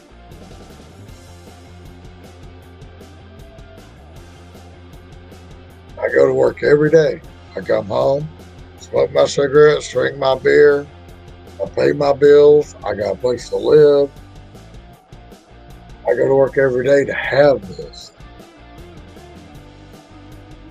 And because you want to see it, not gay, straight, whatever, I don't care. But you as a person want to be a sorry piece of shit and try to steal my shit and pepper spray me and take my shit away from me? No, I ain't good with that. I'm not good with that.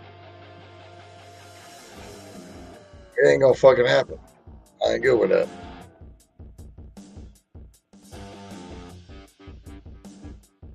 And I think they figured out really fucking quick that they got the wrong motherfucker.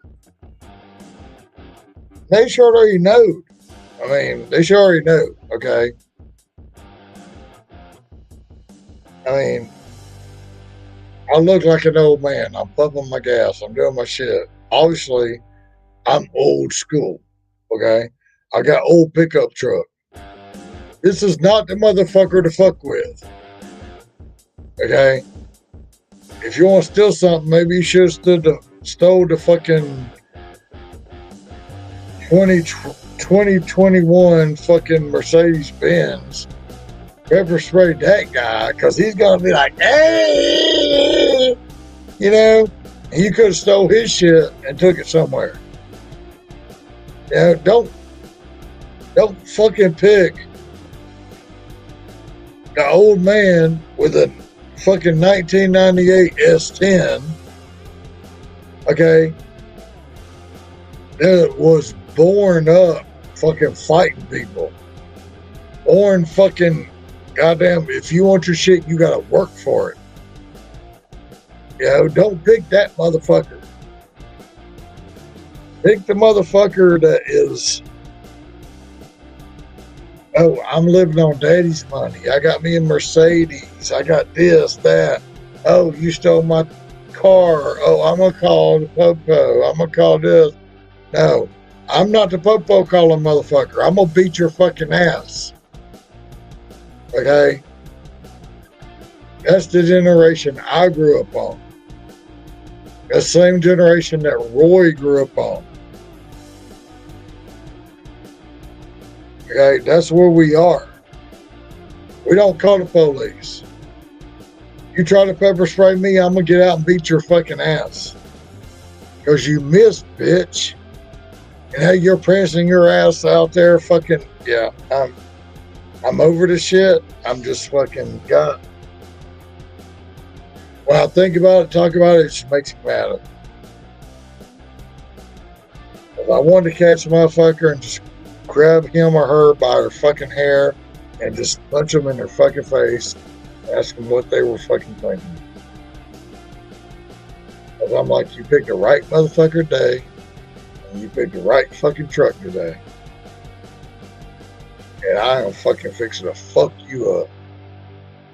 Bottom fucking line. Yeah.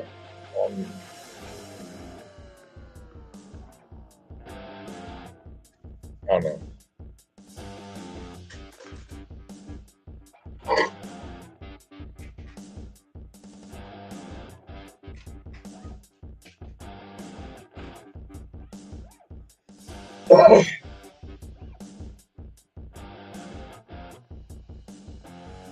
I'm going to get a refill. I'll be right back. Y'all stay tuned. I'll be right back.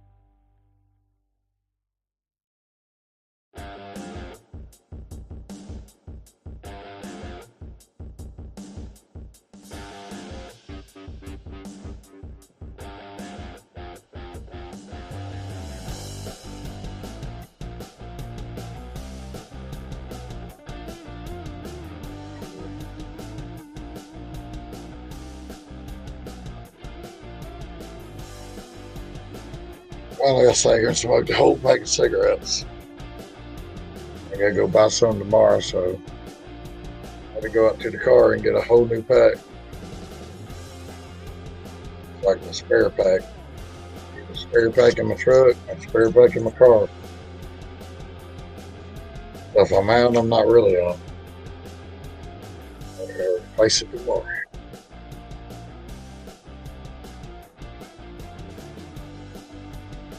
I got a cigarette.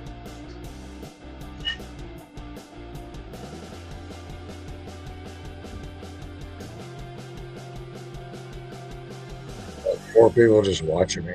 I mean, it's fucking awesome. Yeah, I mean,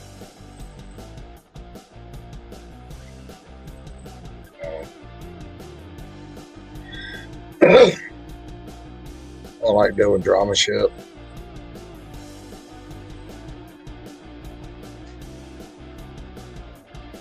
You'll pull drama out, I'm gonna fucking put you out. So I said it.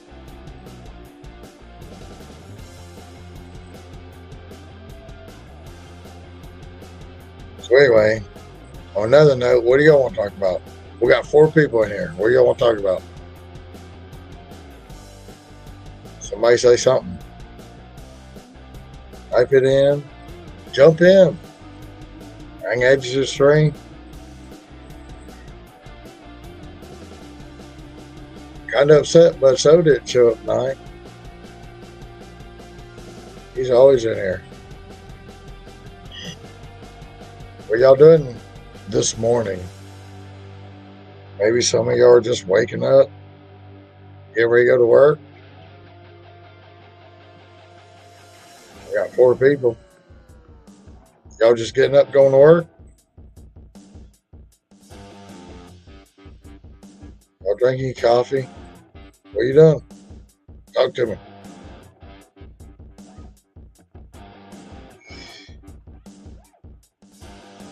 Miss Lisa had to dip out. Start getting busy. Some damn truck drivers coming there wanting shit.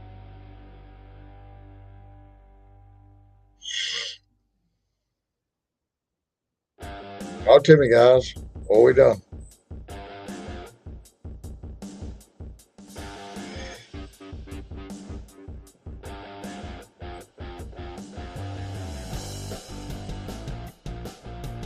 I give you live what I fucking think.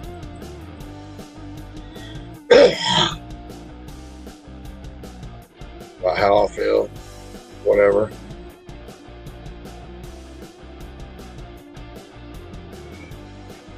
One thing you figure out about me, I don't sugarcoat shit. I tell you exactly how it is. If I don't like something, I'll tell you.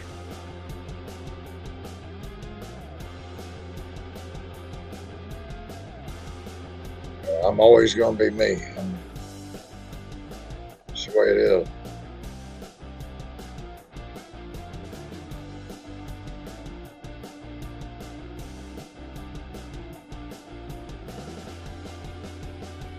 So I'm saying, you do you, I do me, whatever. I don't judge anybody. I learned a long time ago not to judge other people. Because other people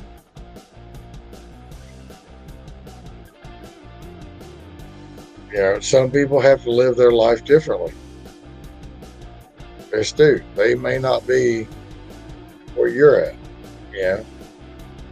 They make more than you. They make less than you. They may be homeless. Maybe whatever. Yeah.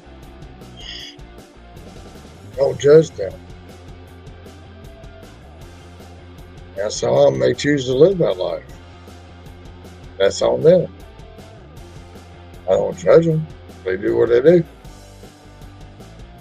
But at the same time, if you're willing to work to make money, I have no problem working. You know what I'm saying?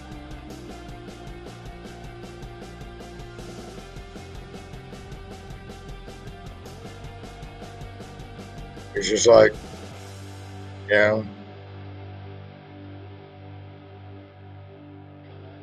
go pick up an order. Have a little patience. If these people are not working at this establishment, you don't have a job. If you're doing DoorDash or Uber Eats, you ain't got no job.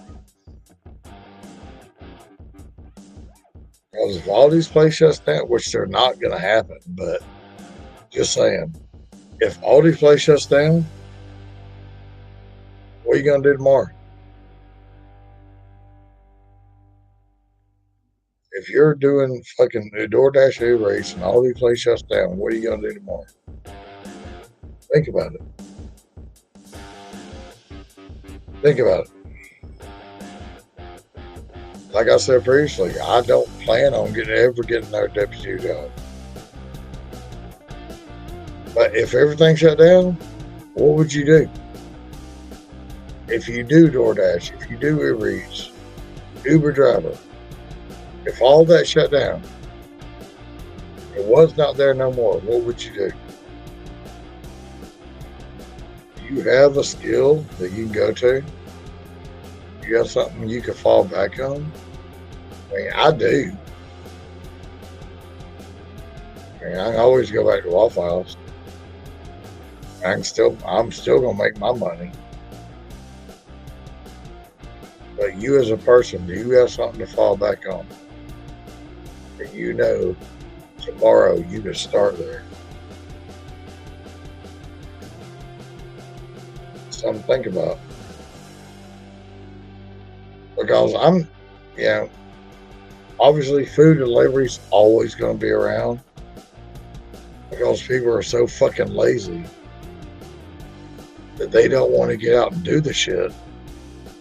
And food delivery is always going to be there. But I'm just saying, as an instance, that think about it for a minute. Take it in that if right now the only job you had was food delivery and it all shut down. Omnicon shut down delivery. Uber Eats shut down delivery. There's no more delivery. What would you fall back on? What do you have a job to fall back on? Do you have a W-2 to fall back on? That's something to think about. I mean, if it did happen.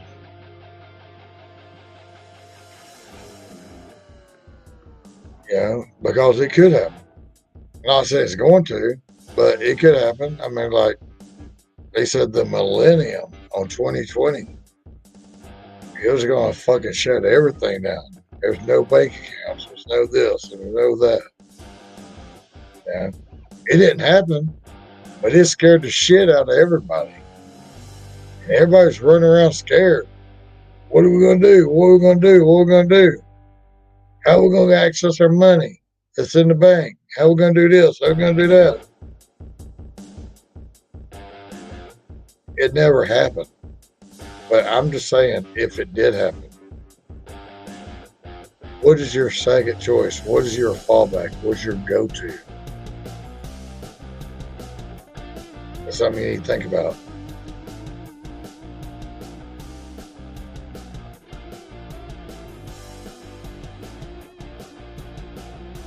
I know where I can go.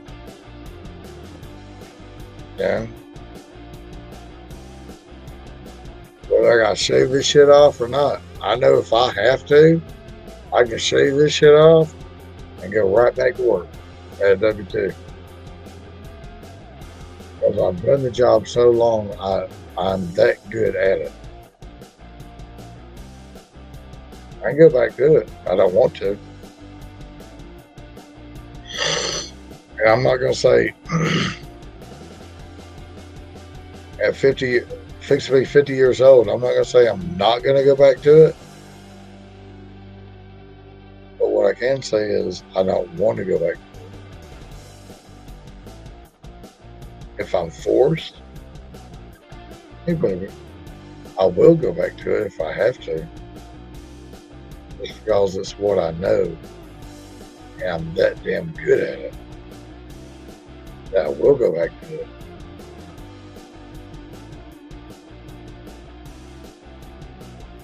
But to say I'll never go back to it, I can't say that. Because I don't know what the future holds.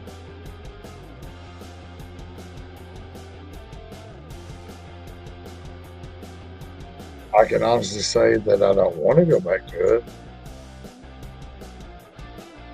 And as far as my life is going right now, I will never go back to it. But shit changes.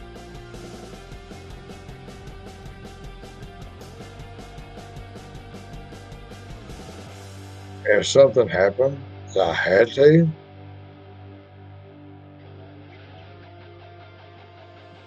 I will go back to it. Because at the end of the day, there's still bills to be paid. The shit's got to be paid. They ain't gonna pay themselves. So yeah, if I had to, I'd go back to it. If I had no choice. But as long as I have a choice, I ain't going back to it.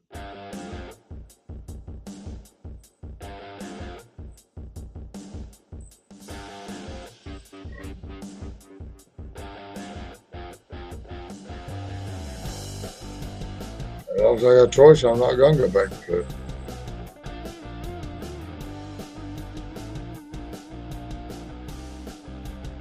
But think about it.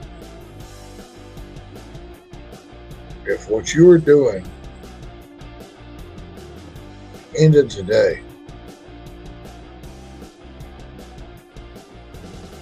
you couldn't turn on DoorDash. You couldn't turn on Uber Eats.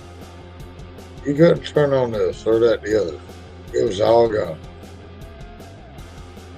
What would you do to fall back on?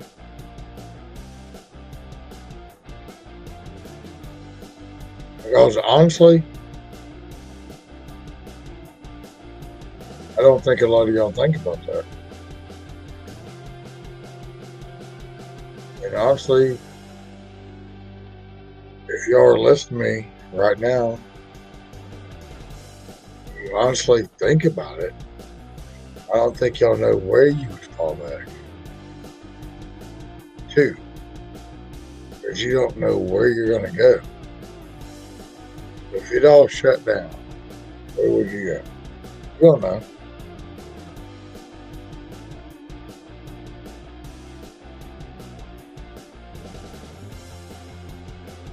I don't think y'all do know.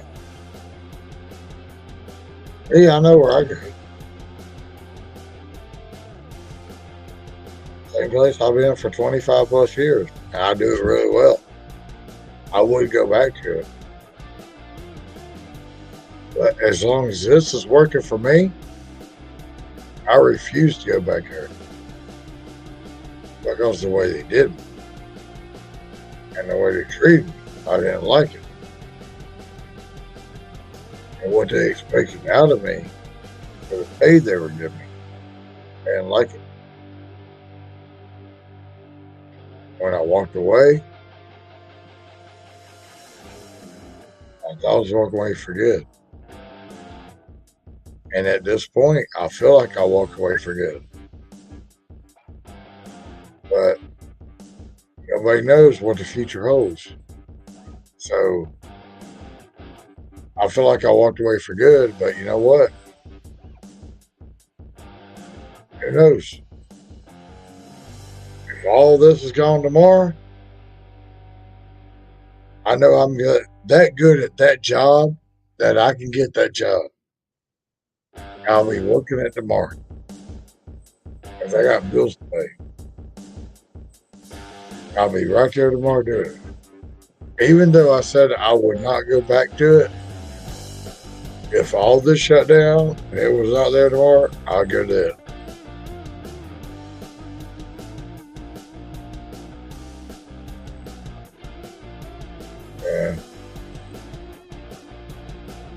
And if you're doing DoorDash, Uber Eats,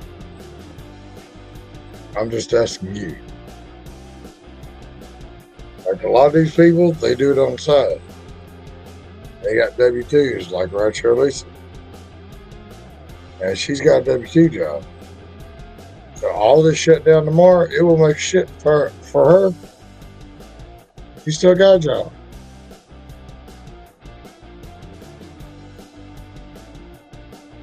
If you do not have a W-2, and this whole thing shut down tomorrow, what would you do?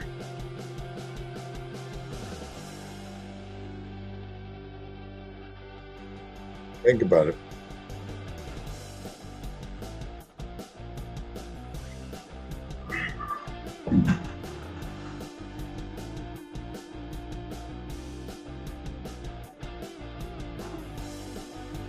I mean, I'm old enough. I've lived I live my life. I've had numerous jobs.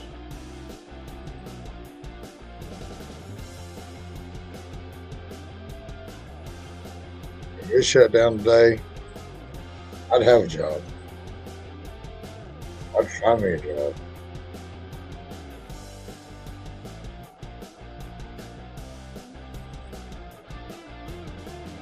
My bills will be paid regardless. If you're solely dependent on DoorDash and Uber Eats, what would you do? Think about it.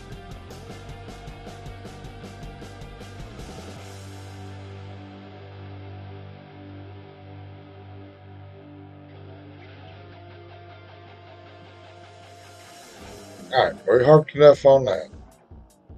Hopefully you thought about it and took it in and thought about, yeah,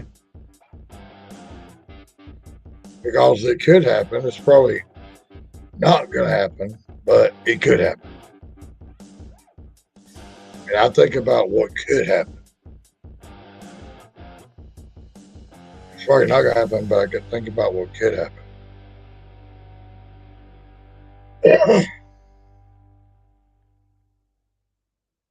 If you're sitting here watching me, I'm just trying to get y'all thinking, yeah.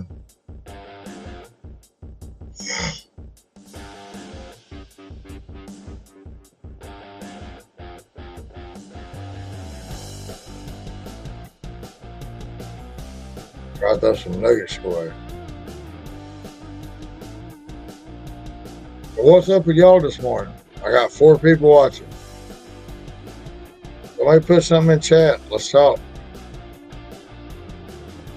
I already talked about what I want to talk about. What do y'all want to talk about?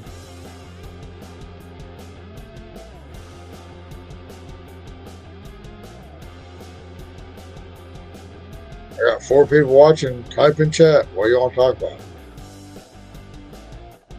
Y'all sit here watching me. I ain't doing nothing spectacular.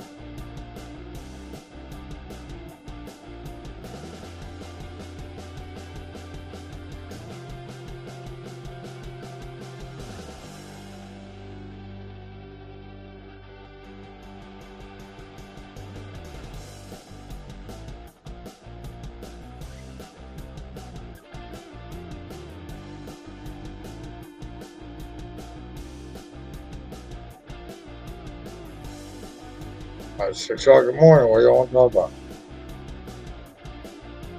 6 a.m. 6:05, actually.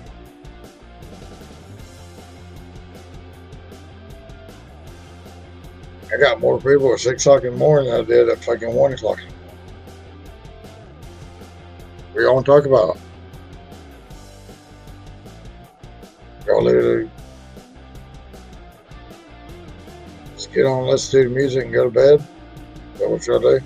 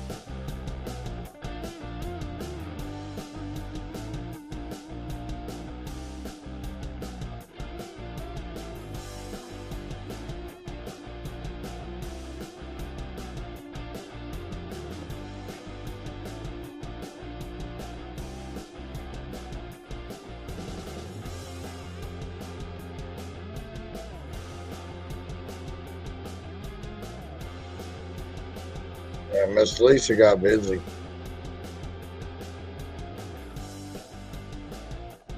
All them truck drivers had to come in, get their coffee, get their pepperoni pieces. She got busy.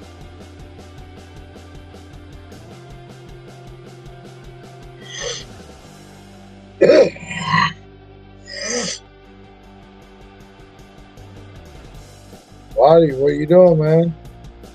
A woman? Still not who you are. I don't want you to keep that shit secret. Either a male or female.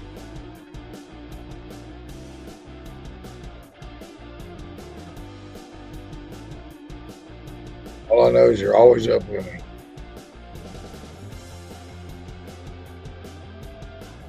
You might take a nap and come back.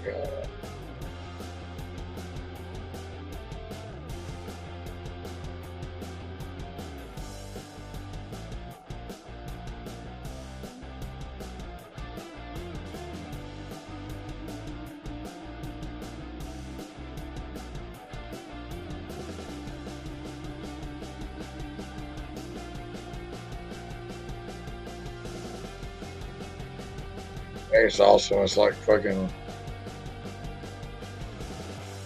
6 o'clock in the morning. I've got 3 people watching.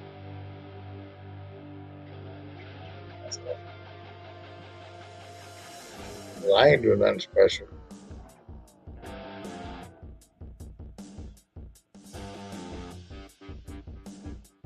I'm just sit here talking to you.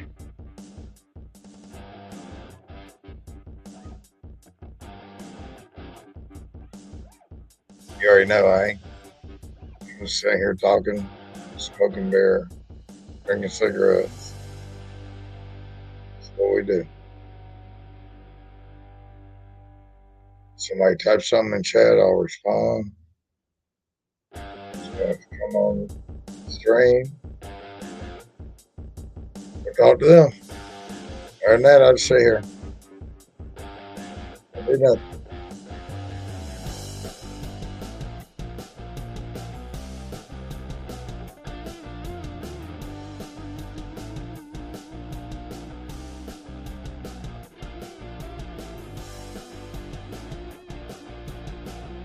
If you want to talk about something, we'll talk about it. Put it in chat. Jump up in the string.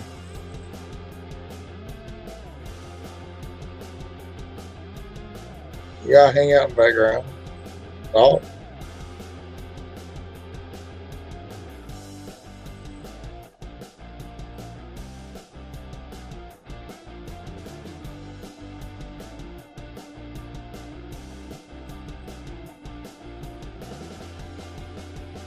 I want to be interactive with the people in chat. Or somebody come up here and get stream with me. Just pinned up top. Jump in.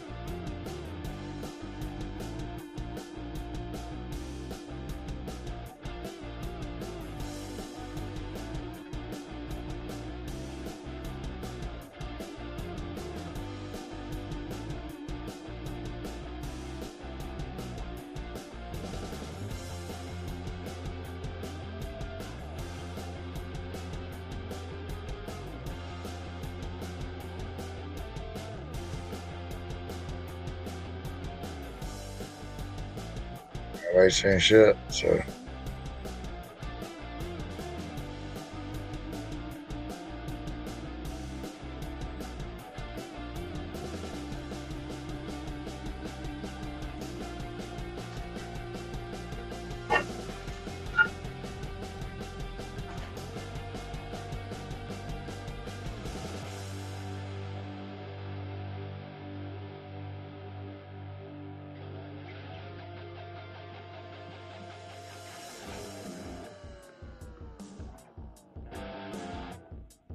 At 6:12 in the morning, nobody's talking to me. Nobody's responding. I don't know who's here, who ain't. It's this pretty girl right here. It's a pretty girl right here. Camera. Pretty baby. Pretty girl. One pretty girl. What? What pretty girl? Okay. This little pretty German Shepherd girl. I mean, I is there.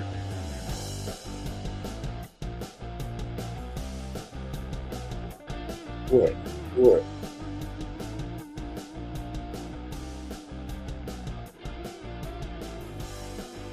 Wouldn't hurt her flee. But if she knows a bad person, she'll let me know. Yes, ma'am. Yes, ma'am. I guess I'm going to leave y'all with this. I'm going to go to bed. Anyway, we're going to bed, ain't we? Yeah. Yeah. We're going to bed. Playtime's over. We're going to go to bed. We go to bed? So we're going to bed. Peace, people. Glad y'all come watch me. I appreciate all y'all.